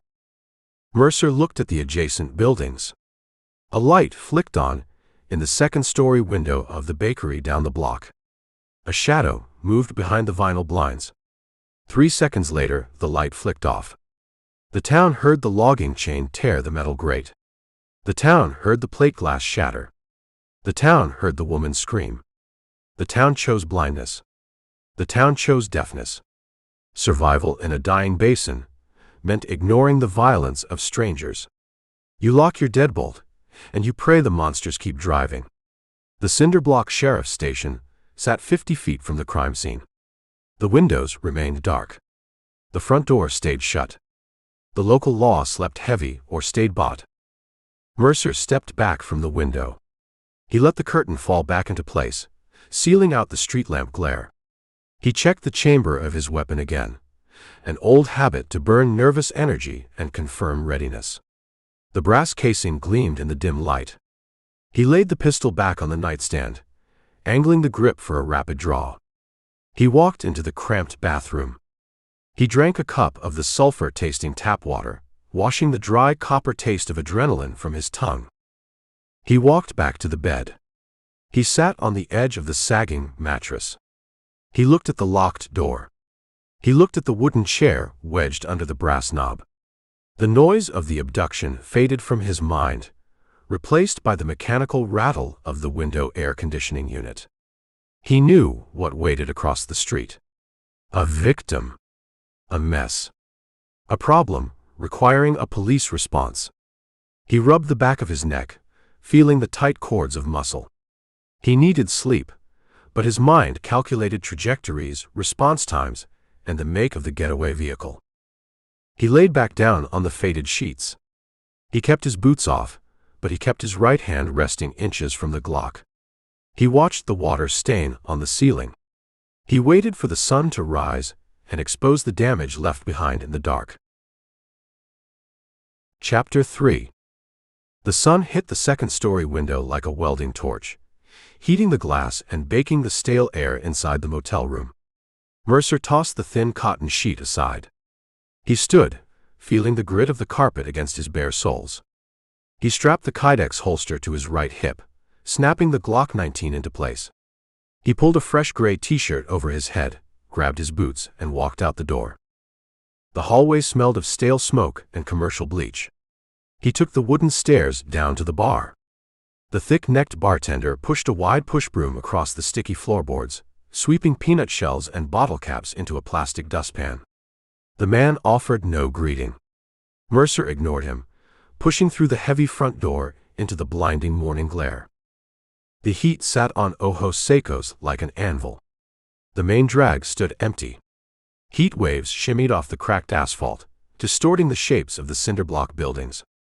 Mercer crossed the two-lane road, his boots crunching on the loose gravel. He approached Vance Supply. The destruction looked worse in the daylight. The shattered display window created a jagged 10-foot archway into the store. Shards of thick safety glass covered the concrete sidewalk, crunching under Mercer's tread. A heavy yellow logging chain lay twisted in the debris, attached to the bent and mangled steel security grate, pulled free from its masonry anchors. Mercer stepped through the broken frame. The interior of the store resembled a disaster zone. The invaders trashed the place on their way to the target. Racks of Milwaukee power tools lay overturned. Gallon cans of white primer covered the linoleum, a thick puddle of chemical paint spreading toward the front doors. 50-pound bags of cattle feed sat slashed open, coating the stagnant air in a haze of sweet dust and cracked corn. He drew the Glock. He kept the muzzle angled toward the floorboards. He stepped around a crushed display of brass padlocks. He moved toward the rear of the shop. A heavy canvas curtain separated the retail floor from the back office. Mercer used the barrel of the pistol to push the heavy fabric aside. He found Elias Vance. The store owner sat secured to a heavy oak desk chair. Thick industrial zip ties bound his wrists behind the backrest. Silver duct tape wrapped around his ankles, securing his legs to the chair base. Vance looked like a piece of raw meat tossed on a butcher block. Both eyes swelled shut, the skin purple and split. Dried blood crusted his chin and stained the collar of his expensive blue polo shirt. He breathed through his open mouth, producing a wet, rattling sound. Mercer holstered the Glock. He pulled a black folding tactical knife from his right pocket. He snapped the blade open with his thumb. "Hold your breath," Mercer said. He slid the steel under the thick plastic binding Vance's wrists. He twisted the handle, popping the zip tie with a sharp crack. He moved to the floor, slicing through the duct tape around the man's ankles. Vance slumped forward, his center of gravity shifting. Mercer caught him by the shoulder, shoving him back upright against the oak chair. "Breathe deep," Mercer ordered. "Get the blood moving." Vance gasped. His good eye flickered open, tracking the room with panicked, erratic movements. "Vivian?" Vance choked out. Blood bubbled on his split lip. "They took her." "I saw them," Mercer said. He stepped back, surveying the office. In the corner sat a heavy Mosler floor safe. The thick steel door hung open. The edges of the locking mechanism looked melted, slag pooled and hardened on the floor tiles. The smell of scorched metal and ozone hung heavy in the enclosed space. They burned the hinges off the safe with a thermal lance, Mercer noted. Vance groaned, rubbing his wrists where the plastic cut deep into the skin. 2 men. Dark coats. They smashed the glass. I ran out with my shotgun. Vance pointed a trembling finger toward the corner. A Mossberg pump action lay on the floor. The synthetic stock splintered into 3 pieces. The big one ripped it out of my hands. He used the stock like a baseball bat. They grabbed your wife, Mercer said. They gutted your safe. They brought heavy cutting tools. That elevates this above a random smash and grab. That requires planning and intent. Vance stared at the empty safe. He ignored the melted steel. He ignored the missing cash. The money means nothing. The business means nothing. They dragged Vivian out into the street. She wore her nightclothes. She fought them. She screamed for me. She put up a fight, Mercer confirmed. She caught the little guy in the jaw with a right hook. She is delicate, Vance said, his voice breaking into a wet sob. I brought her here from Dallas. She hates the dust. She hates the wind. I promised her safety. He reached for a framed photograph lying face down on the cluttered desk. His swollen fingers fumbled with the polished wood. He flipped it over. Mercer looked at the picture. A professional studio portrait. A woman with dark hair piled high and striking, oversized eyes. She wore a tailored silk dress. A calculated smile touched her lips, but the eyes remained cold and evaluating. She looked like a woman who assessed the dollar value of everything in the room the moment she walked through the door. Get to your feet, Mercer said. Wash the blood off your face. We need to talk to the local law. Sheriff Miller, Vance said. His station sits right next door. He sleeps deep, Mercer said. Vance stood. His knees buckled. He grabbed the edge of the oak desk, white-knuckling the wood, until his legs stabilized. He dragged his feet toward the small attached bathroom. Mercer waited in the wrecked office. He studied the blown safe. The thermal lance work looked professional. Clean cuts right through the locking bolts. These men stole a heavy-duty truck, breached a reinforced storefront, handled an armed owner, burned a commercial safe, and extracted a hostage in under 4 minutes. Vance emerged from the bathroom. He wore a fresh plaid button-down shirt pulled from a closet. Water dripped from his wet hair. The clean skin made the dark purple bruises stand out in sharp, violent contrast. He carried a set of Ford keys in his trembling hands. I need a posse, Vance said. His voice gained a frantic edge. The town stayed in bed last night. They fear the dark. But in the daylight, they will help. I sell them seed. I extend their credit lines. Mercer looked at the man. He saw desperation overriding basic logic. Credit lines buy loyalty in boardrooms, Vance. Out here, people value a pulse over a debt. They walked out of the store. The sun beat down on the concrete sidewalk, radiating heat through the soles of Mercer's boots. A rusted Ford pickup rolled past them on the main drag. The driver, an older man in a straw Stetson, stared straight ahead, gripping the steering wheel tight. He refused to look at the shattered window. He refused to look at Vance's beaten face. He saw me, Vance whispered. He saw a problem he wants no part of, Mercer said. They stopped at the cinder block building next door. The sheriff's station. Vance raised his fist to pound on the heavy steel security door. The door opened before his knuckles hit the metal. A heavy-set man stood in the threshold. He wore a tan uniform shirt, straining at the buttons. A silver star pinned to his chest read, Chief Deputy Miller. He held a white styrofoam cup of steaming coffee. He looked at Vance's face. He looked at the shattered hardware store down the block. He looked at Mercer. He showed zero surprise. He just looked exhausted and resigned. Elias, Miller said, taking a slow sip from the styrofoam cup. You look like hell. They took her, Vance said, his voice rising in pitch, teetering on panic. They took Vivian. They burned my safe. They tied me to a chair. You sit 50 feet away. I heard the glass break, Miller said. His tone remained flat, devoid of empathy. I heard the truck engine. You heard it? Vance lunged forward, grabbing the doorframe with both hands. You heard it, and you stayed inside your concrete box. I operate alone, Elias. I heard a big block V8 and glass shattering. That translates to multiple armed men in a hurry. They took my wife. We need to form a posse. Right now. Call the state troopers. Get the town together. Miller shook his head. He took another sip of coffee. No posse today, Elias. What?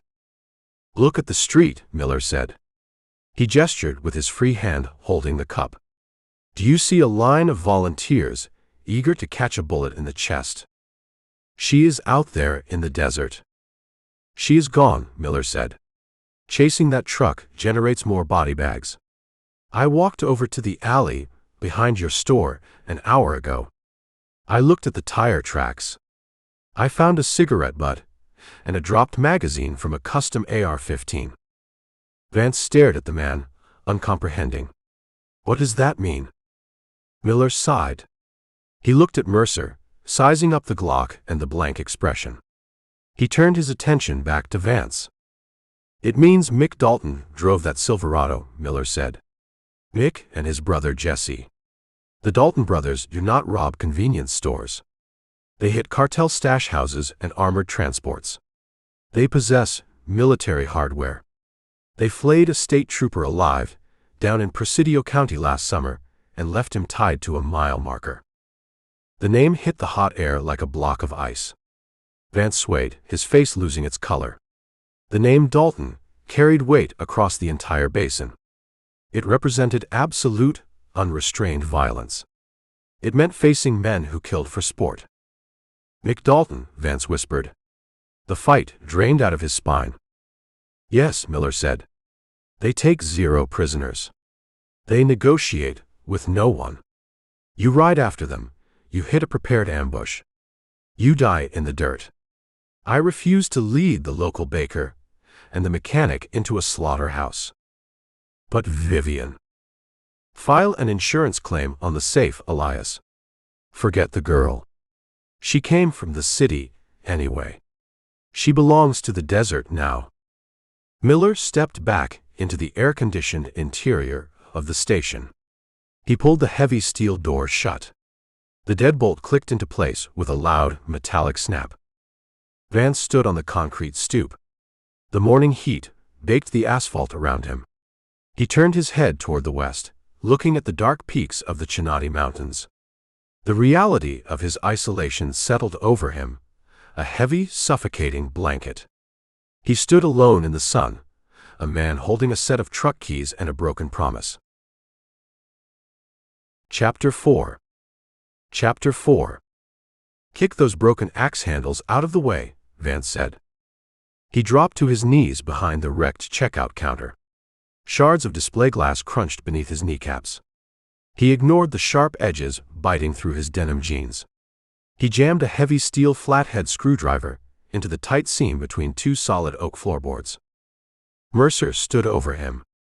He kept his hands away from the debris. He watched the store owner work. You told me the Daltons burned the safe, Mercer said. You told me they took the operating cash. They took the register money, Vance grunted. He leaned his entire body weight onto the plastic handle of the screwdriver. They took the corporate accounts. They missed the foundation. The oak board groaned, protesting the leverage. The dry wood splintered with a sharp crack, popping upward and exposing the dark, dusty subfloor. A smell of ancient dirt and dry rot wafted up from the cavity. Vance tossed the screwdriver aside. He plunged his bruised arm into the dark hole, reaching past the elbow.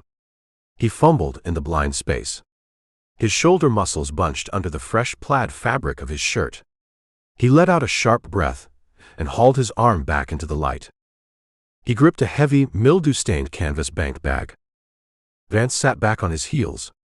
He cradled the thick bag against his chest. He looked up at Mercer, his swollen purple eye twitching in the stagnant heat of the ruined store. He pulled the heavy brass zipper. He dumped the contents onto the scratched linoleum. Stacks of federal currency spilled out. Used bills. Tight rubber bands bound the stacks of 50s and 100s. The paper money carried the distinct odor of damp earth and old ink. It represented a heavy, undeniable pile of untraceable cash. 80,000, Vance said. Maybe 85. I stopped counting 3 years ago. I kept it off the ledgers. Off the tax forms. My exit strategy. He picked up a thick bundle of $100 bills. He held the money out, shoving it toward Mercer's boots. It belongs to you, Vance said. Mercer looked at the banded stack. He looked at the pile covering the floor. He kept his hands at his sides. Put it back in the canvas, Elias. You want more? Vance's voice spiked, a frantic edge creeping back into his throat. Take the deed to this building. Take the inventory. Take the land out by the highway. I possess the titles in my lockbox at the bank. I have no use for a hardware store in a dead basin. Then take the cash. Vance thrust the money higher. Take it and drive. You saw the tire tracks. You possess a gun. You know how to track men. Run them down before they cross the state line. Mercer leaned against a wooden support pillar. He crossed his arms over his chest. The tarnished star clipped to his belt, scraped against the rough timber. I hunt fugitives for the state, Elias. I collect bounties on papered warrants. I do not run private retrieval jobs. You possess the skills, Vance pleaded. He scrambled to his feet, kicking a stack of 50s across the floor. He grabbed the fabric of Mercer's gray t-shirt, bunching the cotton in his bruised fists. They dragged Vivian out of her home. She understands nothing of this violence. She requires a specific diet. She requires air conditioning. They will destroy her. Mercer looked down at the hands gripping his shirt. He looked at the desperation contorting Vance's beaten face. Let go of the shirt, Mercer said. The tone held zero room for debate. Vance released the fabric. He stepped back, his chest heaving, gasping for oxygen in the sweltering room. You refuse the money, Vance said. Why? Cash creates an employer-employee dynamic, Mercer said. I take your 80,000, I work for you. I follow your instructions. I lack the patience to take orders from a man who hides during a gunfight. I brought a shotgun to the fight. You brought a shotgun to a tactical breach, Mercer corrected. The Daltons operate on a different plane of existence. They brought thermal lances and automatic weapons. You brought birdshot and a panic attack. Vance stared at the scattered money. He looked at the ruined aisles of his life's work. The reality of his absolute impotence crushed the breath out of him. He dropped to his knees and began stuffing the banded stacks back into the moldy canvas bag. His movements turned jerky, driven by raw nervous energy. He zipped the bag shut. He stood up, holding the canvas by the brass ring. Then you walk away, Vance said. The resignation in his voice sounded like a heavy iron door slamming shut. You leave her to them. I intend to drive west, Mercer said. Vance stopped. He stared at Mercer. West. Following the truck. The Dalton brothers offended me, Mercer said. He kept his voice flat, devoid of theatrics. They parked a stolen Silverado, 50 feet from a police station. They utilized heavy equipment to rip the face off a building. They created maximum noise, grabbed a hostage, and drove away without a single bullet fired in their direction. That level of arrogance bothers me. The local deputy, hiding behind a deadbolt, bothers me. It disrupts my sense of order. You intend to go after them. For free. I ride for the badge, Mercer said, tapping the dull metal star. And I ride because I require a destination today. But I execute the pursuit my way. Your way. I track the tire tread.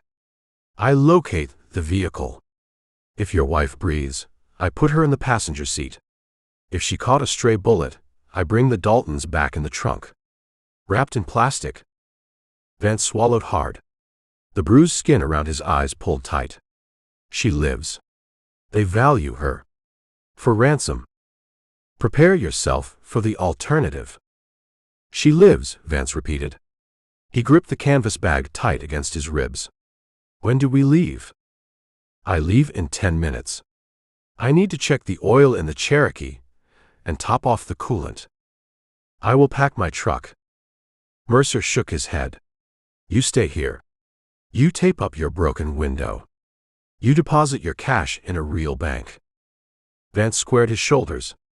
He pushed his jaw forward, an act of sheer defiance fighting through the pain of his injuries. She carries my last name. I paid for her relocation from Dallas.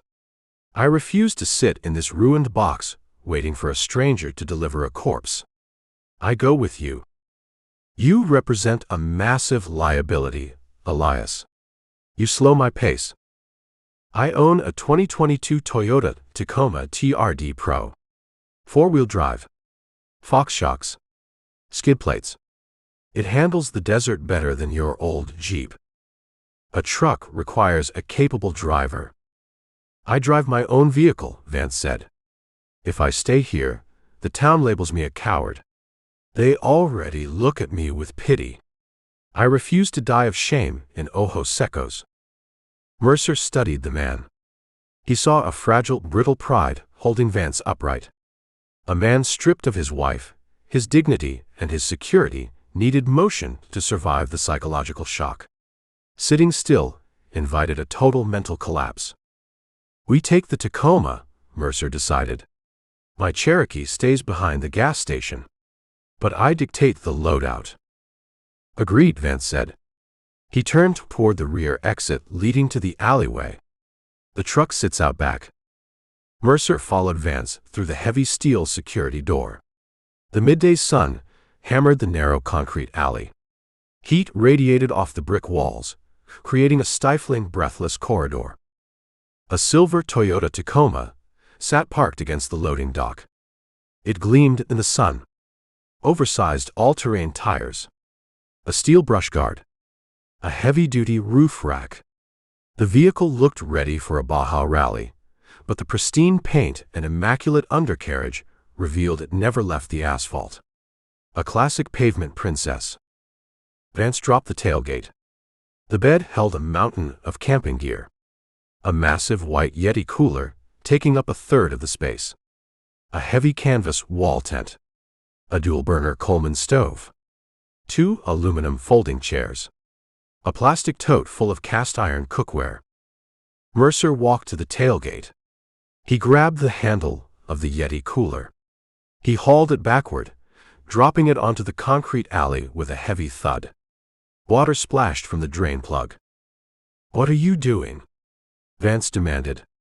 "That holds ice and ribeyes." "We track professional killers, Elias.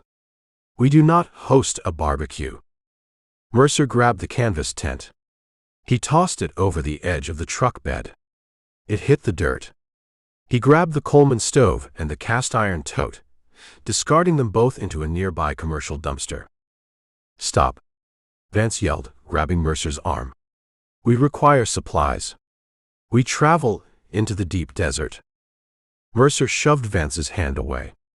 "Weight kills speed. Speed catches the Daltons. Extra weight burns fuel and bogs the suspension in soft sand. We carry water, spare fuel, first aid, and ammunition. We leave the comfort items." Vance stared at his discarded gear. He pointed a shaking finger at the cooler. "Vivian requires cold water. The heat makes her ill." "She travels in a stolen Silverado," Mercer said. "The Daltons do not offer her ice water. Adjust your reality." Mercer finished stripping the truck bed down to a single jerry can of fuel, a high-lift jack, and a case of bottled water. He slammed the tailgate shut. "Show me your weapon," Mercer ordered. Vance hesitated. He reached under the untucked tail of his plaid shirt. He pulled a handgun from the waistband of his denim jeans. He held a Smith & Wesson Model 686, a massive .357 Magnum revolver with a 6-inch stainless steel barrel. The polished metal caught the sun, blindingly bright. Vance held it by the rubber hoe grip, his index finger resting dangerously close to the trigger. "Do not point the muzzle at the truck," Mercer said. "The truck represents our only way home." Vance lowered the barrel toward the concrete. Mercer held out his hand. "Give it to me." Vance handed the heavy revolver over. Mercer felt the weight. 3 pounds of steel. A hand cannon designed to drop a bear. He thumbed the cylinder release and flicked his wrist. The cylinder swung open. 6 hollow-point cartridges sat in the chambers. The brass gleamed. The gun lacked carbon fouling. It never fired a single round. Mercer dumped the heavy bullets into his left palm. He picked one cartridge out of the pile, slipped it into his pocket, and loaded the remaining 5 back into the cylinder. He spun the wheel and snapped it shut with a solid mechanical click. He handed the weapon back to Vance. 5 rounds, Mercer said. You keep the empty chamber resting under the hammer. You shove that cannon into your pants with a live round under the firing pin. You risk blowing your femoral artery open when the truck hits a pothole. Vance took the gun. He shoved it back into his waistband, wincing as the cold steel dug into his bruised abdomen. I know how to aim, Vance said. Aiming matters zero when the target shoots back, Mercer said. You experience a gunfight, your fine motor skills evaporate. Your vision tunnels. You freeze. The Daltons thrive in that chaos. If we find them, you stay low. You keep your mouth shut. You let me execute the breach. You attempt to play the hero, you die. Vance swallowed. The bruised skin on his face tightened. He looked at the heavy brush guard on the front of his truck. He looked at the tire tracks leading out of the alley toward the western highway. She carries my name, Vance repeated, a fragile mantra holding his shattered mind together. Get in the passenger seat, Mercer said. I drive.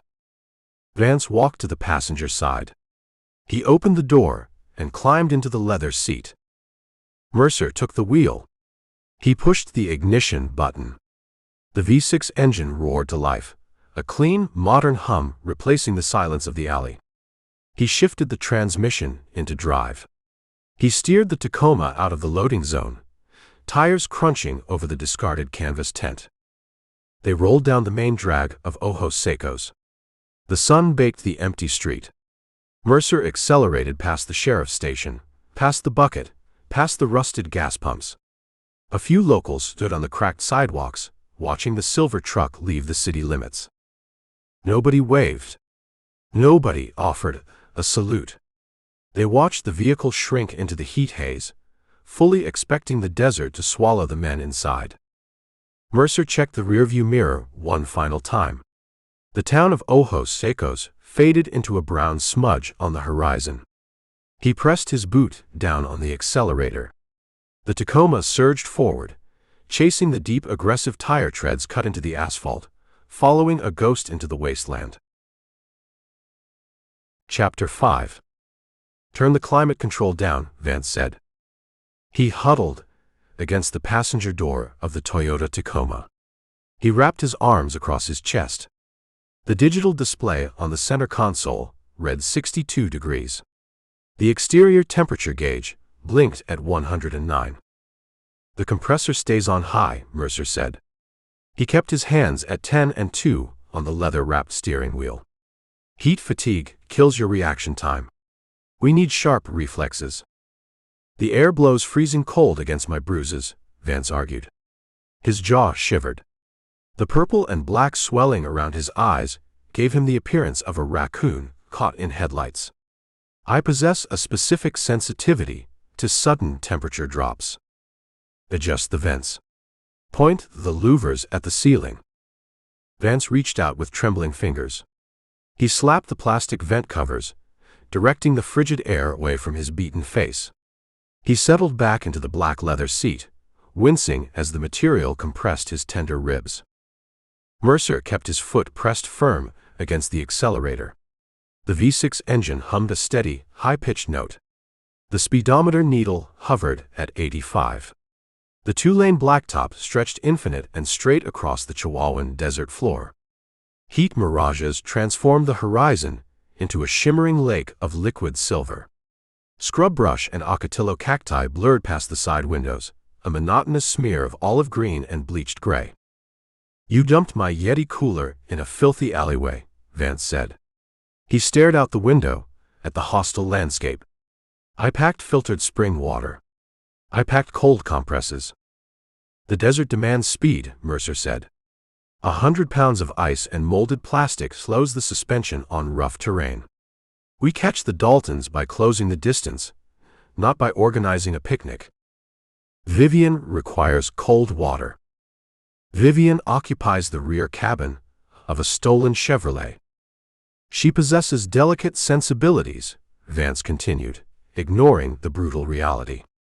He picked at a loose thread on his plaid shirt. "I found her in Dallas. Highland Park.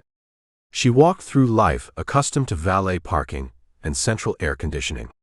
She utilized a specific rosewater hydrating mist. Custom order from a boutique on McKinney Avenue. It cost $80 a bottle. She sprayed it on her face every morning to combat the dry air out here." "A woman from Highland Park moves to Ojos Secos," Mercer stated. He kept his eyes scanning the asphalt ahead. "That constitutes a massive demographic shift." "I provided stability," Vance said. His voice took on a defensive, hard edge. "I placed a targeted advertisement in a Dallas Society circular. Established business owner seeks refined companion. Stability and comfort guaranteed." She answered. She desired a quiet life. She desired a man possessing resources and a solid foundation. She desired your floor safe. Vance twisted in his seat. The seatbelt locked against his chest. "You label her a thief.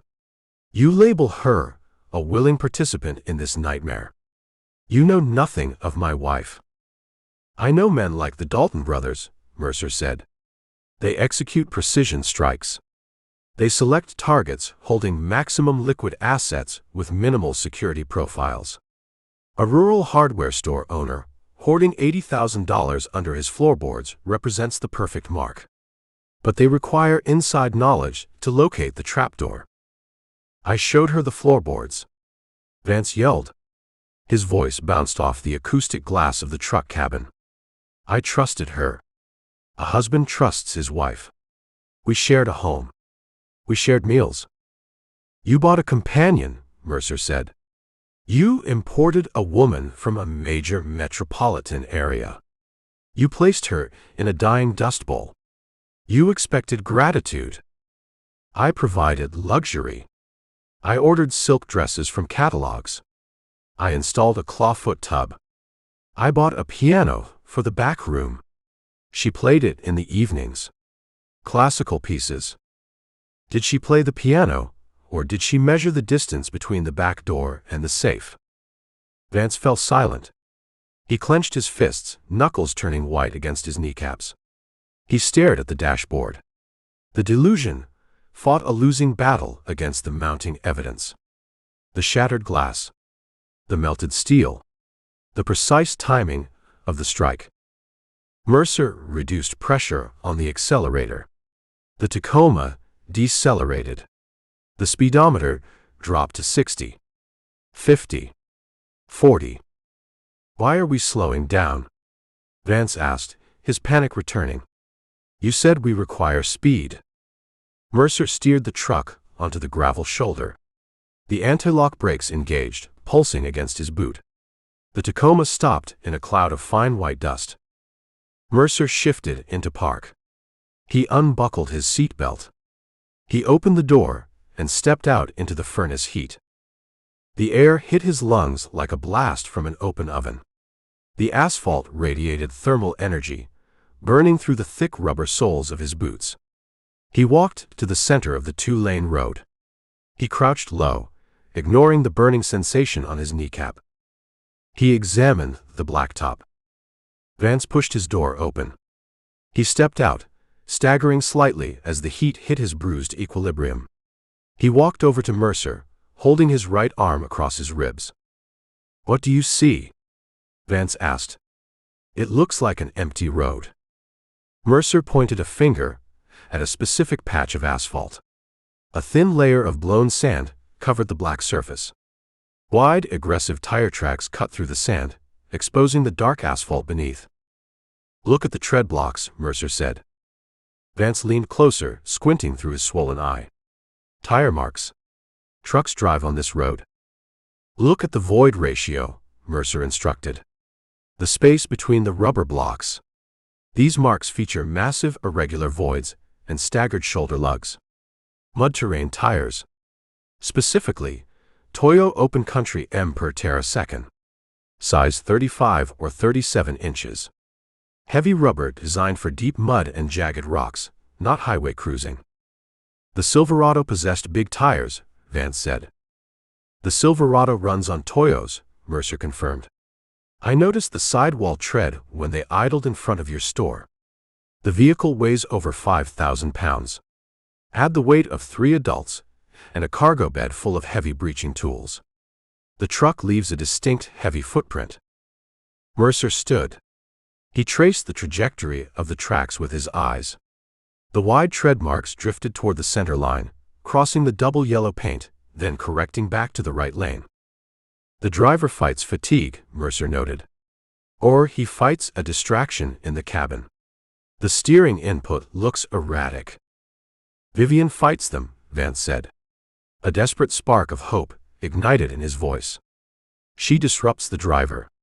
I told you she possesses a fierce spirit." She landed a solid right hook on the smaller man. "She landed a single punch during the initial grab," Mercer corrected. The big man neutralized her with a backhand slap. They secured her wrists with industrial zip ties.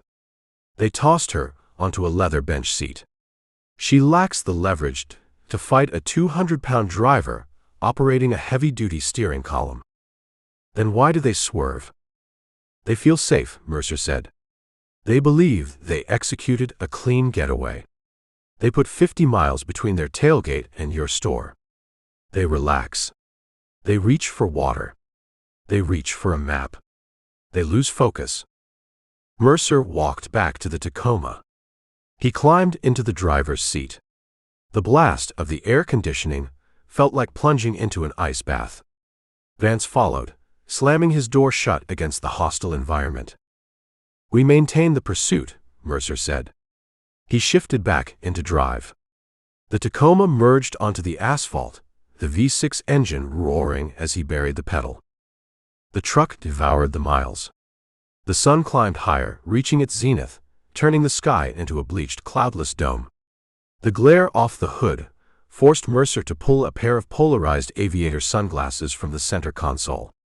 He slid the frames onto his face. The green lenses cut the glare, sharpening the edges of the horizon. Vance stared at his reflection in the side mirror. He touched the purple skin under his eye. "She complained about the dust," Vance murmured. He spoke to the glass. "Every evening." She stated the dust invaded her pores. She stated the wind ruined her hair.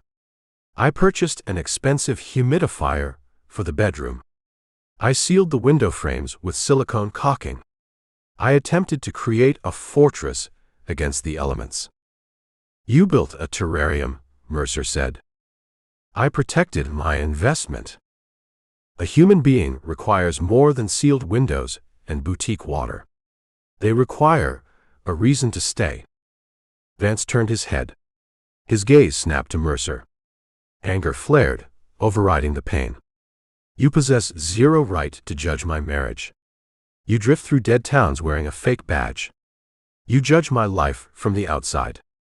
"I judge the evidence," Mercer said. "The evidence states a professional crew knew exact layout details of your property. The evidence states your wife orchestrated her own extraction. You lie. Vance slammed his fist against the dashboard. The plastic cracked under the impact. She screamed my name. She screamed for me to save her. A performance for the neighbors, Mercer said. His voice remained a calm, flat line against Vance's hysteria. She provided the town with a show. An abduction narrative. It buys the Daltons a head start. It prevents the locals from asking questions about the missing cash until the truck crosses the county line. Stop talking. Vance covered his ears with his bruised hands. Stop poisoning my mind. I prepare your mind, Mercer said. You face Mick Dalton, you need absolute clarity. You harbor delusions of a rescue mission, you hesitate. You hesitate. Mick Dalton puts a hollow point round through your frontal lobe. You die bleeding on the sand, while your wife counts your cash in the passenger seat. Vance squeezed his eyes shut. A single tear escaped, cutting a clean track through the dust on his cheek. He lowered his hands. He stared at the digital clock on the dashboard. The numbers flipped to 2:14 p.m. Mercer spotted a change in the asphalt ahead. The clean double yellow line vanished. The smooth blacktop decayed into a patchwork of crumbling tar and exposed aggregate. A faded green highway sign stood listing to the right, peppered with bullet holes. The sign indicated a county road branching off to the north. Mercer slowed the Tacoma. He studied the intersection. The heavy blocky tread marks of the Toyo open country mud tires turned hard off the main highway. They abandoned the blacktop, biting deep into the loose dirt and gravel of the county road. A cloud of lingering dust hung in the still air above the turnoff, indicating recent passage. They abandoned the highway, Mercer said. He steered the Tacoma onto the dirt road. The suspension absorbed the transition, the Fox shocks soaking up the sudden ruts and washboards. The sound of rocks kicking against the aluminum skid plates filled the cabin, a harsh, percussive rattle. Mercer reached down and turned the four-wheel drive selector dial on the dashboard. He shifted from 2 high to 4 high. The transfer case engaged with a solid mechanical clunk. The steering wheel grew heavy in his hands. Where does this road lead? Vance asked. He gripped the grab handle above his door, bracing against the violent shaking of the truck. It leads into the deep basin, Mercer said. Off the grid. Away from state trooper patrols and cell towers. He accelerated, following the fresh gouges in the dirt. The pursuit shifted from a high-speed chase into a tactical tracking operation. The desert closed in around them, a hostile maze of rock and sand, hiding the monsters waiting at the end of the trail. Chapter 6. Look at the sky, Vance said. He pointed a shaking finger through the windshield of the Tacoma. A column of black dots circled a fixed point high above the jagged ridgeline. They caught the thermal updrafts, riding the invisible currents with lazy, effortless grace. Turkey vultures, Mercer said. He kept his grip firm on the steering wheel, guiding the truck through a deep, washed-out rut in the dirt road. They smell death from 3 miles away.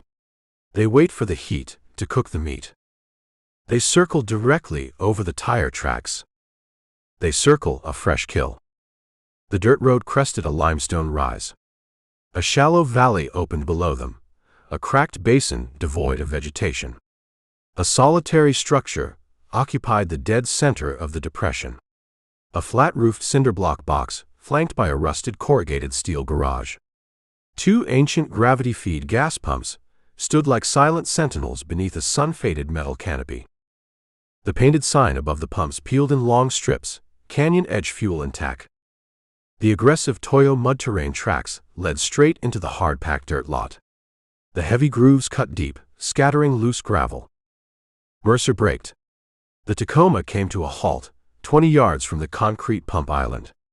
He threw the transmission into park. The engine idled, a low, steady thrum against the absolute silence of the desert basin. Stay in the leather, Mercer ordered. Keep your fingers wrapped around the rubber grip of that Smith & Wesson. Vance swallowed hard. His hand hovered over the heavy revolver shoved into his waistband. "You expect a trap?" "I expect the worst variation of any given scenario." Mercer opened his door. The Glock 19 cleared the Kydex holster before his boots touched the dirt. He kept the weapon index near his chest, muzzle angled toward the ground. He stalked toward the cinder block building. The desert heat radiated off the concrete apron, baking the air into a shimmering distortion. The front door of the station hung wide open. A heavy glass pane, shattered inward, littered the cracked linoleum floor. Mercer sliced the pie from the doorframe. He cleared the left corner. Empty shelving units. He cleared the right. A checkout counter covered in spilled beef jerky displays and broken keychains. He stepped over the threshold. The smell hit his olfactory nerves like a physical blow. Coagulated blood mixed with scorched coffee and raw sugar. A commercial bun coffee maker sat on a back counter. The glass pot sat empty. The burner element glowed orange, baking the dark residue into a thick, smoking tar. The attendant occupied a square formica table in the center of the room. He wore a faded denim work shirt and grease-stained Levi's. He rested his face against a paper plate, holding half-eaten scrambled eggs and refried beans. A thick pool of dark crimson covered the white table surface, dripping a steady metronomic rhythm onto the floor tiles. Mercer approached the table. He kept his head on a swivel, checking the rear hallway and the open door leading behind the counter. A single bullet hole marked the back of the attendant's skull. Point-blank range. Black powder burns tattooed the gray hair around the entry wound. A heavy caliber execution. The exit wound destroyed the man's facial structure, burying lead and bone fragments into the plate of food. A sawed-off, double-barrel shotgun lay on the linoleum near the man's right hand. A worn leather strap dangled from the wooden stock. The break-action hinge stood cracked open. One brass shell casing sat ejected on the floor. The smell of burnt sulfur lingered in the stagnant greenhouse air of the station. The invaders trashed the retail space. They swept rows of canned goods off the shelves.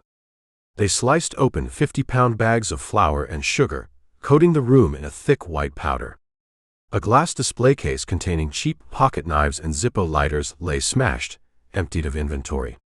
They shattered a rack of motor oil bottles, creating a slick, rainbow-colored hazard across the center aisle. Senseless, theatrical violence. A message left for anyone tracking the path. They operated with a specific, ruthless cruelty. They wanted the world to know they passed through, and they wanted the world to fear the wake. Footsteps crunched on the broken glass at the front entrance. Mercer spun, bringing the Glock up to eye level. The green tritium dots aligned. Vance stood in the doorway. He stared at the dead man at the formica table. All color drained from Vance's face, matching the white flour coating the floorboards. His bruised, swollen eyes went wide.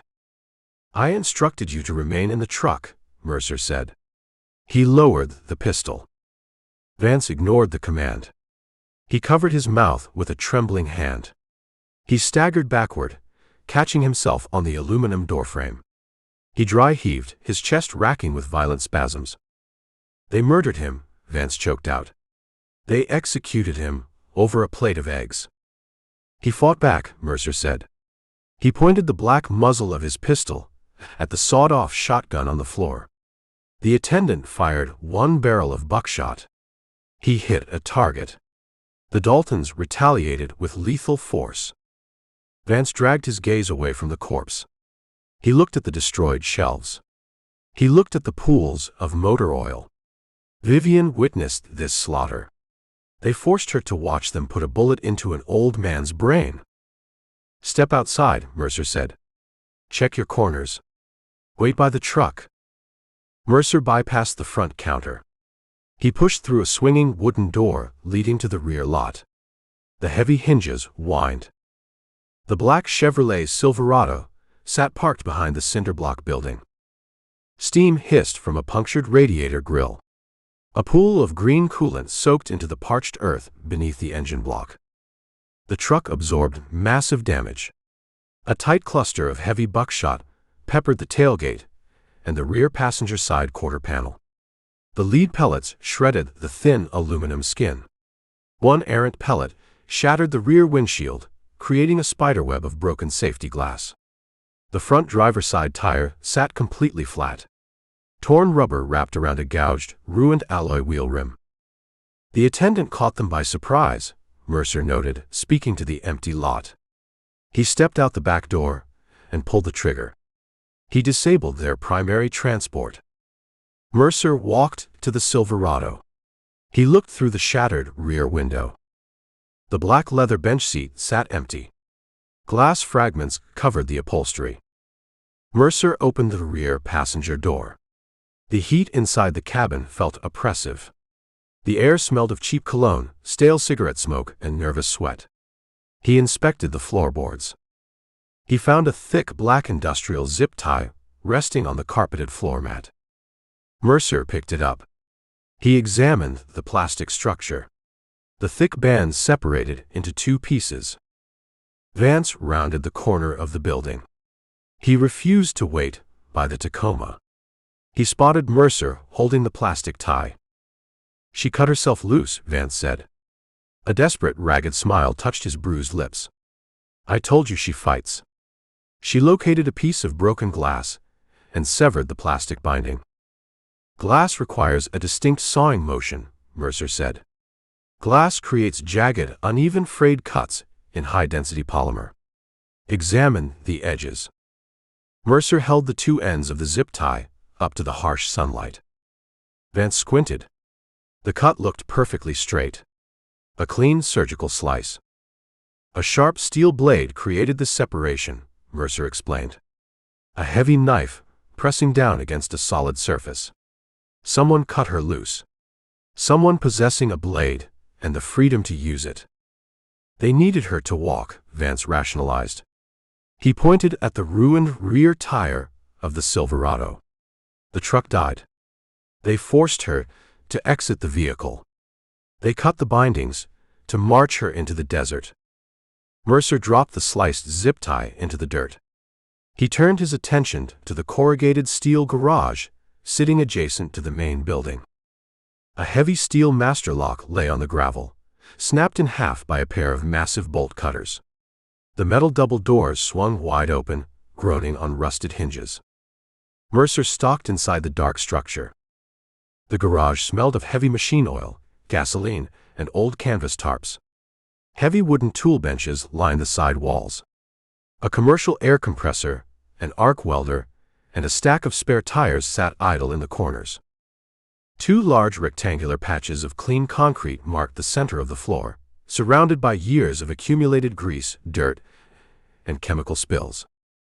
"They traded vehicles," Mercer said. He walked back out into the blinding sun. He studied the tire tracks, leaving the concrete apron of the garage. He dropped to one knee, tracking the grooves in the dust. "Two distinct wheelbases," Mercer said. He pointed to the aggressive, narrow tread patterns biting into the desert soil. Lighter, agile vehicles. Probably a pair of local dirt track rigs. Stripped-down Jeeps, modified Broncos, or lifted side-by-sides. The attendant kept his off-road toys locked secure in the shed. The Daltons commandeered them. "They split up?" Vance asked. He stared at the twin sets of tracks heading west toward the jagged foothills. "They divide the target profile," Mercer said. "Two smaller, faster vehicles navigate the rough backcountry terrain better than a heavy, disabled, full-size Silverado. They cover more ground. They complicate any organized pursuit. They force the hunter to choose a path." Vance walked to the edge of the lot. He stared at the tracks. The delusion continued to warp his perception of reality. He needed to find evidence of a struggle. He needed to find a sign of resistance. "Vivian?" Vance murmured. "Which vehicle carries my wife?" "The tracks run parallel for 100 yards, Mercer observed, tracking the lines out toward a dry riverbed. "Then they diverge. One set heads northwest toward the high peaks. The other set cuts due west into the salt flats. We must choose the correct path. Mercer stood up. He brushed the fine white dust from his denim jeans. He looked at the disabled Silverado. He looked at the open rear door. He looked back at the cinder block building, holding the executed attendant. The Dalton brothers murdered an old man over a pair of off-road vehicles. They left a bloody footprint in the center of the basin. They operated with absolute impunity. "We check the perimeter first," Mercer said. "Men confident in their escape leave careless signs. We locate the staging area. We figure out exactly how your wife entered that second vehicle." Mercer gripped the Glock. He moved away from the garage, circling the perimeter of the dirt lot, hunting for the truth hidden in the shifting sand. Chapter 7. Look at the dust.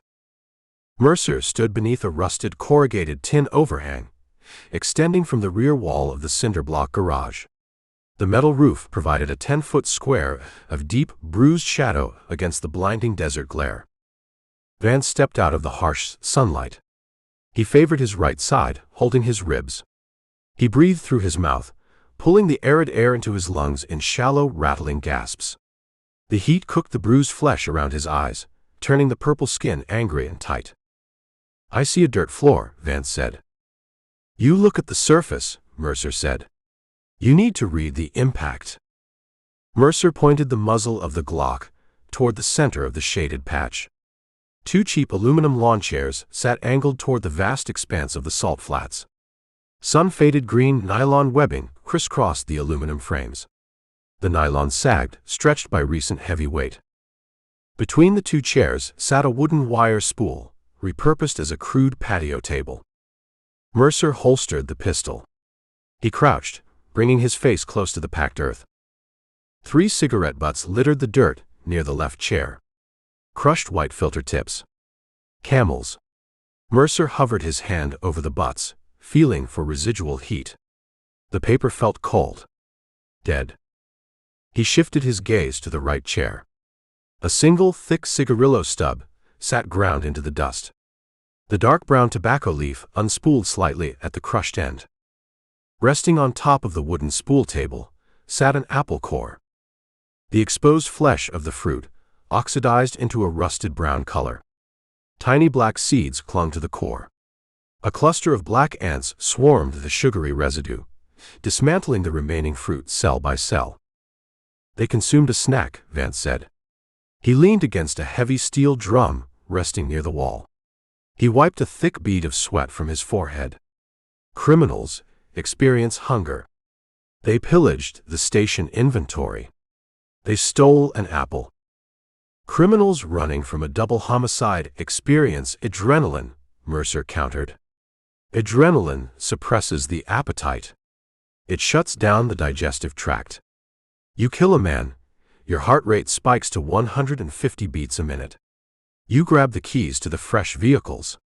You load your gear. You drive until the fuel tank hits empty." Mercer stood. He approached the wooden spool. He stared at the apple core. "Consuming an apple requires time," Mercer continued. "It requires 5 to 8 minutes of idle chewing. You sit in a chair. You look at the horizon. You spit the seeds. You chew the fruit." They felt secure. They felt invincible. The big man, Mick Dalton, sat in this right chair. He smoked the heavy cigarillo. He crushed it under his boot heel. Mercer pointed at a deep, square impression in the dirt beneath the right chair. He weighs 240 pounds. The aluminum frame bent slightly outward under his mass. The brother sat in the left chair. "The brother paced," Mercer said. He gestured to a chaotic pattern of overlapping boot prints behind the left chair. "Jesse Dalton holds the nervous energy. He smoked 3 Camel cigarettes in 10 minutes. He refused to sit. He stood behind the empty chair, watching the back trail, waiting for the dust cloud of a pursuing sheriff." Vance stared at the empty left chair. The green nylon webbing dipped low in the center. The dust coating the aluminum armrests showed distinct, clean handprints. "Someone occupied that seat," Vance said. His voice dropped an octave, scraping against his parched throat. "A third party sat in the left chair," Mercer agreed. Mercer walked back out into the direct sunlight. He returned to the spot near the disabled Silverado, where he found the severed industrial zip tie. He dropped to one knee. He placed his index finger on the edge of a distinct footprint in the loose gravel. Square toe. Heavy lug sole. Mick Dalton, Mercer identified the track. He moved his hand 10 inches to the right. Narrower sole. Worn heel. Jesse Dalton. He moved his hand a foot forward. Pointed toe, Mercer said. A 2-inch stacked heel. A smooth leather sole lacking aggressive tread. High-end designer footwear. A boot built for Dallas pavement, not Chihuahuan desert hardpan. Vance left the shade of the overhang. He walked to Mercer's side. He stared down at the delicate, sharp impression cut into the dirt. "Vivian?" Vance whispered. "We establish her starting point," Mercer said. He stood up. He kept his eyes locked on the trail of pointed-toe footprints. She exited the Silverado. The zip tie fell to the floorboards. She stepped onto the gravel. Mercer began to walk. He moved slow, placing his boots parallel to the track of the pointed heels. He narrated the geometry of the stride. "Analyze the distance between the heel strikes," Mercer instructed. 20 inches. Consistent. Rhythmic. Analyze the depth of the impression. Vance followed. He stared at the dirt. He tried to comprehend the mechanical data, fighting the emotional wall building in his chest. The prints look even. "A hostage under extreme duress breaks the pattern," Mercer explained. "A hostage resists forward momentum. A terrified victim leans backward, fighting the pull of their captor. That resistance forces the heel to strike hard and drag through the soil. It plows the dirt forward, creating a ridge at the toe. The stride length shortens to 12 or 14 inches. It becomes a shuffle, a struggle." Mercer stopped. He pointed at the clean, undisturbed edges of the pointed footprint. "Look at this heel strike," Mercer said. "Clean entry. Clean exit. The weight transfers smooth from the heel to the ball of the foot. The toe lifts without dragging a single pebble. This represents a casual stroll. A voluntary walk across a dirt lot." Vance shook his head. "They held a weapon on her. A gun pressed to her spine forces a person to walk steady. A gun to the spine induces a rigid, terrified gait. It creates uneven pressure. It creates a stumble. The human nervous system betrays the fear." Mercer resumed walking. He followed the tracks away from the Silverado. The path cut a straight, efficient line toward the corrugated steel garage. It bypassed the chaotic, pacing tracks of Jesse Dalton. It bypassed the heavy, wide-stance tracks of Mick Dalton. The delicate footprints led directly into the shaded overhang. They ended at the left aluminum lawn chair. "She walked from the truck to the shade," Mercer stated the undeniable fact. She sat down. She placed her hands on the armrests. Mercer pointed at the apple core, resting on the wooden spool. "She ate the apple," Mercer said. Vance stared at the oxidized fruit. The ants swarmed the brown flesh. The reality of the scene assaulted Vance's core beliefs. His wife did not exist as a victim in this space. She existed as a participant. She sat in a chair 50 feet from a murdered man, consumed a piece of fruit, and enjoyed the shade. "You build a narrative out of dust," Vance said. His voice cracked, fracturing under the strain. "You arrange random details to fit a cynical worldview." She grabbed the apple from the store shelves to survive. She required sustenance. "I build a narrative out of physics," Mercer corrected. "Physics lacks emotion. Physics lacks an agenda. The dirt records the exact truth of the applied pressure." Mercer turned away from the chairs. He tracked the departure path. The pointed-toe footprints left the shaded overhang. They joined the heavy, square-toed prints of Mick Dalton. The two sets of tracks walked side by side. The distance between the two individuals measured less than 18 inches. A tight, intimate formation. Mercer followed the dual path toward the open doors of the steel garage. The tracks exited the garage. They approached the two sets of fresh tire marks left by the stolen off-road vehicles. Mercer analyzed the fresh rubber imprints. One vehicle runs a short wheelbase. Narrow track width. A modified Jeep Wrangler TJ. The second vehicle runs a wider stance. Heavier curb weight. A Ford Bronco, late 90s model. The footprints separated. The worn heels of Jesse Dalton approached the driver's side door of the Jeep Wrangler. The track ended where he climbed behind the wheel. The square-toed boots of Mick Dalton approached the driver's side door of the heavy Ford Bronco. The pointed heels of Vivian Vance approached the passenger side door of the Ford Bronco. Mercer stopped at the passenger side tire mark. He pointed at the ground. "Look at the final impression," Mercer ordered. Vance approached the tire track. He stared at the dirt. The pointed-toe footprints stopped parallel to the deep rubber grooves. Two distinct, deep heel strikes marked the spot where the person stood facing the door panel. "She stood here," Mercer said. She opened the heavy steel door. She stepped up onto the running board. No scuff marks. No sign of a man lifting her against her will. No sign of a struggle to force her inside the cabin. Vance stared at the two final heel strikes. The dirt provided zero room for interpretation. The physical evidence dismantled the abduction theory piece by piece. She severed her own bindings. She walked voluntary to the shade. She ate. She walked voluntary to the stolen Bronco. She climbed into the shotgun seat. She sat passenger, Mercer stated. Mick Dalton took the wheel.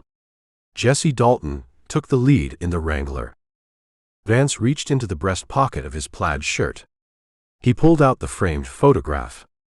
The polished wood frame felt smooth against his calloused, bruised fingers. He stared at the portrait. The dark hair. The striking eyes. The calculated smile. He stared at the image, searching for the terrified victim he conjured in his mind. The woman in the picture offered no comfort. The woman in the picture looked ready to climb into a stolen Ford Bronco and leave Ojos Secos burning in the rearview mirror. "She required the air conditioning," Vance whispered. The sentence sounded hollow. A pathetic defense mechanism collapsing under its own weight. The Bronco possesses a stronger climate control system than the open-air Jeep. Mick Dalton placed her there for her comfort. Mercer looked at the man. Vance gripped the photograph tight enough to crack the glass. The shop owner preferred the illusion. The truth required him to acknowledge his status as a target, a fool, and a bankroll. "Put the picture away, Elias." Vance slipped the frame back into his pocket. He kept his hand pressed against his chest, shielding the image from the harsh desert reality. "We follow the Bronco," Vance said. Anger began to replace the panic in his voice. A dark, jagged edge sharpened his tone. "We follow the heavy tracks." "The tracks diverge 100 yards past the station," Mercer reminded him. "They force us to choose.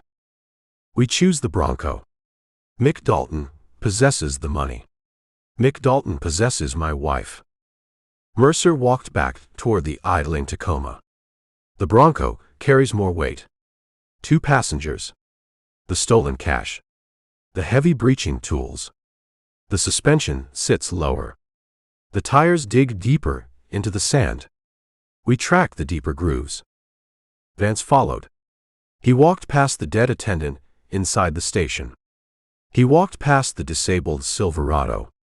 He kept his eyes locked on the passenger door of the silver Toyota. He climbed inside. He slammed the door shut, sealing himself inside the frigid, artificial climate of the cabin. Mercer took the wheel. He shifted the transmission into drive. He steered the Tacoma out of the dirt lot, bypassing the shattered glass and the pooling coolant. He lined the hood up with the deep, aggressive tread marks of the stolen Ford Bronco. He accelerated. The truck surged forward, leaving the canyon edge station behind. The pursuit entered the deep backcountry. The salt flats stretched ahead, a blinding white expanse of cracked earth and alkali dust. The heat mirages danced on the horizon, swallowing the tire tracks in a pool of liquid distortion. Mercer tightened his grip on the leather steering wheel. The real hunt started now. They abandoned the asphalt. They abandoned the laws of the highway. They drove straight into the brutal, unforgiving heart of the Chihuahuan desert, chasing a killer and a willing accomplice into the sun. Chapter 8. The scent of rosewater and crushed sandalwood filled the confined space of the Toyota cabin. The floral notes overpowered the smell of hot vinyl, stale sweat, and copper blood.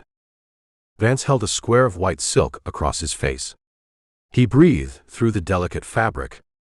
His bruised, swollen knuckles gripped the material tight. He kept his eyes squeezed shut. The purple flesh around his orbital bones deepened in color, turning a necrotic black in the harsh afternoon light piercing the windshield. Mercer steered the Tacoma down a steep, rock-strewn incline. The heavy off-road suspension absorbed the punishment, the shocks compressing and rebounding with a rhythmic mechanical hiss. A jutting blade of limestone scraped the aluminum skid plate. The metal shrieked, a sound like a dentist's drill magnified 100 times. Vance flinched. He lowered the silk scarf. The fabric clung to the dried blood on his split lip. "We need to stop the truck," Vance said. His voice sounded like cracked glass grinding together. "My head pounds. The world spins. I need to close my eyes for 5 minutes." "You close your eyes, you invite the shock to take over," Mercer said. He kept both hands on the leather steering wheel, guiding the aggressive tires over a deep washout. "We lose the sun in 3 hours. The shadows lengthen. The wind picks up at dusk. It blows the loose sand across the hardpan and erases the rubber tire impressions. We stop the truck, we lose the trail." "I hold her scent," Vance said. He held the scarf up to the dashboard vents. The rushing cold air caught the fabric, billowing it out like a surrender flag. "Custom blend. $200 an ounce from a boutique in Dallas. She leaves a trail in the air." "The wind scattered that trail hours ago," Mercer said. "I remember her neck," Vance continued, slipping deeper into the manic fatigue. He stared at the dashboard clock, but his eyes focused on a point 1,000 miles away. She sprayed it right behind her earlobes. "I bought her the perfume for our anniversary. 6 months. I handed her the wrapped box. She smiled. She wore the scarf the next day. A scarf offers zero protection against a high-velocity hollow-point round, Elias. Put the fabric in your pocket. Drink a bottle of water. You operate without a soul," Vance spat. He jammed the silk into his jeans pocket. He grabbed the polished wooden picture frame from his shirt pocket, rubbing his thumb over the glass covering the woman's face. "You view human beings as data points. Footprints. Tire tracks. Bullet casings. You lack the capacity to understand love." "I understand survival," Mercer said. "Love slows the reflexes. Love makes a man charge a fortified position with an empty shotgun. Keep your eyes on the terrain." The incline leveled out. The Tacoma rolled into a massive, sun-baked depression. A dry playa lake. Decades ago, water pooled here during the monsoon season. Now, the earth resembled a shattered mosaic of baked clay.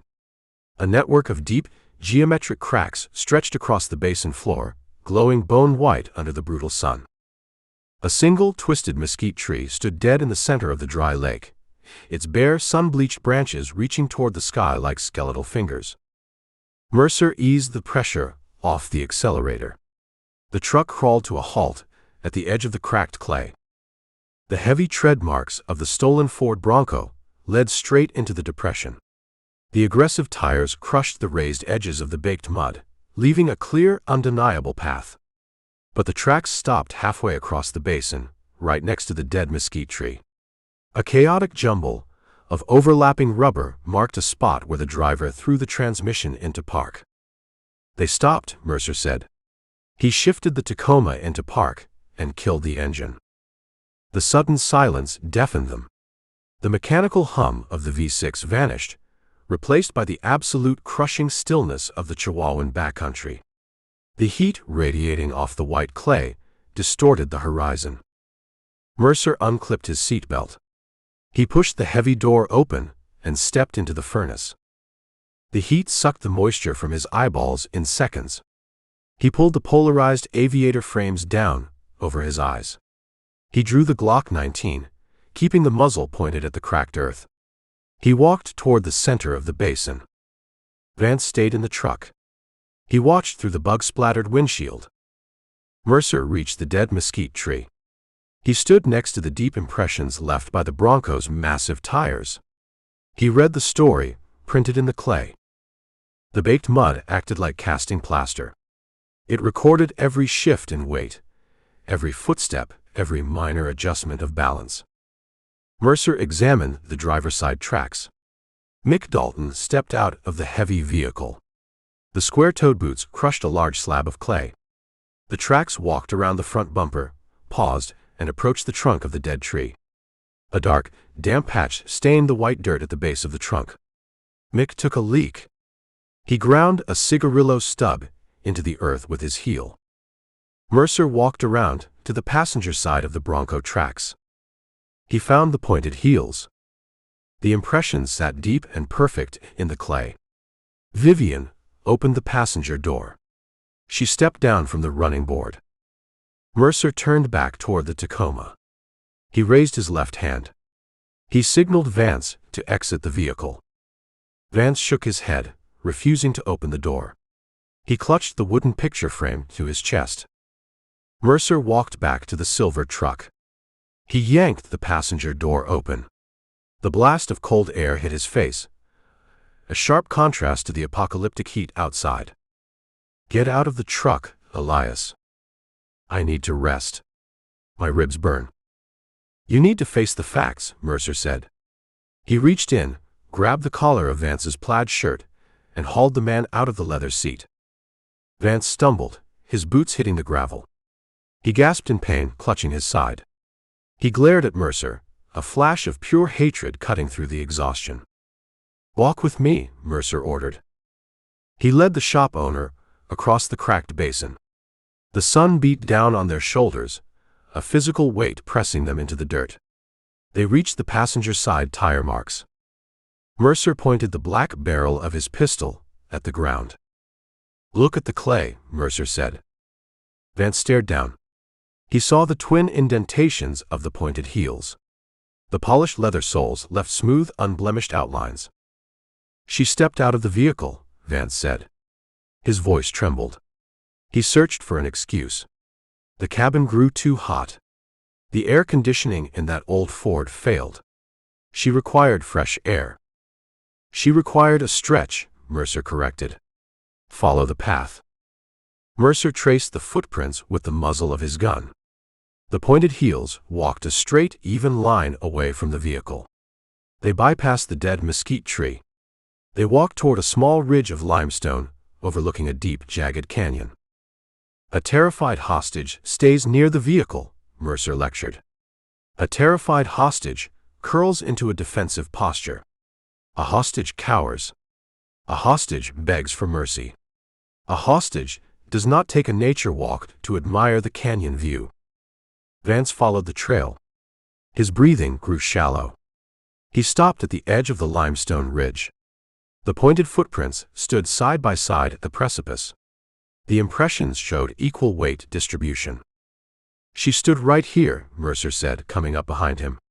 She placed her hands on her hips. She looked down into the canyon. The heels dug deep into the dust because she shifted her weight backward, relaxing her spine. She took a break from the road. Mick forced her to walk. "Mick stood by the tree," Mercer said, pointing back to the dark stain and the crushed cigarillo. He stood 40 feet away from her. He possessed his back to her. He unzipped his pants and relieved himself. He left her completely unsupervised. Vance stared down into the canyon. The jagged rocks dropped 200 feet into a dry riverbed. She contemplated jumping, Vance whispered, grasping at a phantom thread of hope. She stood at the edge, weighing death against captivity. She chose life to return to me. Mercer reached into his pocket. He pulled out a crumpled, dark plastic object. He held it out on his open palm. Vance looked at the object. A black plastic cap. The top to a premium brand of hydrating rosewater mist. I found this near the passenger door, Mercer said. Pressed into the clay. Vance stared at the plastic cap. The blood drained from his face, leaving his skin the color of old parchment. She brought her luggage, Mercer stated, driving the final nail into the coffin of Vance's delusion. The Daltons initiated a violent, high-speed extraction. They tore the front off your building. They burned your safe. They dragged your wife into the street wearing a silk robe. Yet, she managed to pack her custom boutique facial spray. Vance snatched the plastic cap from Mercer's hand. He turned it over in his trembling fingers. He recognized the shape. He recognized the ribbed texture. He paid for the shipment from Dallas every month. She packed a bag, Vance said. The words tasted like ash in his mouth. A coordinated departure, Mercer confirmed. She played the screaming victim for the neighbors. Once the Silverado cleared the city limits, she opened her overnight bag and freshened her makeup. Vance dropped to his knees. The sharp edges of the baked clay bit into his denim jeans. He let the plastic cap fall to the dirt. He pulled the wooden picture frame from his pocket. He stared at the face behind the glass. The calculated smile mocked him in the blinding sunlight.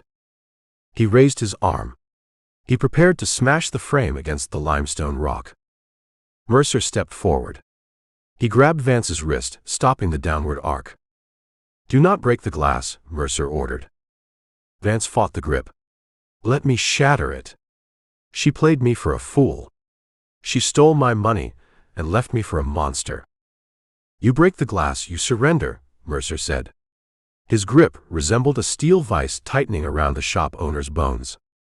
You break the glass, the reality breaks you. You use the anger. You forge it into a weapon. You let the betrayal fuel the pursuit. She wants nothing to do with me. She wants your $80,000, Mercer corrected. Mick Dalton possesses the heavy artillery.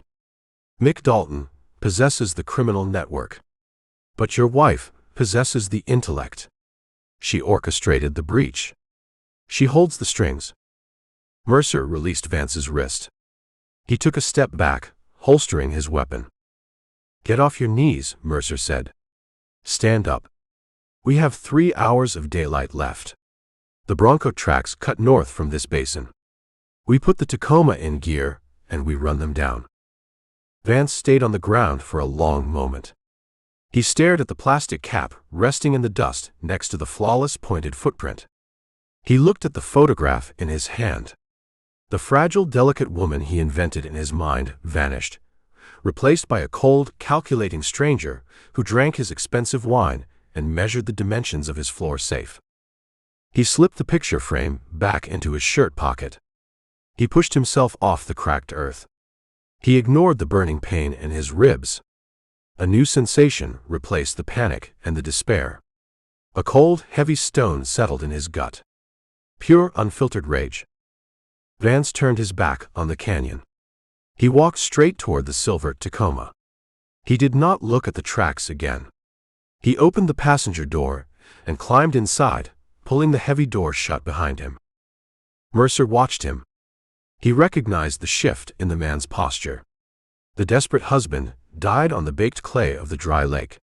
Something harder, something dangerous took his place. Mercer walked back to the driver's side. He got in. He started the engine. The V6 roared to life, shattering the silence of the basin. He shifted into drive. The tires gripped the clay, crushing the pointed footprints into dust as they rolled forward, chasing the stolen Bronco deep into the jagged heart of the mountains. Chapter 9. Petroleum fire, Mercer said. He pointed through the bug-splattered windshield. A thick column of black soot stained the bleached blue sky.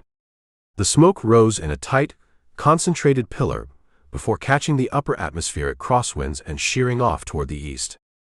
Brush fire, Vance suggested. He gripped the leather grab handle above the passenger door. The Tacoma's suspension hammered against the corrugated washboard of the dirt road. Brush burns gray, Mercer corrected. He kept his foot pressed firm against the accelerator. Scrub oak and mesquite produce thin, pale smoke. That column burns pitch black. That signifies burning oil, melting rubber, combusting plastics. The Tacoma crested a steep limestone ridge. The dry valley opened before them. A high-clearance Mercedes Sprinter van sat in the center of the depression. A wall of orange flame engulfed the entire chassis. Thick black smoke billowed from the shattered windows. The heat radiated across the expanse, reaching the Tacoma parked 100 yards away. Mercer shifted into park. He killed the engine. A muffled explosion echoed across the valley. A shower of sparks and flaming debris launched into the air. Lithium battery bank, Mercer stated. He watched the flaming debris hit the dirt. A custom off-grid rig. Solar panels on the roof rack. Extra fuel cells mounted on the rear bumper. They struck a match to a rolling bomb. The Daltons, Vance said. His voice carried a hollow, scraping sound. They clear their back trail, Mercer said. He unclipped his seatbelt.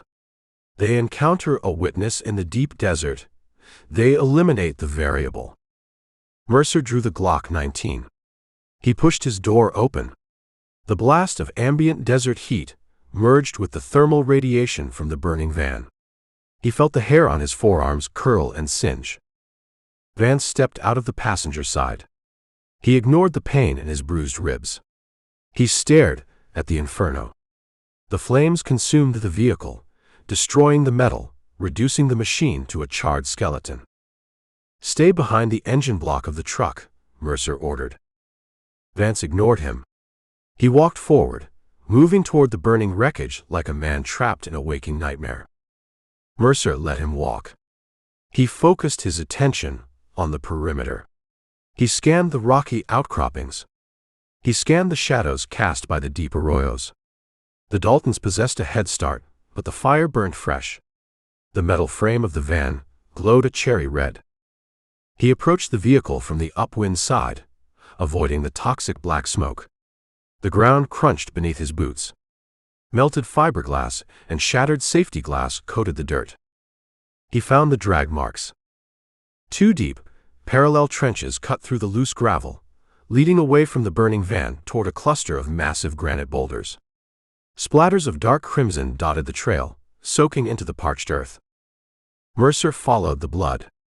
He kept the pistol raised, checking the angles around the rocks. He found the van owner propped against the base of a jagged granite slab. The man wore khaki cargo pants and a tan canvas vest. He possessed deep, sun-baked wrinkles around his eyes and a thick mane of graying dreadlocks pulled back with a leather cord. Both hands pressed hard against his abdomen. Dark, arterial blood saturated the canvas vest, pooling in his lap and dripping onto the dirt. Mercer holstered the Glock. He knelt beside the man. The nomad opened his eyes. The pupils dilated, fighting the shock and the rapid blood loss. His breathing sounded wet and shallow, a terrible mechanical rattle in his chest. "You bring a fire extinguisher?" the nomad asked. His voice rasped, devoid of panic. The realization of death settled over him. "The van is gone," Mercer said. Mercer pulled the man's hands away from the wound. He examined the trauma. A single entry point near the navel. No exit wound visible on the flank. The bullet tumbled through the intestines, striking the spine or the pelvic bone, bouncing around the abdominal cavity. A high-velocity rifle round. A 5.56 caliber signature. I tried to drag my water jugs out, the nomad whispered. The big man kicked me in the face. Broke my nose. Mercer uncapped his olive-drab canteen. He poured a small splash of tepid water into his palm. He rubbed the moisture over the dying man's cracked lips. He refused to let the man drink. Water in a perforated gut accelerated the internal poisoning. I run a trade route, the nomad continued. He stared at the blue sky above the rocks. I sell purified water. I repair solar generators for the off-grid compounds. I possess 0 enemies. Footsteps crunched on the gravel. Vance rounded the granite boulder. He stopped, staring at the bleeding man. The color drained from Vance's bruised face. Who did this? Vance demanded. He stepped closer. Did you see their faces? The nomad shifted his gaze to Vance. A grim, blood-stained smile touched his lips. I saw everything, the nomad said. I flagged them down. 2 vehicles. A heavy Ford Bronco and a stripped Jeep. They kicked up a massive dust cloud. I offered to trade diesel fuel for fresh fruit. Mick and Jesse Dalton, Mercer supplied the names. The big man drove the Bronco, the nomad confirmed. He stepped out of the cab. He held a black rifle. He asked for my satellite phone. I reached into my vest to hand it over. He pulled the trigger. 0 hesitation. 0 warning. The man coughed. A thick glob of crimson hit his chin. Mercer wiped it away with a clean square of gauze from his pocket. He took the phone, the nomad rasped. He took my cash box. He told the twitchy guy in the Jeep to siphon my diesel tanks. Vance dropped to his knees in the dirt. He leaned close to the dying man. He pulled the wooden picture frame from his shirt pocket. He held the photograph of Vivian up to the man's face. Did you see her? Vance asked. His voice cracked. Did they have her bound? Did they keep her in the back seat? The nomad looked at the photograph. His dilated pupils struggled to focus on the image behind the glass. He let out a wet, rattling laugh. The sound sent a shiver down Vance's spine. She rode shotgun in the Bronco, the nomad said. She is a hostage, Vance pleaded. He needed the stranger to validate the illusion. He needed the narrative intact. They abducted her from Ojos Secos. They terrorized her. The nomad shook his head. The movement cost him a massive reserve of energy. She exited the vehicle, the nomad said. She wore pointed boots. Clean boots. A silk dress under a heavy canvas jacket. She held a small silver pistol in her right hand. Vance flinched.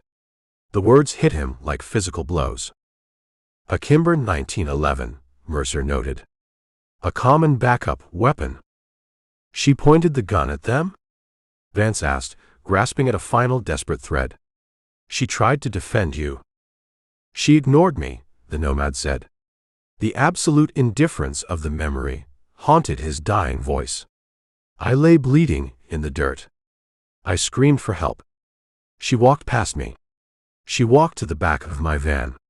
She opened my aluminum storage boxes. Vance stared at the picture frame in his hand. The calculated smile of the woman mocked his grief. She found my stash of Lone Star beer, the nomad continued. He closed his eyes, visualizing the final moments of his life. She pulled 3 empty glass bottles from the recycling bin. She lined them up on a flat rock. Target practice, Mercer observed. She assumed a Weaver stance, the nomad said. She racked the slide of the silver pistol. She shot the first bottle. The glass shattered. The little guy in the Jeep cheered. She shot the second bottle. She missed the third.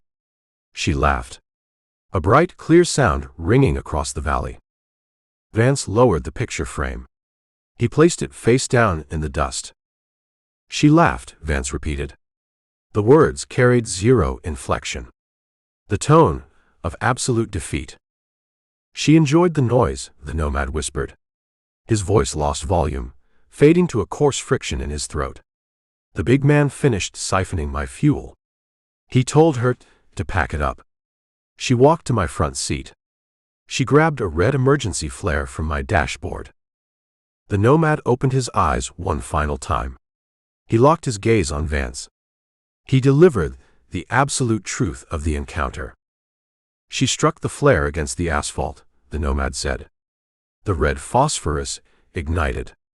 She tossed it onto my driver's seat. She watched the upholstery catch fire. She walked back to the big man. She kissed him on the mouth.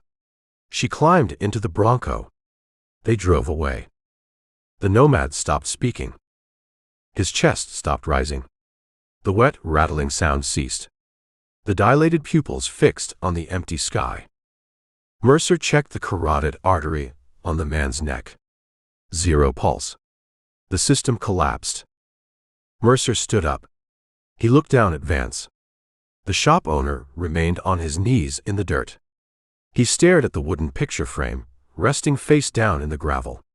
He made no move to pick it up. The heat of the burning van washed over them. The black smoke continued to climb into the stratosphere, an undeniable signal fire marking the path of the killers. Mercer reached down and grabbed the back of Vance's plaid shirt. He hauled the man to his feet. The delusion ends here, Mercer said. He pointed at the dead nomad. He pointed at the burning wreckage. You heard the testimony, Mercer said. A dying man possesses zero incentive to lie. Your wife holds a gun. Your wife sets the fires. Your wife kisses the man who blew your safe. Vance stood rigid. He looked at the dead man's blood, soaking into his denim jeans.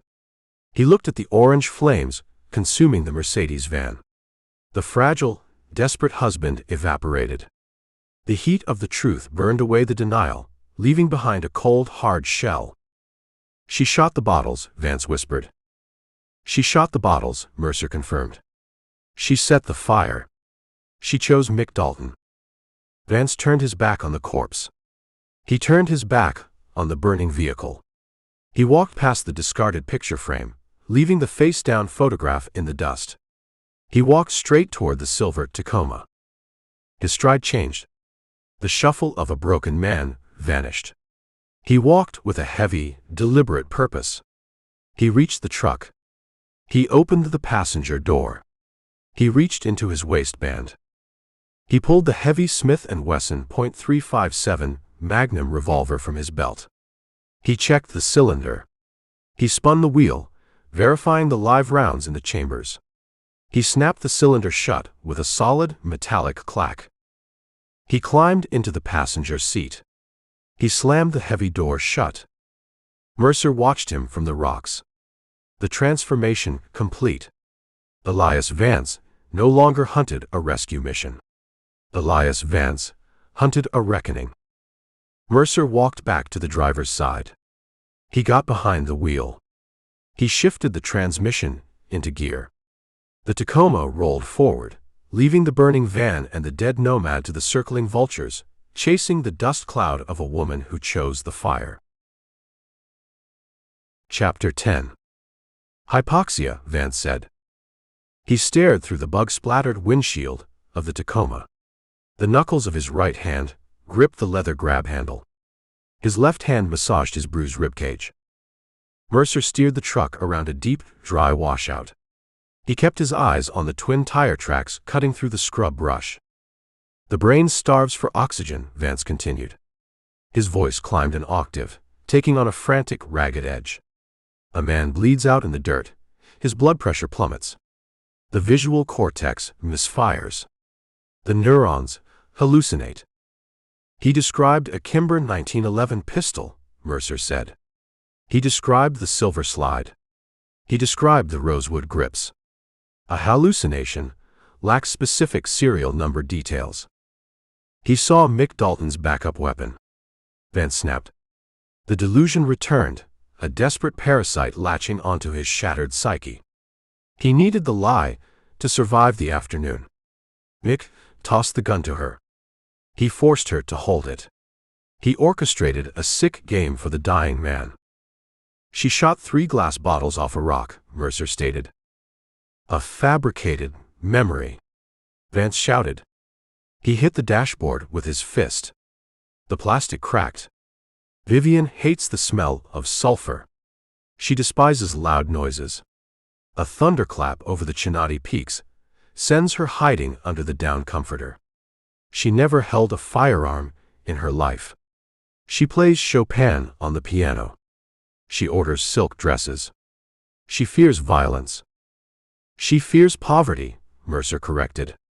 The $80,000 in the floor safe represented a way out. She played a role. She endured the dust. She endured the classical music charade. She waited for the extraction team. The air conditioning blasted cold air into the cabin, but sweat beaded on Vance's forehead. A thick, greasy perspiration. His bruised eyes darted around the confined space. The leather interior of the truck transformed from a sanctuary into a sealed pressure chamber. The reality of the desert, the dead nomad, and the burning van pressed against the glass, threatening to crush him. "Stop the vehicle," Vance ordered. Mercer ignored the command. The V6 engine growled. The heavy Toyo tires chewed through the loose gravel, tracking the deep imprints of the stolen Ford Bronco. "I demand you stop this truck," Vance screamed. Saliva sprayed from his split lip, dotting the dashboard display. "We turn around. We drive back to Ojos Secos. We retrieve Sheriff Miller. We contact the state troopers.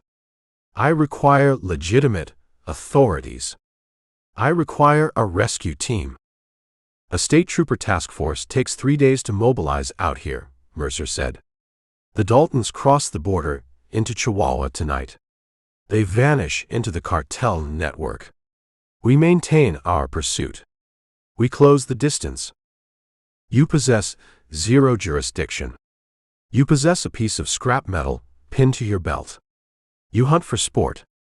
You relish the violence. You want them dead. I want the men who executed a gas station attendant and a water peddler," Mercer said. "I intend to end their timeline." "Turn the steering wheel," Vance begged. His voice broke, descending into a pathetic wet sob. The manic energy fractured. "Please. I cannot face them. I cannot look at her face and see a stranger. I need my wife back."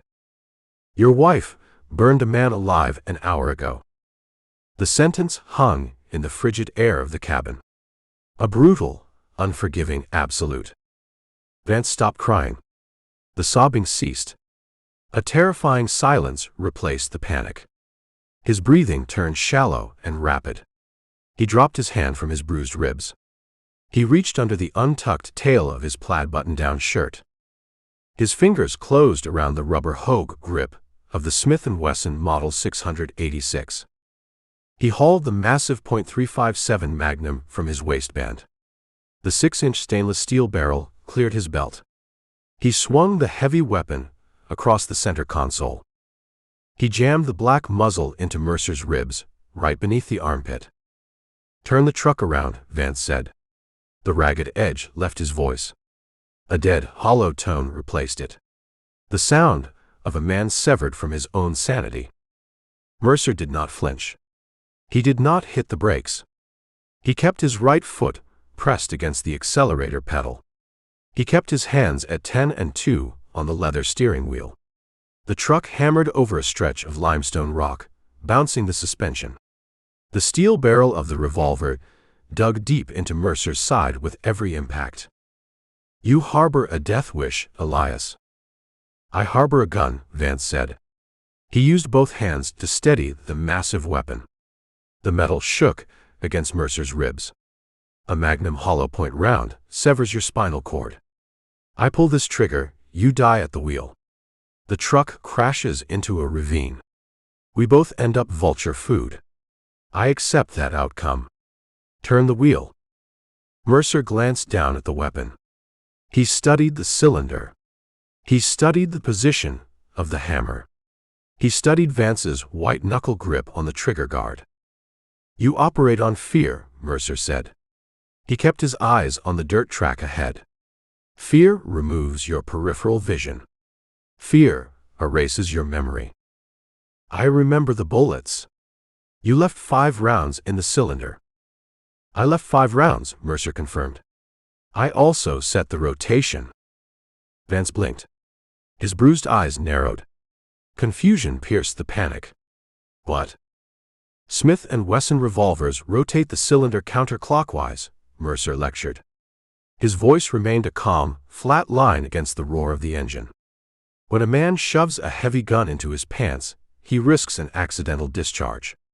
A snagged trigger. A bumped hammer. A piece of fabric catching the mechanism. Mercer steered the Tacoma around a sprawling ocotillo cactus. The truck swayed. Vance braced his boots against the floorboards, fighting to keep the heavy barrel pressed against Mercer's side. In the alleyway behind your store, I emptied the cylinder, Mercer continued. I kept 1 bullet. I loaded 5. I closed the mechanism. I indexed the empty chamber directly under the hammer to prevent an accidental discharge. Vance's breathing hitched. You lie. You attempt a psychological trick. I practice mechanical certainty, Mercer said. I also indexed the rotation. A double-action trigger pull rotates the cylinder 1 position before the hammer falls. If the next chamber holds a live round, the gun fires. Mercer took his right hand off the steering wheel. He rested it on his thigh, inches from the center console. I placed the empty chamber under the hammer, Mercer said. I placed the second empty chamber next in the rotation. You pull that heavy double-action trigger, Elias. The cylinder turns. The hammer falls. You get a hollow, metallic click. 0 fire. 0 recoil. Vance stared at the gun in his hands. He looked at the cylinder flutes. Doubt flooded his mind. He tried to remember the alleyway. He tried to visualize Mercer loading the brass cartridges. The memory blurred, obscured by the pain of his injuries and the shock of the theft. To fire a live round, Mercer instructed, you need to manually cock the hammer. Single action. That rotates the empty chamber past the firing pin and stages the first live cartridge. Vance moved his thumb. He reached for the spurred hammer of the Magnum. He intended to pull it back. He intended to stage the weapon. Mercer struck. He moved with explosive speed. His right hand snapped up from his thigh. He grabbed the heavy steel barrel of the Smith & Wesson, wrapping his fingers around the cold metal. He pushed the muzzle down and away from his ribs, forcing the gun toward the floorboards. Vance panicked. He yanked the trigger. Click. The hammer fell on an empty chamber. Before Vance could recover, Mercer twisted the barrel with brutal torque. The front sight gouged into Vance's palm. The leverage broke the shop owner's grip. The weapon popped free. Mercer tossed the heavy revolver onto the dashboard. It slid across the plastic and slammed against the passenger side windshield. Vance lunged for it. Mercer threw a vicious right elbow. The point of his elbow connected flush with Vance's jaw. The impact sounded like a dropped bowling ball hitting a hardwood floor. Vance collapsed backward into the leather seat. His head bounced against the headrest. His eyes rolled back, showing the whites. He went completely limp, his chin resting against his chest. Mercer grabbed the Smith & Wesson off the dashboard. He pressed the cylinder release. He swung the wheel open. 5 hollow-point cartridges sat in the chambers. The empty chamber rested under the hammer. The rotation would have brought a live round under the firing pin on the very first trigger pull. Mercer lied to him. He bluffed the desperate man to force a hesitation. The gamble paid off. Mercer dumped the 5 rounds into his hand. He tossed the heavy brass cartridges out the open driver's side window. They vanished into the desert scrub brush, lost forever in the sand. He snapped the empty cylinder shut. He tossed the useless 3-pound chunk of steel onto Vance's lap. The Tacoma continued its path, tearing across the Chihuahuan backcountry. Mercer checked his side mirror. A massive plume of white dust billowed behind the truck, marking their path. Ahead, the jagged purple peaks of the high mountains dominated the horizon. The Dalton brothers waited up there. Mercer looked at the unconscious man riding shotgun. The delusion cost Vance his dignity, his money, and his sanity. The reality almost cost him his life. Mercer returned both hands to the steering wheel. He pressed his boot down on the accelerator. He chased the heavy tire tracks into the rising elevation, driving deeper into the dead zone. Chapter 11. The terrain choked the dirt road. Sheer walls of red sandstone rose on both sides, blocking the afternoon sun. Deep purple shadows pooled in the narrow crevices. The Toyota Tacoma labored up the steep grade. The V6 engine whined, fighting the elevation and the loose gravel. Vance slumped against the passenger side door. His chin rested on his chest. He breathed through his mouth in ragged bursts. A dark, swollen knot deformed his jawline where Mercer delivered the elbow strike. The brutal heat of the cabin failed to wake him. Mercer kept his hands loose on the steering wheel. He studied the jagged ridgeline above. The canyon formed a perfect funnel. Zero lateral movement. No side roads. No cover. A textbook kill box. The windshield imploded. A jagged hole appeared dead center in the acoustic glass. The impact showered the leather interior with granular cubes. A heartbeat later, the supersonic crack of the rifle shot reached the truck. The sound echoed off the sandstone walls, a deafening thunderclap. The heavy projectile punched through the dashboard, shattered the digital climate control unit, and buried itself deep in the transmission tunnel. Acrid white smoke and pulverized plastic dust filled the cab. Mercer slammed his boot onto the brake pedal. He threw the transmission into park. "Wake up," Mercer ordered. He reached across the center console. He grabbed the front of Vance's plaid shirt. A second shot struck the vehicle. The round hit the front grille. The heavy metal of the engine block shrieked, absorbing the kinetic energy. A geyser of boiling green coolant and black oil erupted through the hood vents, spraying the ruined windshield. The engine seized with a violent mechanical shudder and died.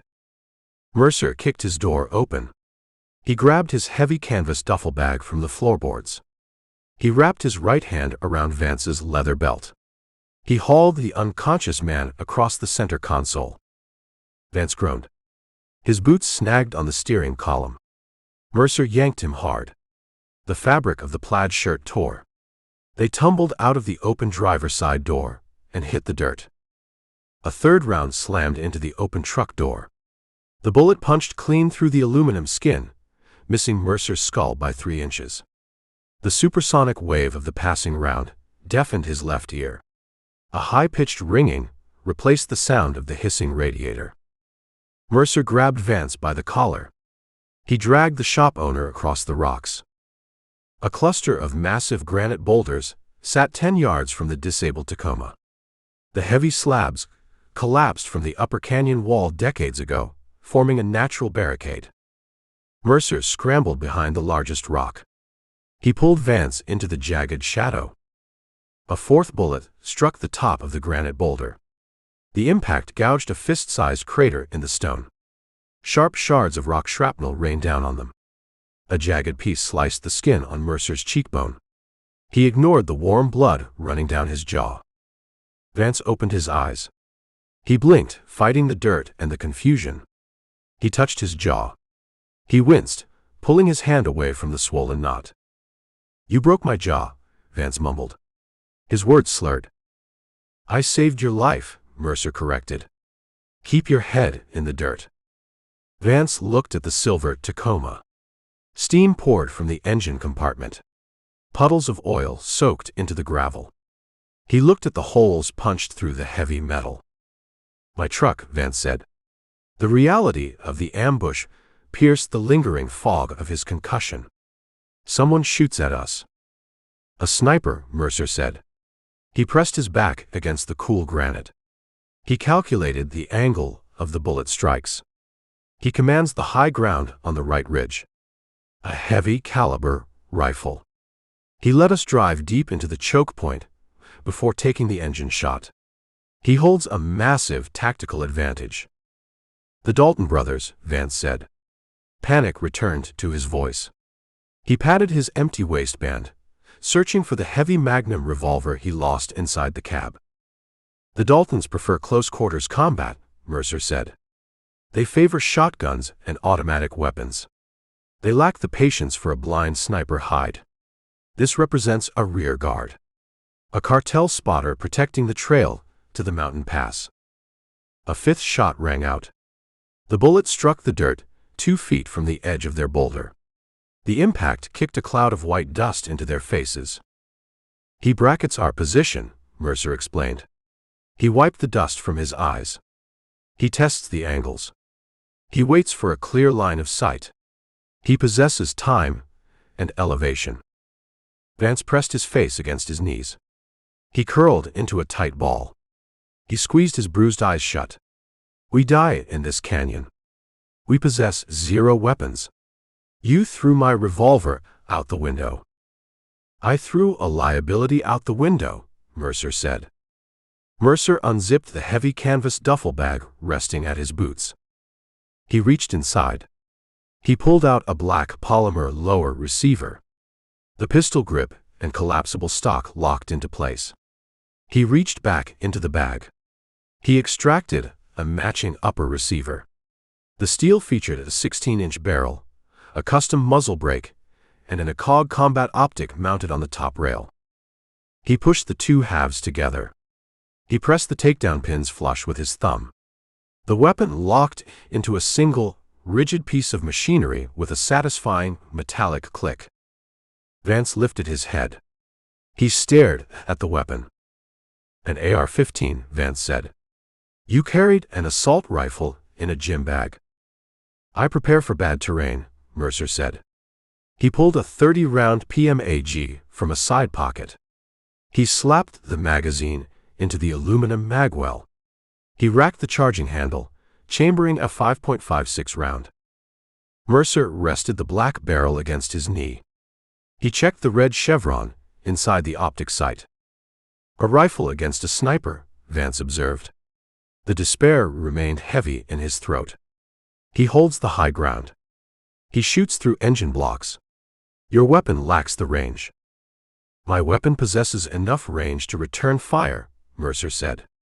But trading shots from a static position equals suicide. He knows our exact location. He controls the engagement. We need to shift the geometry of the fight. Mercer leaned forward. He peered around the left edge of the granite boulder. A bullet slammed into the rock inches from his nose. Stone fragments peppered his polarized sunglasses. Mercer pulled his head back. He brushed the dust from his lenses. He watches the left side, Mercer noted. He shifted his body to the right. He placed his cheek against the dirt. He looked under a gap between 2 smaller boulders. He scanned the sheer sandstone wall across the dirt road.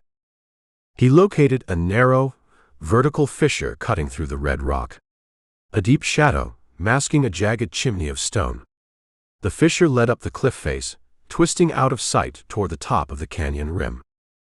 I see a path, Mercer said. A path to where? A path to the high ground. A flanking route. Mercer pulled himself up from the dirt. He kept his head well below the top of the boulder. I crossed the road. I climbed the fissure. I put myself behind his position. Vance stared at the 20 yards of open, sun-baked dirt separating their boulder from the opposite canyon wall. He watches the road, Vance said. You break cover, he puts a heavy round through your chest. You die before you reach the shadows. He watches the rock, Mercer corrected. He stares through a high-magnification scope. He suffers from tunnel vision. He expects us to peek over the top or run back down the trail. He will see you. He requires a distraction, Mercer said. He looked at the shop owner. He studied the bruised face, the torn shirt, the absolute terror radiating from the man's posture. Vance recognized the look. He shook his head. He pressed his back harder against the granite. "No," Vance whispered. "You stay behind the rock," Mercer instructed. He kept his voice flat and calm. "You do not expose your body. You simply create noise. You draw his eye to the right edge of this boulder. I lack a weapon. I cannot shoot back. You possess a voice. You possess a handful of gravel. You throw the rocks. You scream. You force him to adjust his scope." A sixth round hit the boulder. The impact sounded like a sledgehammer striking an anvil. "He zeroes the optic," Mercer said. He tightened his grip on the AR-15. "He prepares to drop rounds directly behind this rock. He shoots through the top edge until the spalling rock kills us. We run out of time." Vance looked at his trembling hands. He looked at the dirt. He reached down and grabbed a jagged piece of loose limestone. He clutched it against his chest. "I scream," Vance repeated the instruction. "You scream with everything you hold in your lungs," Mercer said. "You channel the rage. You remember the burning van. You remember the severed zip tie. You throw the rock and you yell." Mercer shifted his weight onto the balls of his feet. He brought the rifle up, tucking the stock tight against his shoulder. He aimed the muzzle at the far canyon wall. He visualized the sprint. 20 yards. 3 seconds of absolute vulnerability. "On my mark," Mercer said. Vance closed his eyes. He tightened his grip on the limestone rock. He sucked the hot, dusty air deep into his lungs. "Mark," Mercer commanded. Vance threw the limestone rock over the right edge of the boulder. The rock clattered against the hardpan. He opened his mouth. A raw, guttural roar ripped from his throat. A sound born of betrayal, pain, and primal terror. It echoed through the canyon, drowning out the hiss of the dying truck. Mercer exploded from the left side of the cover. His boots hit the gravel, driving him forward. He kept his profile low, pumping his legs, ignoring the burning heat in his lungs. The open road stretched before him, an exposed kill zone bathed in harsh sunlight. He locked his eyes on the dark fissure in the sandstone wall, running straight into the sniper's crosshairs. Chapter 12. Mercer hit the open road. The heat of the sun struck his shoulders, a physical weight pressing him toward the gravel. He pumped his arms. His boots dug deep into the loose dirt, kicking up twin clouds of white dust. He kept his center of gravity low, head tucked, eyes locked on the vertical black slash in the red sandstone wall. Behind him, Vance screamed. The shop owner unleashed a raw, tearing sound, hurling the limestone rock over the edge of the granite boulder. The rock clattered against the hardpan. The sniper took the bait. A high-caliber round slammed into the right side of the boulder. The impact showered the road with pulverized granite. The shot struck exactly where Vance threw the decoy. Mercer crossed the center line of the 2-lane dirt track, 10 yards to the cliff face. The sniper realized the deception. The heavy bolt-action rifle cycled. The shooter adjusted his aim, tracking the movement sprinting across the open kill zone. A bullet snapped past Mercer's left ear. The supersonic shockwave compressed the air, deafening him on that side.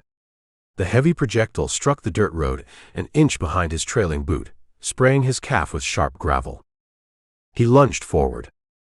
He dove into the deep, bruised shadow of the vertical fissure. He hit the sandstone wall shoulder first. The rough stone tore the fabric of his gray t-shirt, scraping the skin underneath. He ignored the sting. He pressed his back against the cool rock. He unslung the AR-15. He collapsed the adjustable stock, making the weapon compact. He slung the rifle across his back, tightening the nylon strap until the metal receiver dug hard into his spine. He looked up. The fissure formed a natural chimney. 2 parallel walls of sheer sandstone separated by 3 feet of empty space. The gap stretched upward for 60 feet, ending at the jagged canyon rim. Mercer wedged himself into the gap. He pressed his back against the rear wall. He lifted his boots, placing the flat rubber soles flat against the opposite wall. He suspended his entire body weight over the canyon floor. He began the climb. He pushed his boots against the stone, straightening his legs. His back slid upward against the rough sandstone, gaining 6 inches of elevation. He braced his hands against the wall, held the tension, and pulled his knees up toward his chest to reset his footing. Push. Slide. Brace. Reset. The sandstone acted like coarse grit sandpaper. It shredded the back of his shirt. It ground into his shoulder blades. Sweat stung his eyes, blurring his vision. He blinked it away. He focused on the mechanical rhythm of the chimney climb. Below him, the disabled Tacoma hissed, bleeding fluids into the dirt. Above him, the sniper fired another round. The heavy boom vibrated through the solid rock, shaking the dust loose from the crevices. The sniper gave up on hitting Mercer in the shadows. He returned his focus to the granite boulder, attempting to shoot through the stone and kill the shop owner pinned behind it. Mercer pushed harder. His thigh muscles burned, starved of oxygen.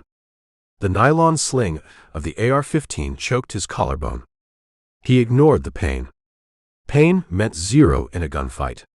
Position meant everything. He reached the top of the fissure. The gap narrowed. He reached up, hooking his fingers over the sharp edge of the canyon rim. He found a solid handhold. He let his boots drop away from the opposite wall. He hung by his fingertips for a fraction of a second, fighting gravity. He pulled. His biceps bunched. He hauled his chest over the lip of the rock.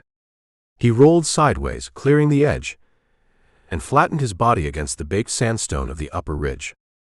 He lay prone. He sucked the thin, hot air into his lungs. He unslung the AR-15. He extended the stock. He pulled the charging handle back a 1/4 inch, performing a press check to verify the brass cartridge seated in the chamber. He tapped the forward assist. He crawled forward. The top of the canyon offered a desolate landscape. Flat slabs of red rock baked under the afternoon sun. Stunted, twisted sagebrush clung to shallow depressions in the stone. Heat mirages distorted the horizon, turning the jagged peaks into rippling liquid. Mercer kept his profile low. He placed his boots heel to toe, testing the ground before committing his weight. Loose shale covered the solid rock. A single kicked pebble equaled a death sentence. He tracked the sound of the rifle. The sniper fired again. The muzzle blast kicked up a puff of dust 50 yards to Mercer's right. Mercer changed direction. He moved from the cover of a dead mesquite bush to the shadow of a low limestone outcropping. He closed the distance. 40 yards. 30 yards. He spotted the shooter. The man lay on a rubber shooting mat, rolled out near the edge of the cliff. He wore a heavy tactical plate carrier over a brand-new, bright blue pearl snap western shirt. The shirt still held the sharp creases from a store display package.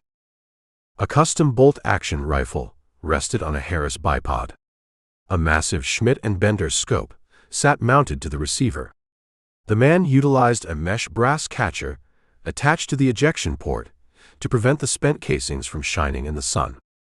Professional gear. Cartel money. The spotter ignored his flanks. He suffered from absolute target fixation. He kept his eye glued to the scope, watching the granite boulder below. His finger rested inside the trigger guard. He waited for Vance to expose a single inch of flesh. Mercer brought the AR-15 to his shoulder. He flipped the selector switch from safe to semi-auto. The metal clicked.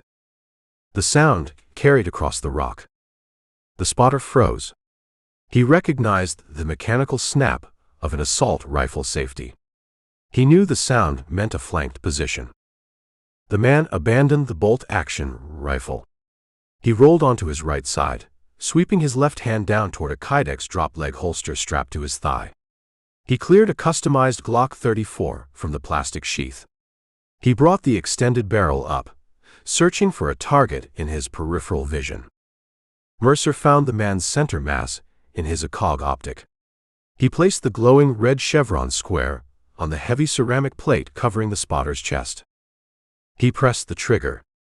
The AR-15 barked. 3 rounds left the barrel in rapid succession. The 5.56 hollow-point bullets slammed into the spotter's chest plate. The ceramic armor stopped the penetration, but the kinetic energy hit the man like a swung baseball bat. The impact knocked the breath from his lungs. His aim jerked upward. He squeezed the trigger of his Glock. The pistol fired a wild 9mm round into the empty sky. Mercer adjusted his aim. He shifted the red chevron off the armored chest. He placed the reticle on the bright blue collar of the pearl snap shirt, right below the man's jawline. He pressed the trigger twice. The rounds caught the spotter in the exposed neck. The bullets severed the carotid artery and shattered the cervical spine. The spotter went limp. His arms dropped to his sides. The customized Glock slipped from his fingers and clattered against the sandstone. He rolled onto his back, his unseeing eyes staring straight up at the circling turkey vultures. A pool of dark crimson spread across the bright blue fabric of the stolen shirt. Mercer kept the rifle shouldered. He maintained his sight picture. He walked forward, closing the final 20 yards. He reached the body. He kept his finger on the trigger. He kicked the dropped Glock away from the man's twitching hand. The pistol skidded across the rock and tumbled over the edge of the canyon. He looked down at the dead spotter. The man possessed a hardened face, spiderweb tattoos creeping up his neck from under the blue collar. He carried the heavy muscle of a cartel enforcer, sent ahead to secure the mountain pass for the Daltons. Mercer lowered the AR-15. He engaged the safety. The canyon returned to an absolute crushing silence. The threat evaporated, leaving behind a dead man, a ruined truck, and a path leading deep into the high peaks. Chapter 13. The high ground belongs to us, Mercer shouted. His voice echoed down the sandstone chimney. The sound bounced off the narrow red rock walls, carrying toward the canyon floor. He stepped away from the canyon edge. He turned his attention to the dead cartel spotter, resting on the rubber shooting mat. The sun beat down on the exposed ridge. The heat baked the flat slabs of shale. The smell of the dead man's blood, mixed with the arid scent of dried sagebrush and hot brass. The dark crimson pool expanded across the bright blue fabric of the pearl snap shirt, soaking into the white dust. Mercer knelt beside the corpse. He kept his AR-15 slung across his back, the muzzle pointed at the dirt. He initiated a systematic search. He required intelligence. A rear guard never operated in a vacuum. A spotter carried communication gear. A spotter held a map. Mercer unfastened the Velcro straps of the heavy tactical plate carrier. He pulled the ceramic armor off the dead man's chest, tossing the rig onto the rocks. The heavy vest hit the ground with a solid, muted thud. He located a black Baofeng handheld radio clipped to the man's leather belt. He unclipped the unit. A single green light blinked on the top dial. Mercer pressed the push-to-talk button. He held the speaker to his ear. He heard absolute silence. Zero static. Zero encrypted chatter. The channel remained dead. The Daltons abandoned their rear guard. They left the spotter to die in the rocks, creating a meat shield to buy them an extra hour of highway driving. Mercer crushed the radio against a jagged limestone boulder. The plastic casing shattered. The circuit board cracked into 3 pieces. He kicked the debris over the edge of the cliff. He moved to the custom bolt-action rifle resting on the Harris bipod. He checked the action. He grabbed the oversized bolt handle. He lifted it and pulled it rearward. A live .308 caliber brass cartridge ejected from the chamber. The heavy bullet spun through the air and hit the rubber mat. Mercer left the rifle in the dirt. The weapon represented useless, heavy baggage in a fast pursuit. Footsteps crunched on the loose gravel 50 yards to the south. Mercer stood. He rested his right hand on the pistol grip of his slung rifle. He watched the edge of the canyon rim. Elias Vance appeared over the crest of a sloping rock slide.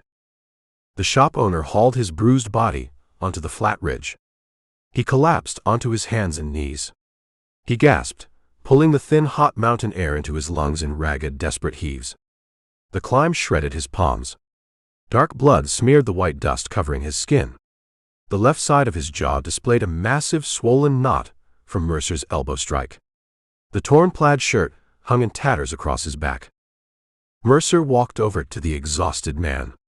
He stopped a few feet away. He offered zero assistance. A man required his own strength to stand in this environment. Vance pushed himself up. His knees trembled. He spat a mouthful of dusty saliva onto the rock. He wiped his split lip with the back of his bleeding hand. He looked at Mercer. He looked past Mercer to the dead man lying on the rubber mat. Vance walked toward the corpse. His fear vanished, replaced by a dark, morbid fascination. He needed to see the face of the monster who destroyed his life. He needed to stare into the dead eyes of the enemy. He reached the shooting mat. He stared down at the spiderweb tattoos climbing the man's neck. He stared at the shattered cervical spine. "He shot my truck," Vance stated. The words lacked emotion. A hollow recitation of facts. "He attempted to shoot your skull," Mercer corrected. "The engine block absorbed the impact. Your Tacoma is dead. We travel on foot from this point forward." Vance ignored the loss of his expensive vehicle. His gaze drifted down from the fatal neck wound. He stared at the bright blue pearl snap shirt covering the man's torso. He tilted his head, examining the fabric, the stitching, and the cut of the yoke across the shoulders. Vance dropped to his knees next to the blood pool. He reached out with trembling, blood-stained fingers. He touched the unsoiled blue fabric near the hemline. "Wrangler rigid denim," Vance whispered. "A common brand," Mercer said. "Sapphire blue," Vance continued. He rubbed the thick cotton material between his thumb and forefinger. "A specific dye lot. I ordered this exact shirt from a distributor in Fort Worth. I stocked 12 of them on a circular rack near the front register." Vance moved his hand toward the dead man's collar. He pointed at the back of the neck, right below the fabric tag. "Examine the collar," Vance instructed. Mercer leaned closer. He studied the back of the neck. A clear, rectangular outline of adhesive residue marked the stiff fabric. A layer of fine white dust clung to the sticky glue. "The factory-size sticker," Vance explained. A long strip of plastic detailing the neck size and sleeve length. "The man ripped the sticker off an hour ago. The glue remains fresh. The dust sticks to the residue." "He wore your inventory," Mercer said. "He beat me. He tied me to a chair with industrial plastic. He burned my floor safe. And then he perused my clothing racks." Vance's voice shook. The sheer audacity of the act offended his rigid sense of order more than the violence. He selected his size. "He put on a new shirt before he drove away with my wife." "The Dalton brothers operate a brutal economy," Mercer observed.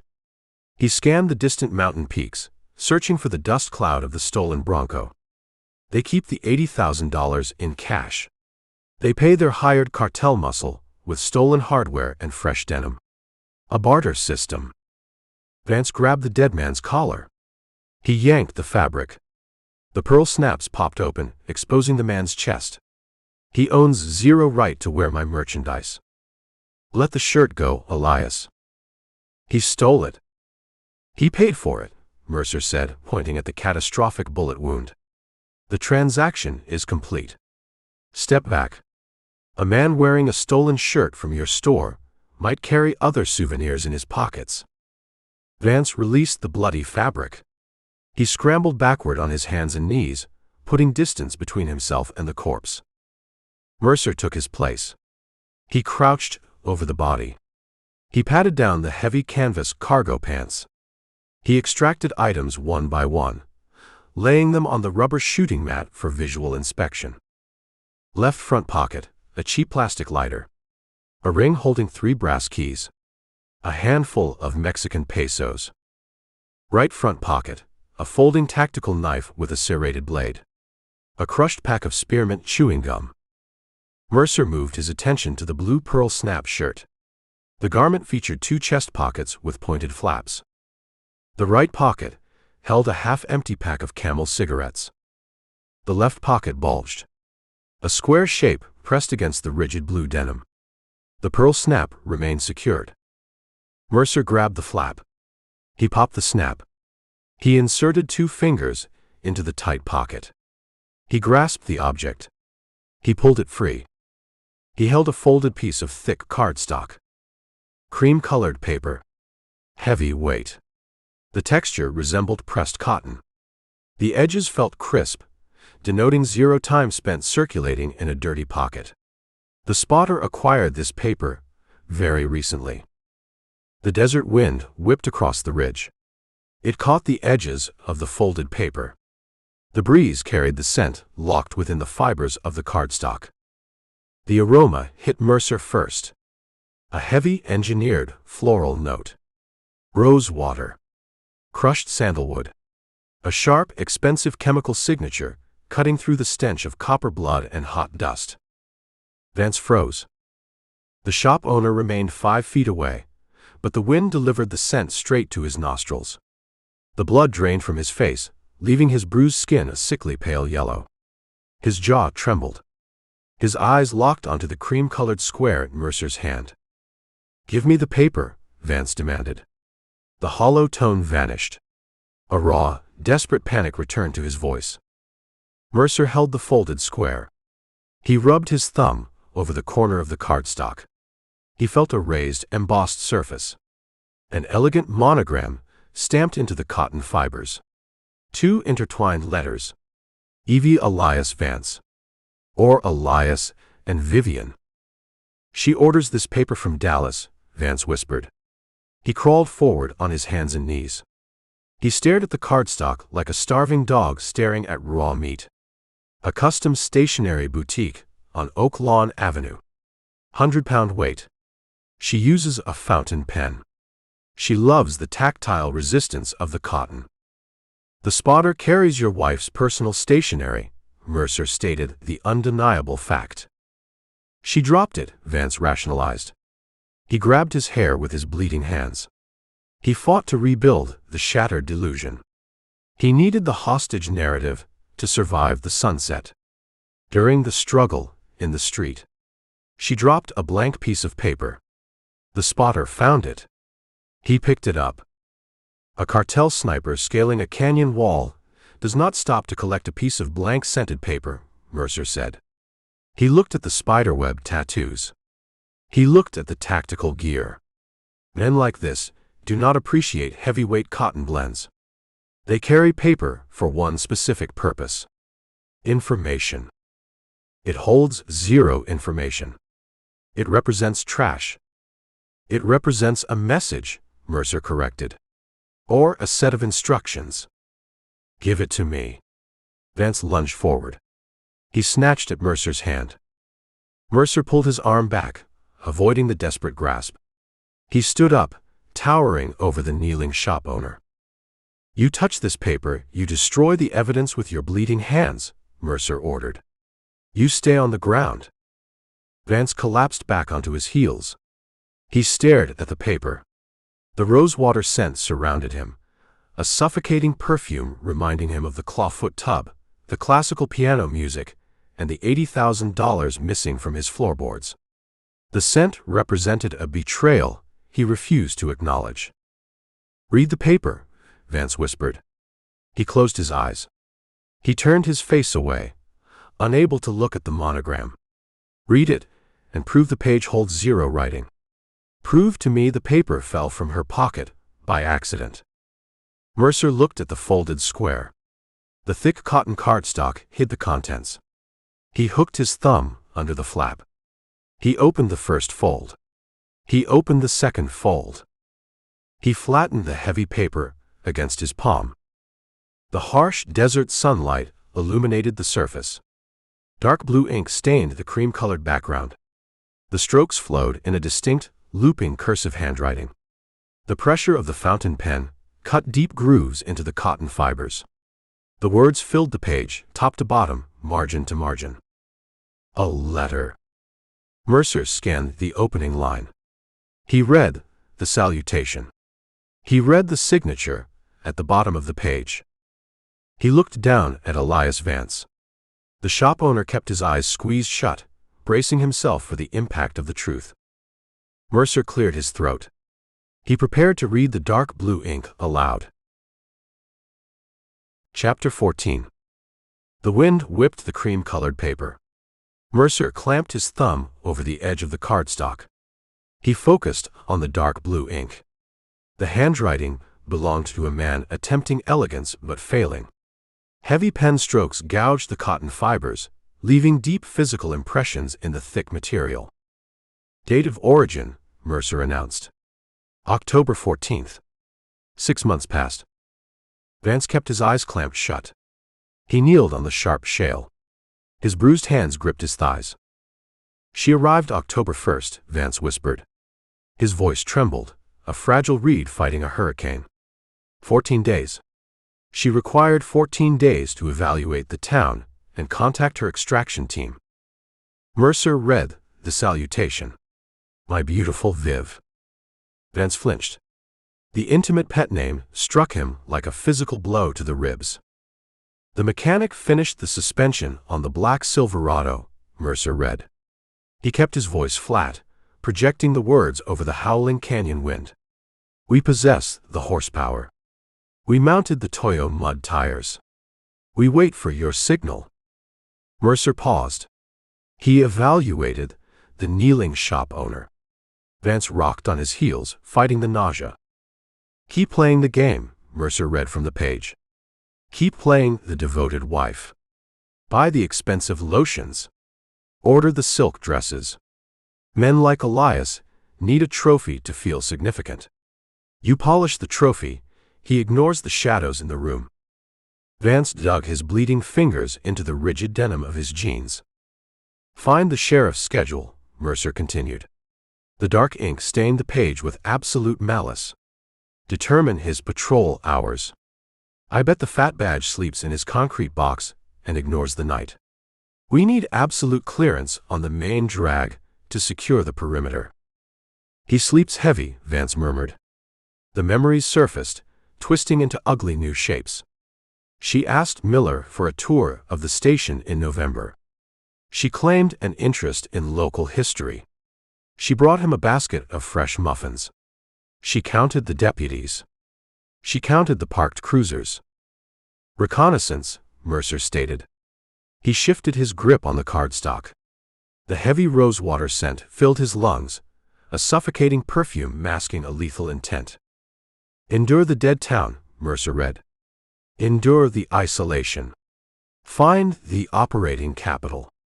He keeps it off the books. I guarantee the existence of a floor safe or a hidden lockbox. Find the combination. Find the key. We hit the property when the spring weather breaks. Vance let out a ragged breath. The thin mountain oxygen scraped his parched throat. I remember Christmas, Vance said. He opened his eyes. He stared at the dead spotter wearing the stolen blue shirt. She bought me a heavy wool sweater. I bought her a pearl necklace. We drank expensive champagne. She asked about the commercial bank in Marfa. She asked if I trusted the vault with the store profits. I told her I trusted oak and iron more than bankers. She probed the defenses, Mercer said. She smiled, Vance continued, the image burning his retinas. She poured more champagne. She walked across the living room barefoot. She stopped right over the hidden safe. She tapped her bare toe on the wood. She said, Oak is strong, Elias. She knew. She knew the exact location on Christmas Day. Mick Dalton gave her specific instructions, Mercer reminded him. She followed the blueprint. I slept next to her. I shared my bed with a spy. I shared my meals with a thief. Mercer looked back at the cotton paper. Mick Dalton's jealousy and possessive rage bled through the looping cursive letters in the next paragraph. Do not let him touch you, Mercer read. The words carried a jagged, violent edge. You tolerate his presence. You drink his wine. You keep him feeling strong. But you belong to me. You let him put his hands on you. I will break his spine before I burn his store. Vance swallowed hard. The purple knot on his jaw throbbed. She claimed migraines. She claimed chronic fatigue. She locked the bedroom door 3 nights a week. I accommodated her. I respected her boundaries. She maintained her loyalty to the operation, Mercer said. He found the final paragraph near the bottom margin. I secured the Costa Rican passports, Mercer read the concluding lines. I bought the diamond studs you requested. We convert the hardware store cash into a beachfront property in Tamarindo. Keep him blind, Viv. Keep the old man smiling. Kings always fall. Yours, Mick. Mercer finished the letter.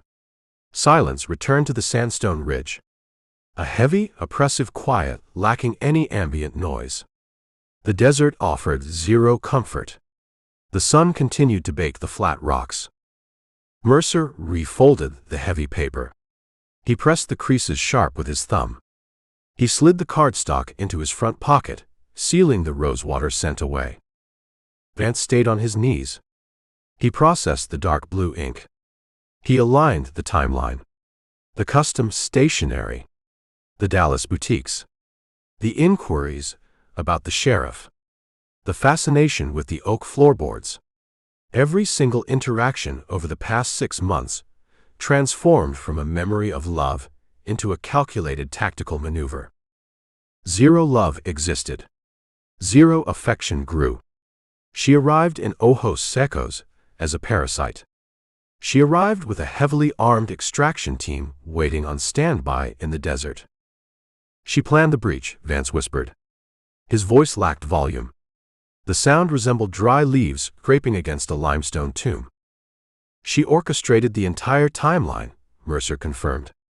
She supplied the floor plans. She supplied the target coordinates. The perfume. The classical piano music. The endless complaints about the basin dust. Vance listed the components of the grand illusion. A massive smokescreen. A distraction designed to keep my eyes focused on her face and blind to her hands. She fed Mick Dalton the keys to your life. Vance looked at his trembling hands. The torn flesh on his palms crusted with dark, dried blood. Physical pain vanished from his nervous system. Emotional shock burned out the receptors. She staged the abduction, Vance stated. He pieced the final sequence of the puzzle together. She screamed my name in the street. She fought the big man. A theatrical performance. A show for the neighbors, Mercer agreed. A delay tactic. She provided a convincing struggle. The town witnessed a kidnapping. Kidnapping requires caution. Kidnapping slows down the police response. The sheriff waits for a ransom demand instead of launching a manhunt. She secured the zip tie herself. She cut it herself. She dictated the pace of the escape. Vance stood. His knee joints cracked in the quiet air. He swayed, fighting a wave of intense vertigo, but he found his balance. He planted his leather boots firm on the flat shale. He looked at the vast expanse of the Chihuahuan backcountry, stretching toward the jagged purple peaks in the west. The desperation evaporated. The pathetic, weeping husband died on the sandstone ridge, leaving behind a hollow, hardened shell of a man. She sat in the shade at the gas station, Vance said. He reviewed the physical evidence Mercer presented hours ago. She ate the apple. She shot the glass bottles with a silver pistol. She laughed. She burned the nomad alive to cover their tracks. She embraced the violence, Mercer said. She is a monster. She is a survivor, Mercer corrected. Monsters operate on blind instinct. Survivors operate on strategy. She possesses a strategy. She uses people as disposable tools. You represented a bank account. The nomad represented a loose end. Vance reached into the breast pocket of his torn, dirt-stained plaid shirt. He withdrew the polished wooden picture frame. The glass cover caught the harsh afternoon sun, flashing a brilliant reflection across the canyon rim. The calculated, beautiful smile of the woman beamed at him from the studio portrait. He stared at the photograph. He searched the dark eyes for a trace of the woman he married. He hunted for the delicate Dallas socialite who feared thunder and hated the dry wind.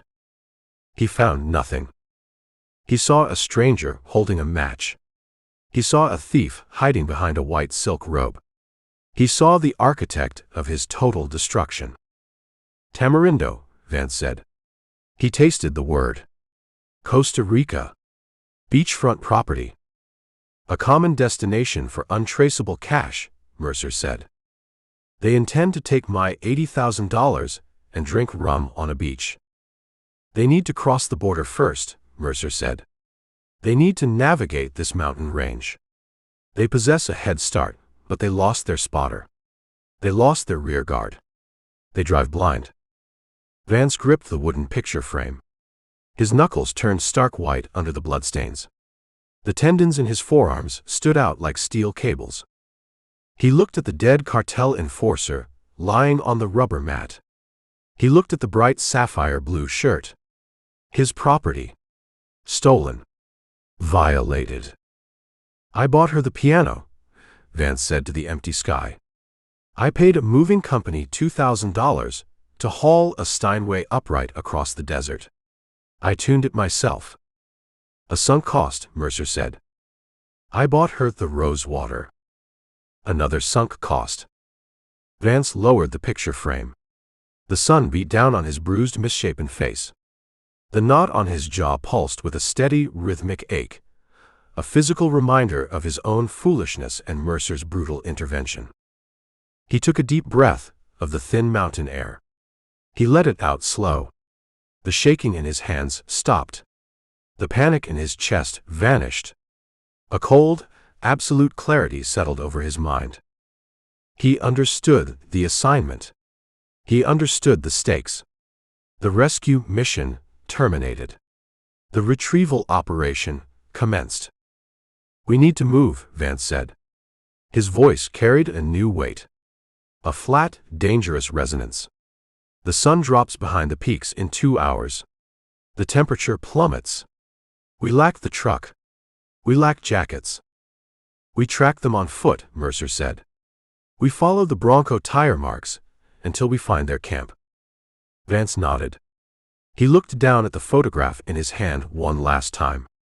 The smile mocked him. The eyes calculated his worth and found him lacking. $80,000, Vance whispered. He held the frame out over the dead spotter's body, preparing to make his final choice. Chapter 15. Let the frame drop, Mercer said. Vance opened his bruised fingers. The polished mahogany frame fell. It struck the flat slab of sandstone next to the dead spotter's boot. The glass cover shattered with a sharp, brittle crack. The impact fractured the studio portrait, splitting the calculated smile of the Dallas socialite into a dozen jagged, distorted pieces. Vance lifted his right boot. He brought the heavy leather heel down on the broken frame. He crushed the wood. He ground the shards of glass and the glossy paper into the white dust. He twisted his ankle, destroying the image, erasing a final piece of the grand illusion. He stepped back. He looked at the ruined pile of debris. Mercer studied the shop owner. The frantic energy evaporated from Vance's posture. The trembling in his hands ceased. The desperate, wide-eyed panic vanished. A new expression settled over the bruised and swollen face. The eyes turned flat and dead. Twin pieces of cold slate. I require my weapon, Vance said. The tone lacked any trace of the pleading husband. It carried the heavy, undeniable weight of an executioner asking for his tools. You left the Smith & Wesson on the floorboards of the Tacoma, Mercer said. You grabbed your canvas duffel bag before we bailed out of the truck, Vance countered. His dead eyes locked onto the heavy nylon bag slung across Mercer's shoulder. You sweep a vehicle before you abandon a position. You possess a tactical mind. You refuse to leave functional hardware behind for the enemy. Hand me the revolver. Mercer held the man's stare. He saw zero hesitation. He unzipped the main compartment of the canvas duffel. He reached past the spare 5.56 magazines. His fingers brushed the cold stainless steel of the 6-inch barrel. He pulled the massive .357 Magnum from the bag. He held it by the top strap. He extended his arm, offering the rubber hogue grip to the shop owner. Vance took the gun. He pressed the cylinder release. He swung the heavy wheel open. He stared at the 6 empty chambers. You tossed my cartridges out the window, Vance stated. I tossed a liability into the desert, Mercer said. An empty gun serves zero purpose on this mountain. Vance reached into the left front pocket of his torn, dirt-stained denim jeans. He withdrew a cylindrical aluminum speed loader. 6 fresh brass-cased hollow-point cartridges gleamed in the metal housing. He carried a reload the entire time. He kept the reserve hidden. He aligned the speed loader with the open cylinder. He pushed the aluminum knob. The 6 heavy rounds dropped into the chambers with a unified metallic clack. He tossed the empty speed loader over the edge of the canyon rim. He snapped the cylinder shut. The sound echoed across the sandstone ridge, a definitive period at the end of a long, pathetic sentence. He shoved the loaded hand cannon into his front waistband. We traced the Bronco, Vance said. He turned his back on the dead cartel spotter. He turned his back on the crushed photograph. He walked toward the sloping rock slide leading down to the canyon floor. He ignored the burning pain in his ribs. He ignored the torn flesh on his palms. He forced a punishing, mechanical pace. Mercer watched him descend. The transformation achieved absolute permanence. Elias Vance crossed a threshold. The husband died. The killer took his first steps. Mercer slung the AR-15 across his chest and followed the man down the rocks. They reached the canyon floor. The disabled Toyota Tacoma sat in a pool of its own fluids.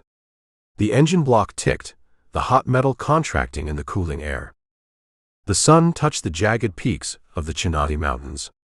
The harsh, blinding light shifted into a deep, bruised purple. The temperature in the deep gorge plummeted. The desert surrendered the day's heat to the atmosphere, replacing the furnace wind with a biting, frigid chill. Vance walked past his ruined truck. He offered the vehicle zero attention. He located the heavy Toyo mud terrain tracks cutting through the loose gravel. He followed the grooves. Mercer matched the pace. He checked the horizon. The shadows stretched long and sharp across the canyon walls, swallowing the scrub brush in deep pools of blackness. The light dies in 20 minutes, Mercer said. We lose the visual tracking. The tracks enter the mountain pass, Vance said. He pointed ahead. The narrow canyon walls converged, forming a steep, winding trail leading up into the high peaks. A heavy Ford Bronco possesses zero options for lateral turns in that chute. They drive straight up. We walk straight up. They hit the incline. The loose shale slid beneath their boots. The elevation gain taxed their lungs.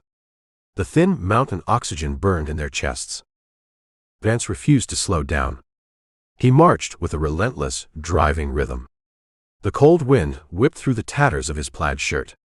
Goosebumps covered his exposed arms. He ignored the dropping temperature. He operated on a pure, internal combustion of hatred and betrayal. You intend to kill Mick Dalton, Mercer stated. He walked 2 paces behind the shop owner, keeping his eyes on the high ridges above them. I intend to put a hollow point round through his chest, Vance confirmed. He kept his eyes locked on the dirt trail. I intend to watch him bleed on the rocks. He stole my dignity. He stole my cash. He tied me to a chair and laughed. And the woman? Mercer asked. He probed the boundaries of the new killer. He needed to understand the exact parameters of the mission. Vance missed a step. His boot slipped on a loose piece of limestone. He caught his balance. He kept walking.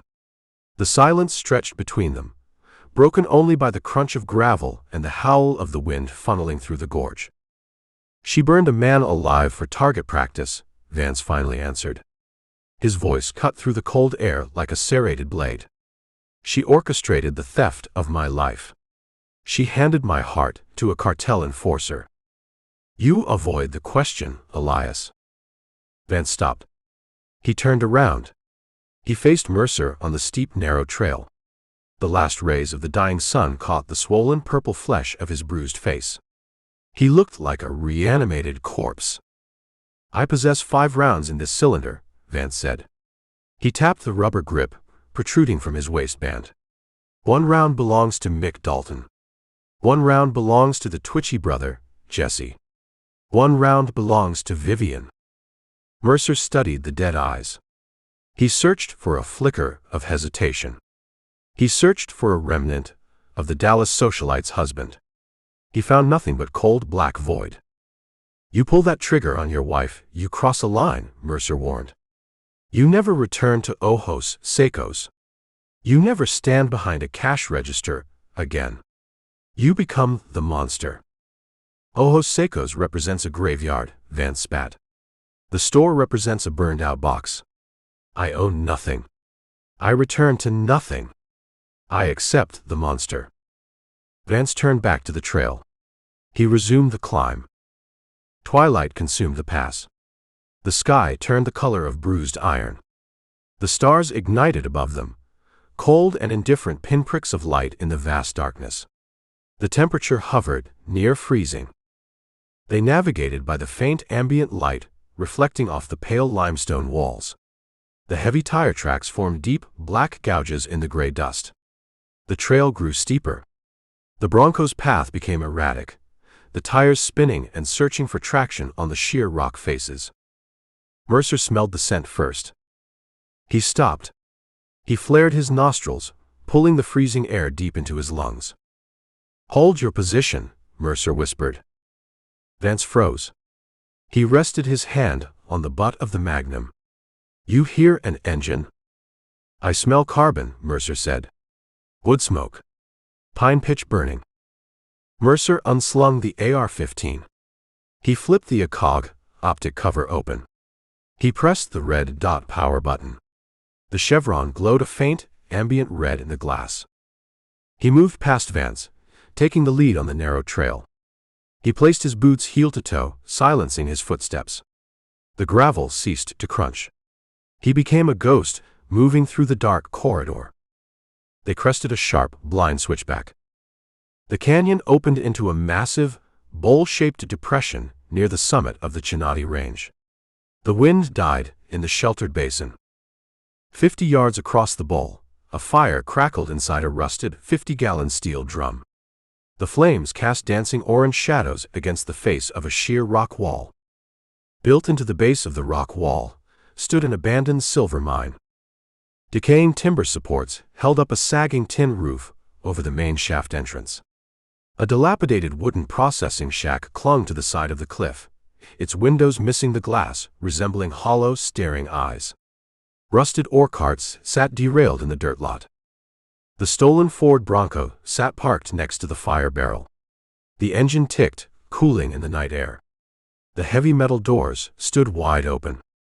The stripped Jeep Wrangler sat parked near the wooden shack. The hideout, Vance whispered. He pulled the massive revolver from his waistband. The stainless steel caught the faint orange glow of the distant fire. A defensible position, Mercer observed. He crouched behind a low wall of stacked shale. They control the single-access road. They possess the high ground behind the shack. They utilized the mine shaft for cover against aerial surveillance. "I see movement," Vance said.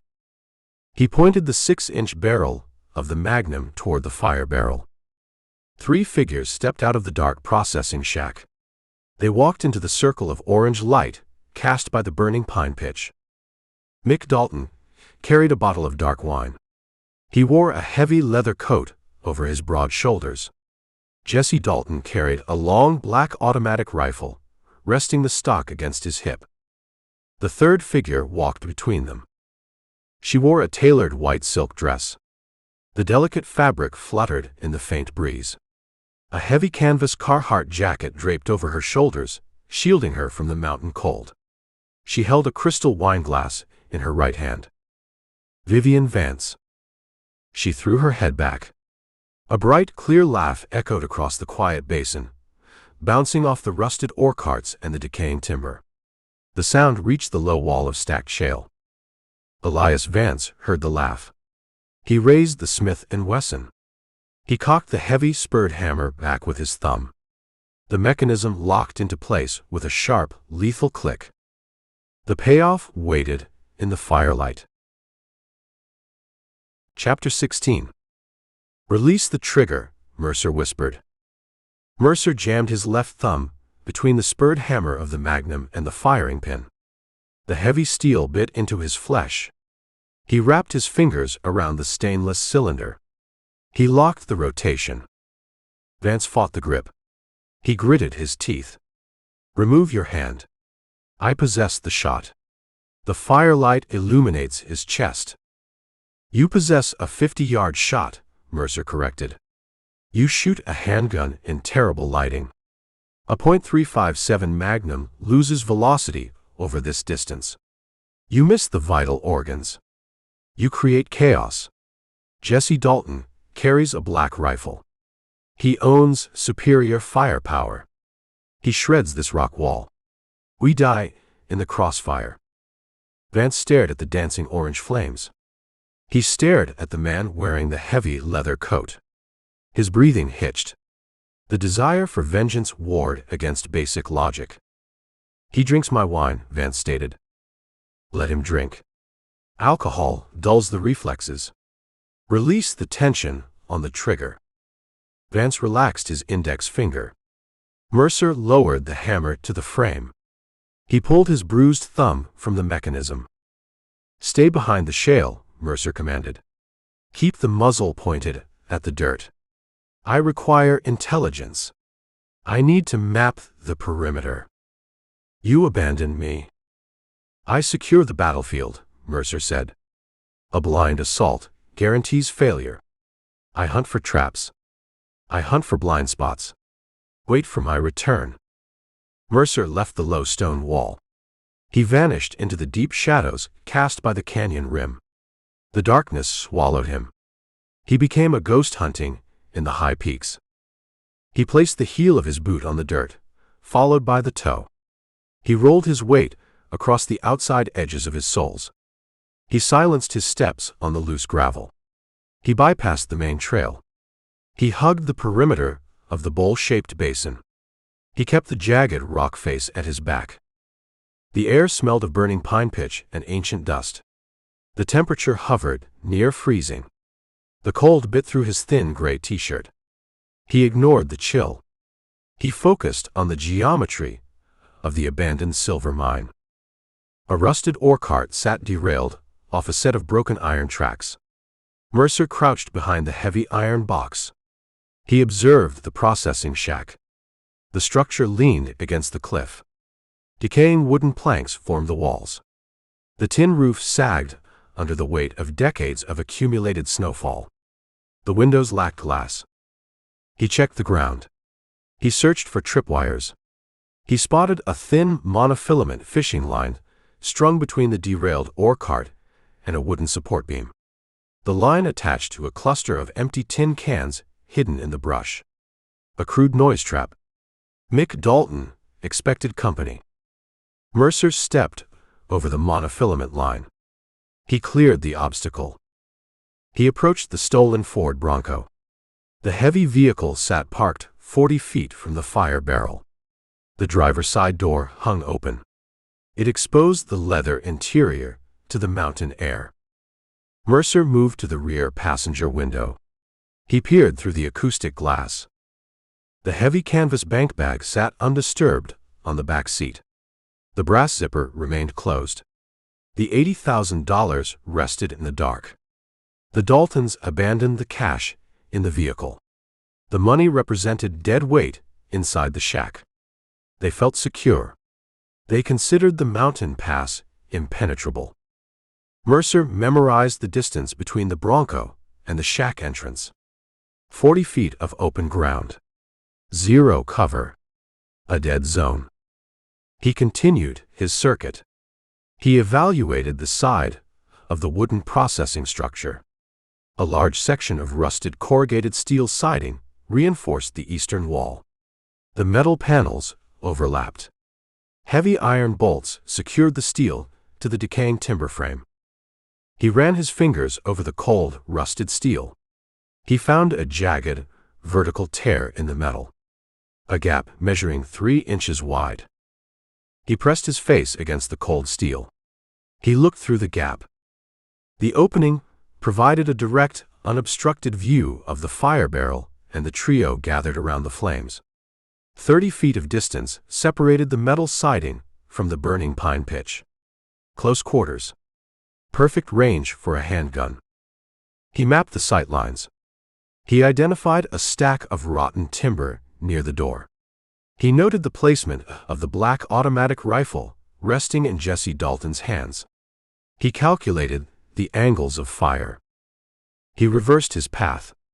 He retreated from the corrugated steel. He navigated the shadows. He stepped over the monofilament trap a second time. He circled the perimeter of the basin and returned to the low shale wall. Vance sat on the cold rock. He held the heavy magnum across his knees. He stared at the distant orange light. "Did you find a weakness?" Vance asked. "I found the layout," Mercer said. "They rigged a noise trap on the western approach. They left your cache inside the Bronco. They feel invincible. We hold the element of surprise. We execute the strike. We improve our position," Mercer said. 50 yards leaves massive room for error. We close the distance. I located a blind spot behind the processing shack. A wall of rusted corrugated steel. It puts us 30 feet from the fire. It provides a reinforced barricade. Vance stood. He gripped the rubber handle of the Smith & Wesson. He squared his shoulders. "Step in my exact footprints," Mercer instructed. "You kick a stone, the element of surprise dies. You snap a twig, Jesse Dalton opens fire. We move like phantoms. Follow my path." Mercer turned toward the shadows. He initiated the final approach. The payoff waited behind the rusted metal wall. Chapter 17. Mercer stopped.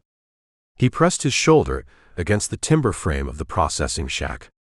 The decaying wood felt damp and spongy through his torn shirt. Vance mirrored the movement. He pressed his back against the adjacent timber. They stood in the pitch black. The rusted corrugated steel panel radiated a deep biting cold. Mercer pointed a single finger at the vertical tear in the metal. The 3-inch gap. Orange firelight spilled through the crack, a bright jagged blade slicing the mountain darkness. Mercer leaned in. He looked through the opening. He studied the staging area for 10 seconds. He stepped back and tapped Vance on the shoulder. He motioned toward the gap. Vance stepped sideways. He placed his right eye against the cold, jagged edge of the steel. The perspective offered a high-definition view of his own destruction. 30 feet away, the 50-gallon drum burned hot. Pine pitch popped, throwing bright orange sparks into the freezing mountain air. The heat distorted the air above the rim, a shimmering wave against the black rock face. Mick Dalton sat on a heavy wooden crate. He possessed a massive square frame. A thick leather duster stretched across his broad shoulders. He held a bottle of wine by the neck. The firelight caught the distinctive silver and black label. Vance recognized the label. Silver Oak. Cabernet Sauvignon.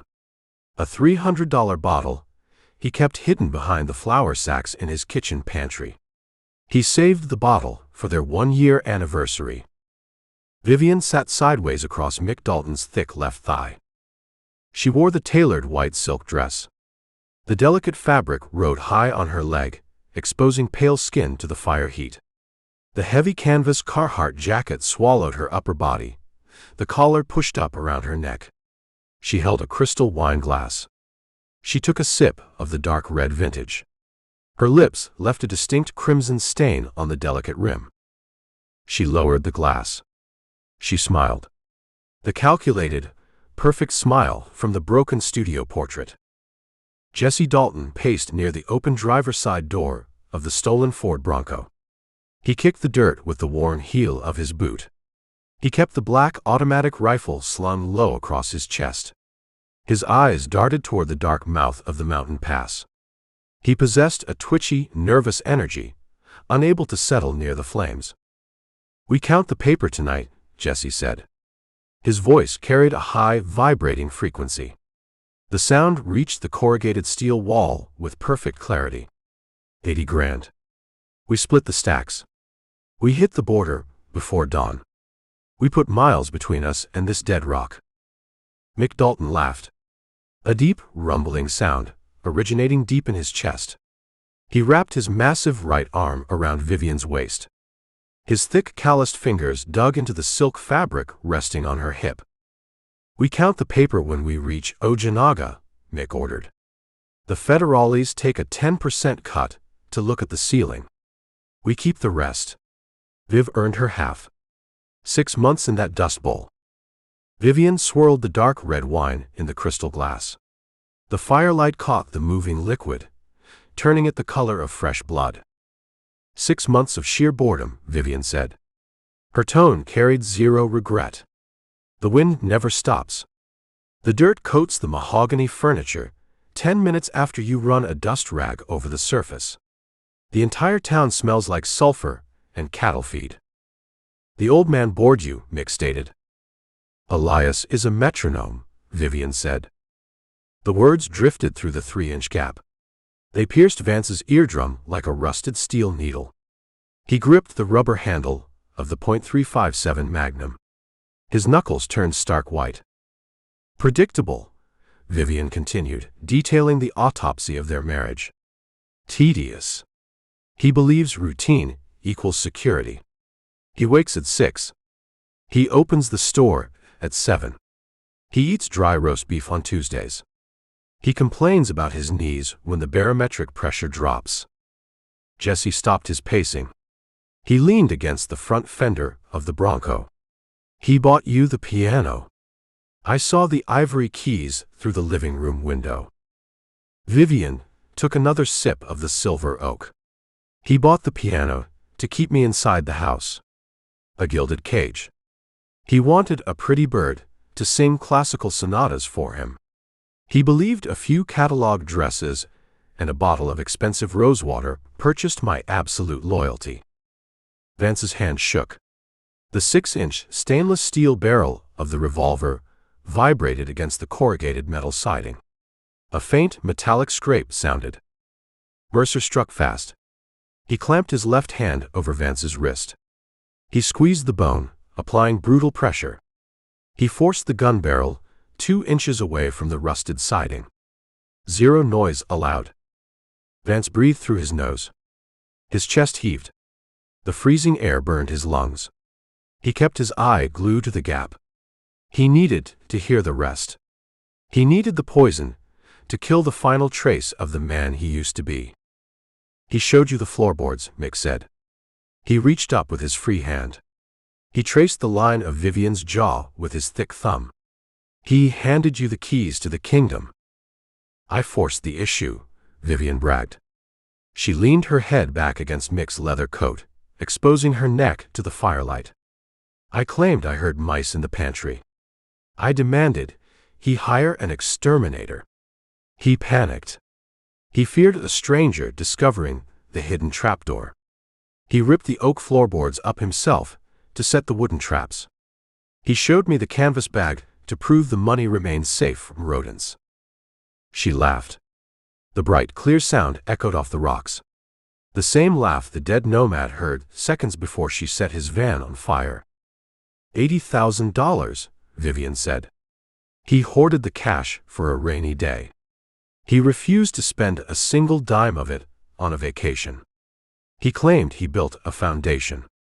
I despise foundations. I prefer the beach. Mick leaned forward. He pressed his face against her neck. He kissed the skin right behind her earlobe, the exact spot she sprayed the boutique rose water. She tilted her head, granting him deeper access. She ran her fingers through his dark hair. Vance pulled his eye away from the gap. He turned his back to the rusted steel. He pressed the back of his head against the decaying wood of the timber frame. He closed his eyes. The delusion shattered on the sandstone ridge hours ago. The reality crystallized in the freezing shadow of the processing shack. She orchestrated every detail. She manipulated his fears. She stole his money. She mocked his age. She sat on the lap of a murderer and drank his private wine stock. Mercer stepped close. He kept his voice to an absolute, unhearable whisper. He put his lips an inch from Vance's ear. "You heard the confession," Mercer breathed. Vance nodded. A sharp, singular motion. His jaw clamped tight. The swollen knot on his face pulsed with a dark rhythm. "They remain relaxed," Mercer outlined the tactical situation. "Jesse paces, but his automatic rifle hangs on a nylon strap. He requires 2 seconds to shoulder the weapon and acquire a target. Mick occupies his hands with the woman and the glass bottle. He sits. Standing requires effort and time. The fire ruins their night vision. They stare into the bright flames. They lack the ability to see past the edge of the orange light. The darkness hides us." "I want them in the open," Vance whispered back. The raw gravel in his voice scraped against the silence. "I refuse to shoot them through a crack in the wall. I refuse to hide in the dark. I want them to look at my face." Mercer evaluated the shop owner. A frontal assault against automatic weapons constituted suicide. But a coordinated distraction offered a sliver of probability. They required chaos to level the playing field. "You step into the light," Mercer said, formulating the geometry of the crossfire. "You draw their focus. You become the bait." Vance opened his eyes. The cold slate returned to his stare. "I become the reckoning," Vance said. He gripped the magnum tight. He waited for Mercer to dictate the angle of attack. Chapter 18. Mercer laid out the geometry of the ambush. He crouched in the absolute dark, behind the rusted corrugated steel. He pointed toward a derailed iron ore cart sitting 20 yards to their left. "I take the high angle behind the iron cart," Mercer whispered. "I require a clear sight line to the twitchy brother. Jesse holds the automatic rifle. He represents the primary threat. I eliminate him first." Vance kept his eyes locked on the 3-inch gap in the metal siding.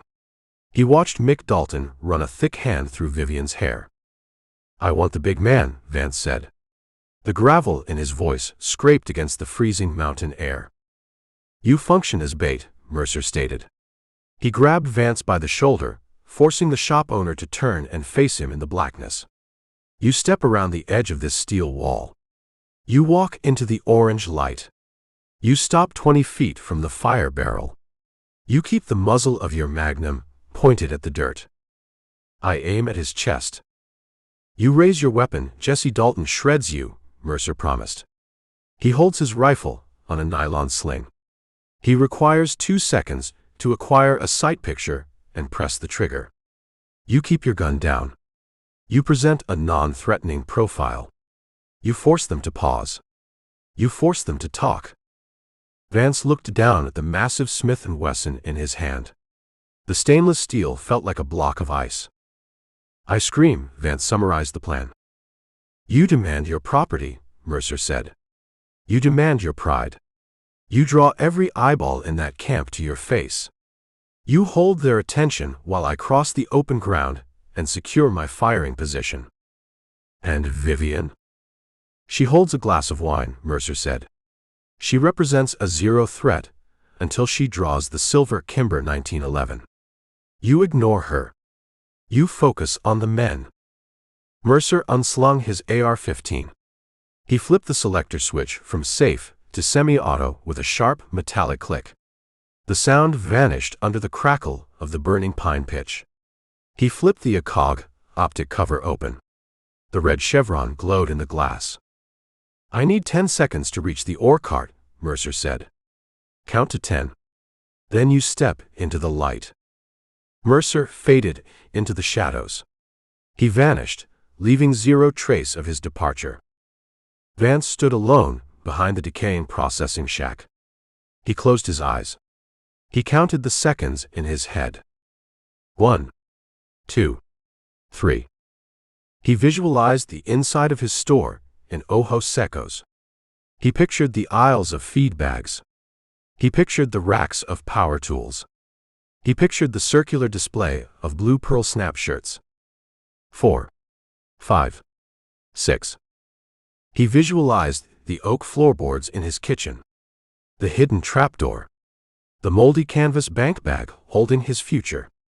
He visualized the Dallas Society circular where he placed the advertisement for a companion. 7, 8, 9. He opened his eyes. The cold slate returned. The fear evaporated, replaced by a dark, heavy void in the center of his chest. 10. Vance stepped around the edge of the corrugated steel wall. He left the absolute blackness. He walked into the perimeter of the dancing orange light. The loose shale crunched loud and heavy beneath his leather boots. He made zero attempt to hide his approach. He wanted them to hear him. He stopped 20 feet from the burning 50-gallon drum. He stood with his legs shoulder-width apart. He kept his right arm straight down at his side. The 6-inch barrel of the Magnum pointed at the dirt.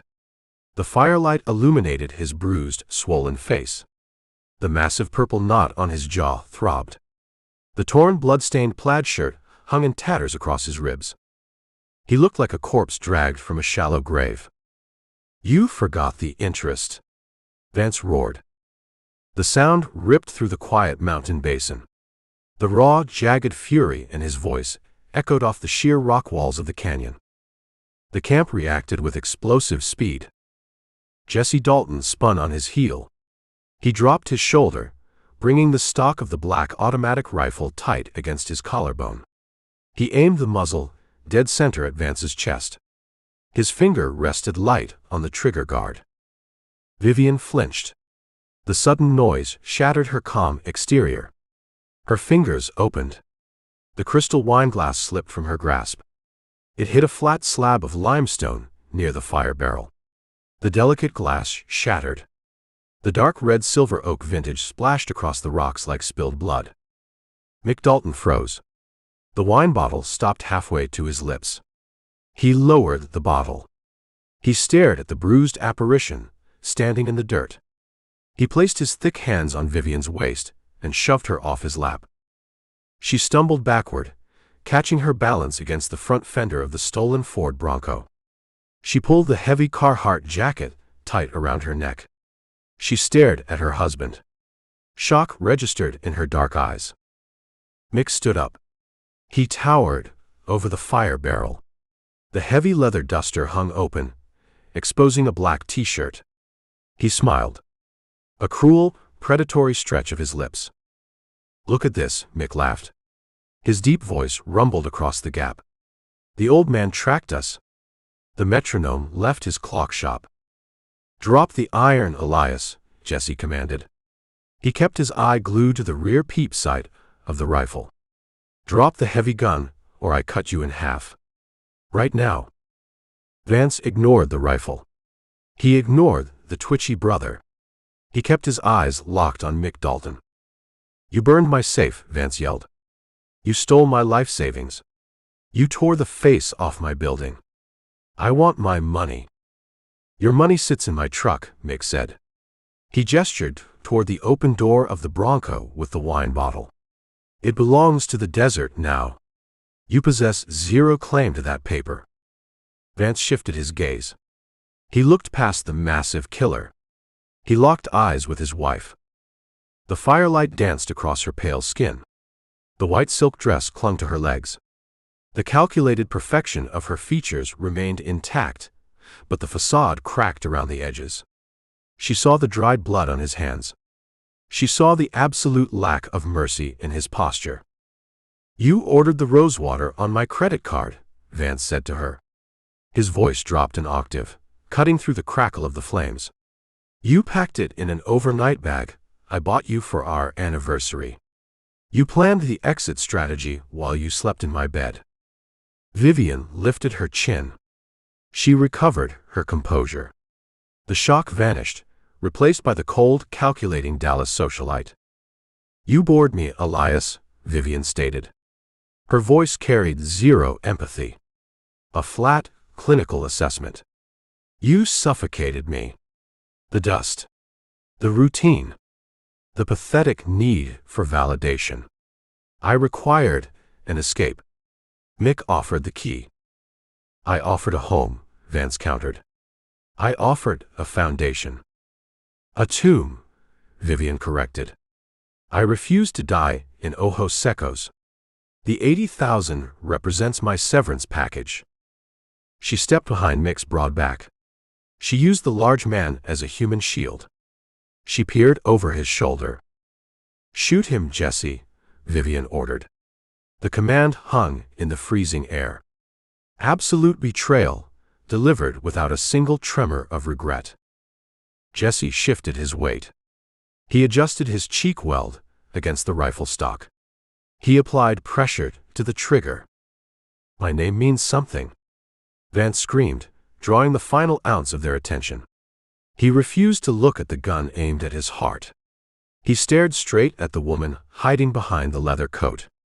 "My sweat built your escape. You stole my pride." In the deep shadows 20 yards to their left, Mercer rested the aluminum handguard of his AR-15 on the rusted edge of the derailed ore cart. He sighted through the ACOG optic.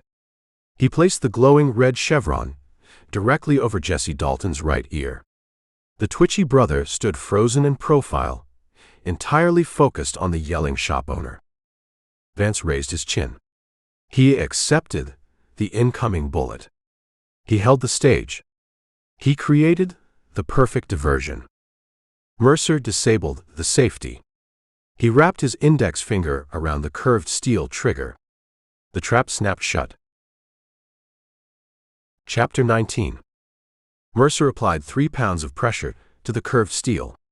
The sear broke. The firing pin struck the brass primer. The AR-15 barked. A single 5.56 hollow point round cleared the muzzle brake. It crossed the 60 feet of freezing air in a fraction of a second. The projectile struck Jesse Dalton an inch above the right ear. The kinetic energy shattered the skull. Jesse died standing up. His central nervous system collapsed. His finger spasmed against the trigger of the black automatic rifle. The weapon discharged. A 3-round burst stitched a jagged line of lead across the limestone gravel, missing Vance by 2 feet. Jesse crumpled into the dirt. The black rifle clattered against the rocks. Mick Dalton possessed terrifying combat instincts. He ignored his dead brother. He recognized a triangulated ambush. He shoved Vivian toward the black mouth of the processing shack. She stumbled over the wooden threshold, vanishing into the dark interior. Mick reached under the heavy leather duster. He drew a sawed-off 12-gauge pump shotgun from a custom canvas shoulder rig. He racked the slide. He pointed the short barrel at Elias Vance standing in the orange firelight. He pulled the trigger. Double-aught buckshot spread across the 20 feet of open ground. A single lead pellet, the size of a steel ball bearing, clipped Vance's left bicep. The impact ripped the torn plaid shirt. It gouged a deep trench through the muscle. The kinetic force spun the shop owner a half-step backward. Blood sprayed the white dust. Vance caught his balance. He ignored the burning hole in his arm. He raised the massive Smith & Wesson .357 Magnum. He leveled the 6-inch stainless barrel at the giant in the leather coat. He fired. The hand cannon produced a blinding white muzzle flash. The recoil kicked Vance's arms upward, a brutal torque on his wrists. The heavy hollow point round missed Mick's chest. It struck the stolen Ford Bronco. The bullet shattered the passenger side window, spraying the leather interior with safety glass. Mercer transitioned his aim. He placed the glowing red chevron on Mick Dalton's center mass. He pressed the trigger twice. Mick dove behind the engine block of the Bronco. The 5.56 rounds sparked against the heavy steel fender, gouging bright silver craters in the black paint. "Hold your position," Mercer shouted over the ringing echo of the gunfire. Vance ignored the command. The blood ran down his arm, soaking his fingers. The pain fueled the furnace in his chest. He lowered his head. He charged.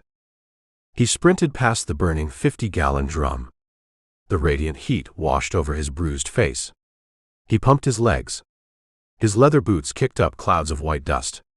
He headed straight for the dark entrance of the processing shack, chasing the woman who destroyed his life. Mick racked the shotgun. He popped up from behind the hood of the Bronco. He fired a blind blast toward the rusted ore cart. A wall of buckshot hammered the thick iron. Lead pellets shrieked against the metal. Mercer ducked behind the heavy cart. Sharp fragments of spalling iron rained down on his shoulders. Mick used the covering fire to abandon the vehicle. He bolted across the open dirt. He possessed massive bulk, but he moved like a runaway freight train. He hit the wooden threshold of the shack. He disappeared into the absolute blackness of the mine entrance. Vance reached the shack 3 seconds later. He plunged into the pitch-black interior. He crossed the threshold, leaving the firelight behind. Mercer stood up from behind the ore cart. He kept the AR-15 shouldered. He scanned the basin. The fire crackled in the steel drum. Jesse Dalton lay dead in the dirt. The Bronco sat empty, leaking fluids from the bullet holes in the radiator. The gunfight shifted. The open terrain offered 0 targets. The combatants moved into the confined, pitch-black space of the abandoned silver mine. A labyrinth of decaying timber, rusted iron, and unstable rock walls. Mercer stepped out from his cover. He walked toward the shack. The smell of burnt cordite mixed with the pine pitch smoke. He reached the wooden door frame. He listened to the absolute silence radiating from the dark shaft. He flipped the safety back on. He drew a high-lumen tactical flashlight from his belt. He held the aluminum cylinder in his left hand, resting the bezel against the handguard of the rifle. He stepped over the threshold. The darkness swallowed him. Chapter 20. Kill the light. Vance's voice echoed in the cavernous space. Mercer ignored the command. He kept the high-lumen beam active. He swept the white circle of light across the decaying timber beams. The shaft smelled of dry rot, pulverized rock, and ancient dust. Mick Dalton used a rusted iron ore crusher for cover. The heavy machine sat 30 feet deep into the tunnel. The twin barrels of the sawed-off shotgun rested on the rusted metal edge. Vivian stood behind the giant man. Her white silk dress collected the centuries-old coal dust. She held the silver Kimber 1911 pistol in her right hand.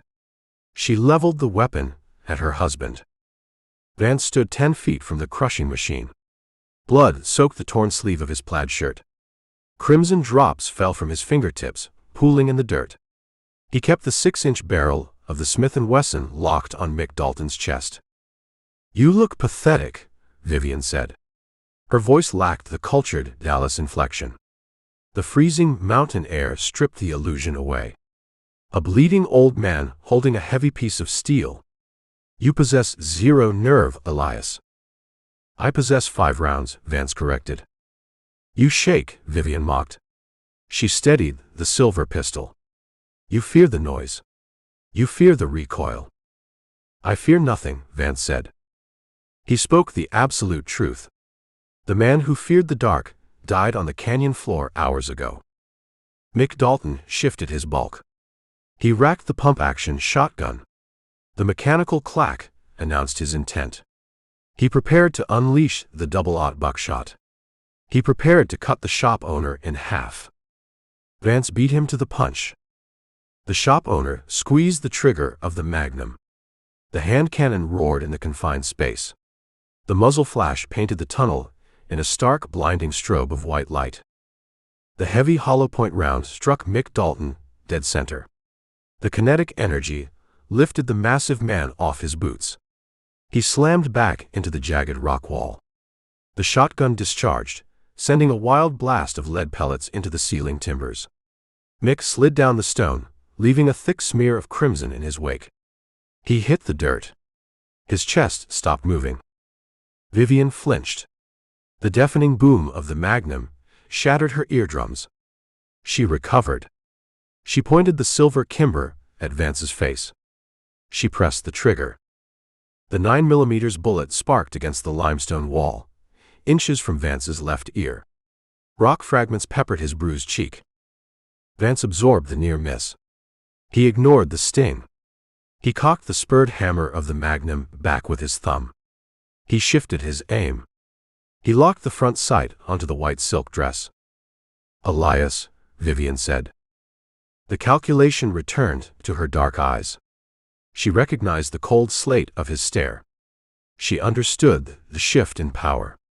The mockery vanished. Elias, wait, she pleaded. You burned a man over a plate of eggs, Vance said.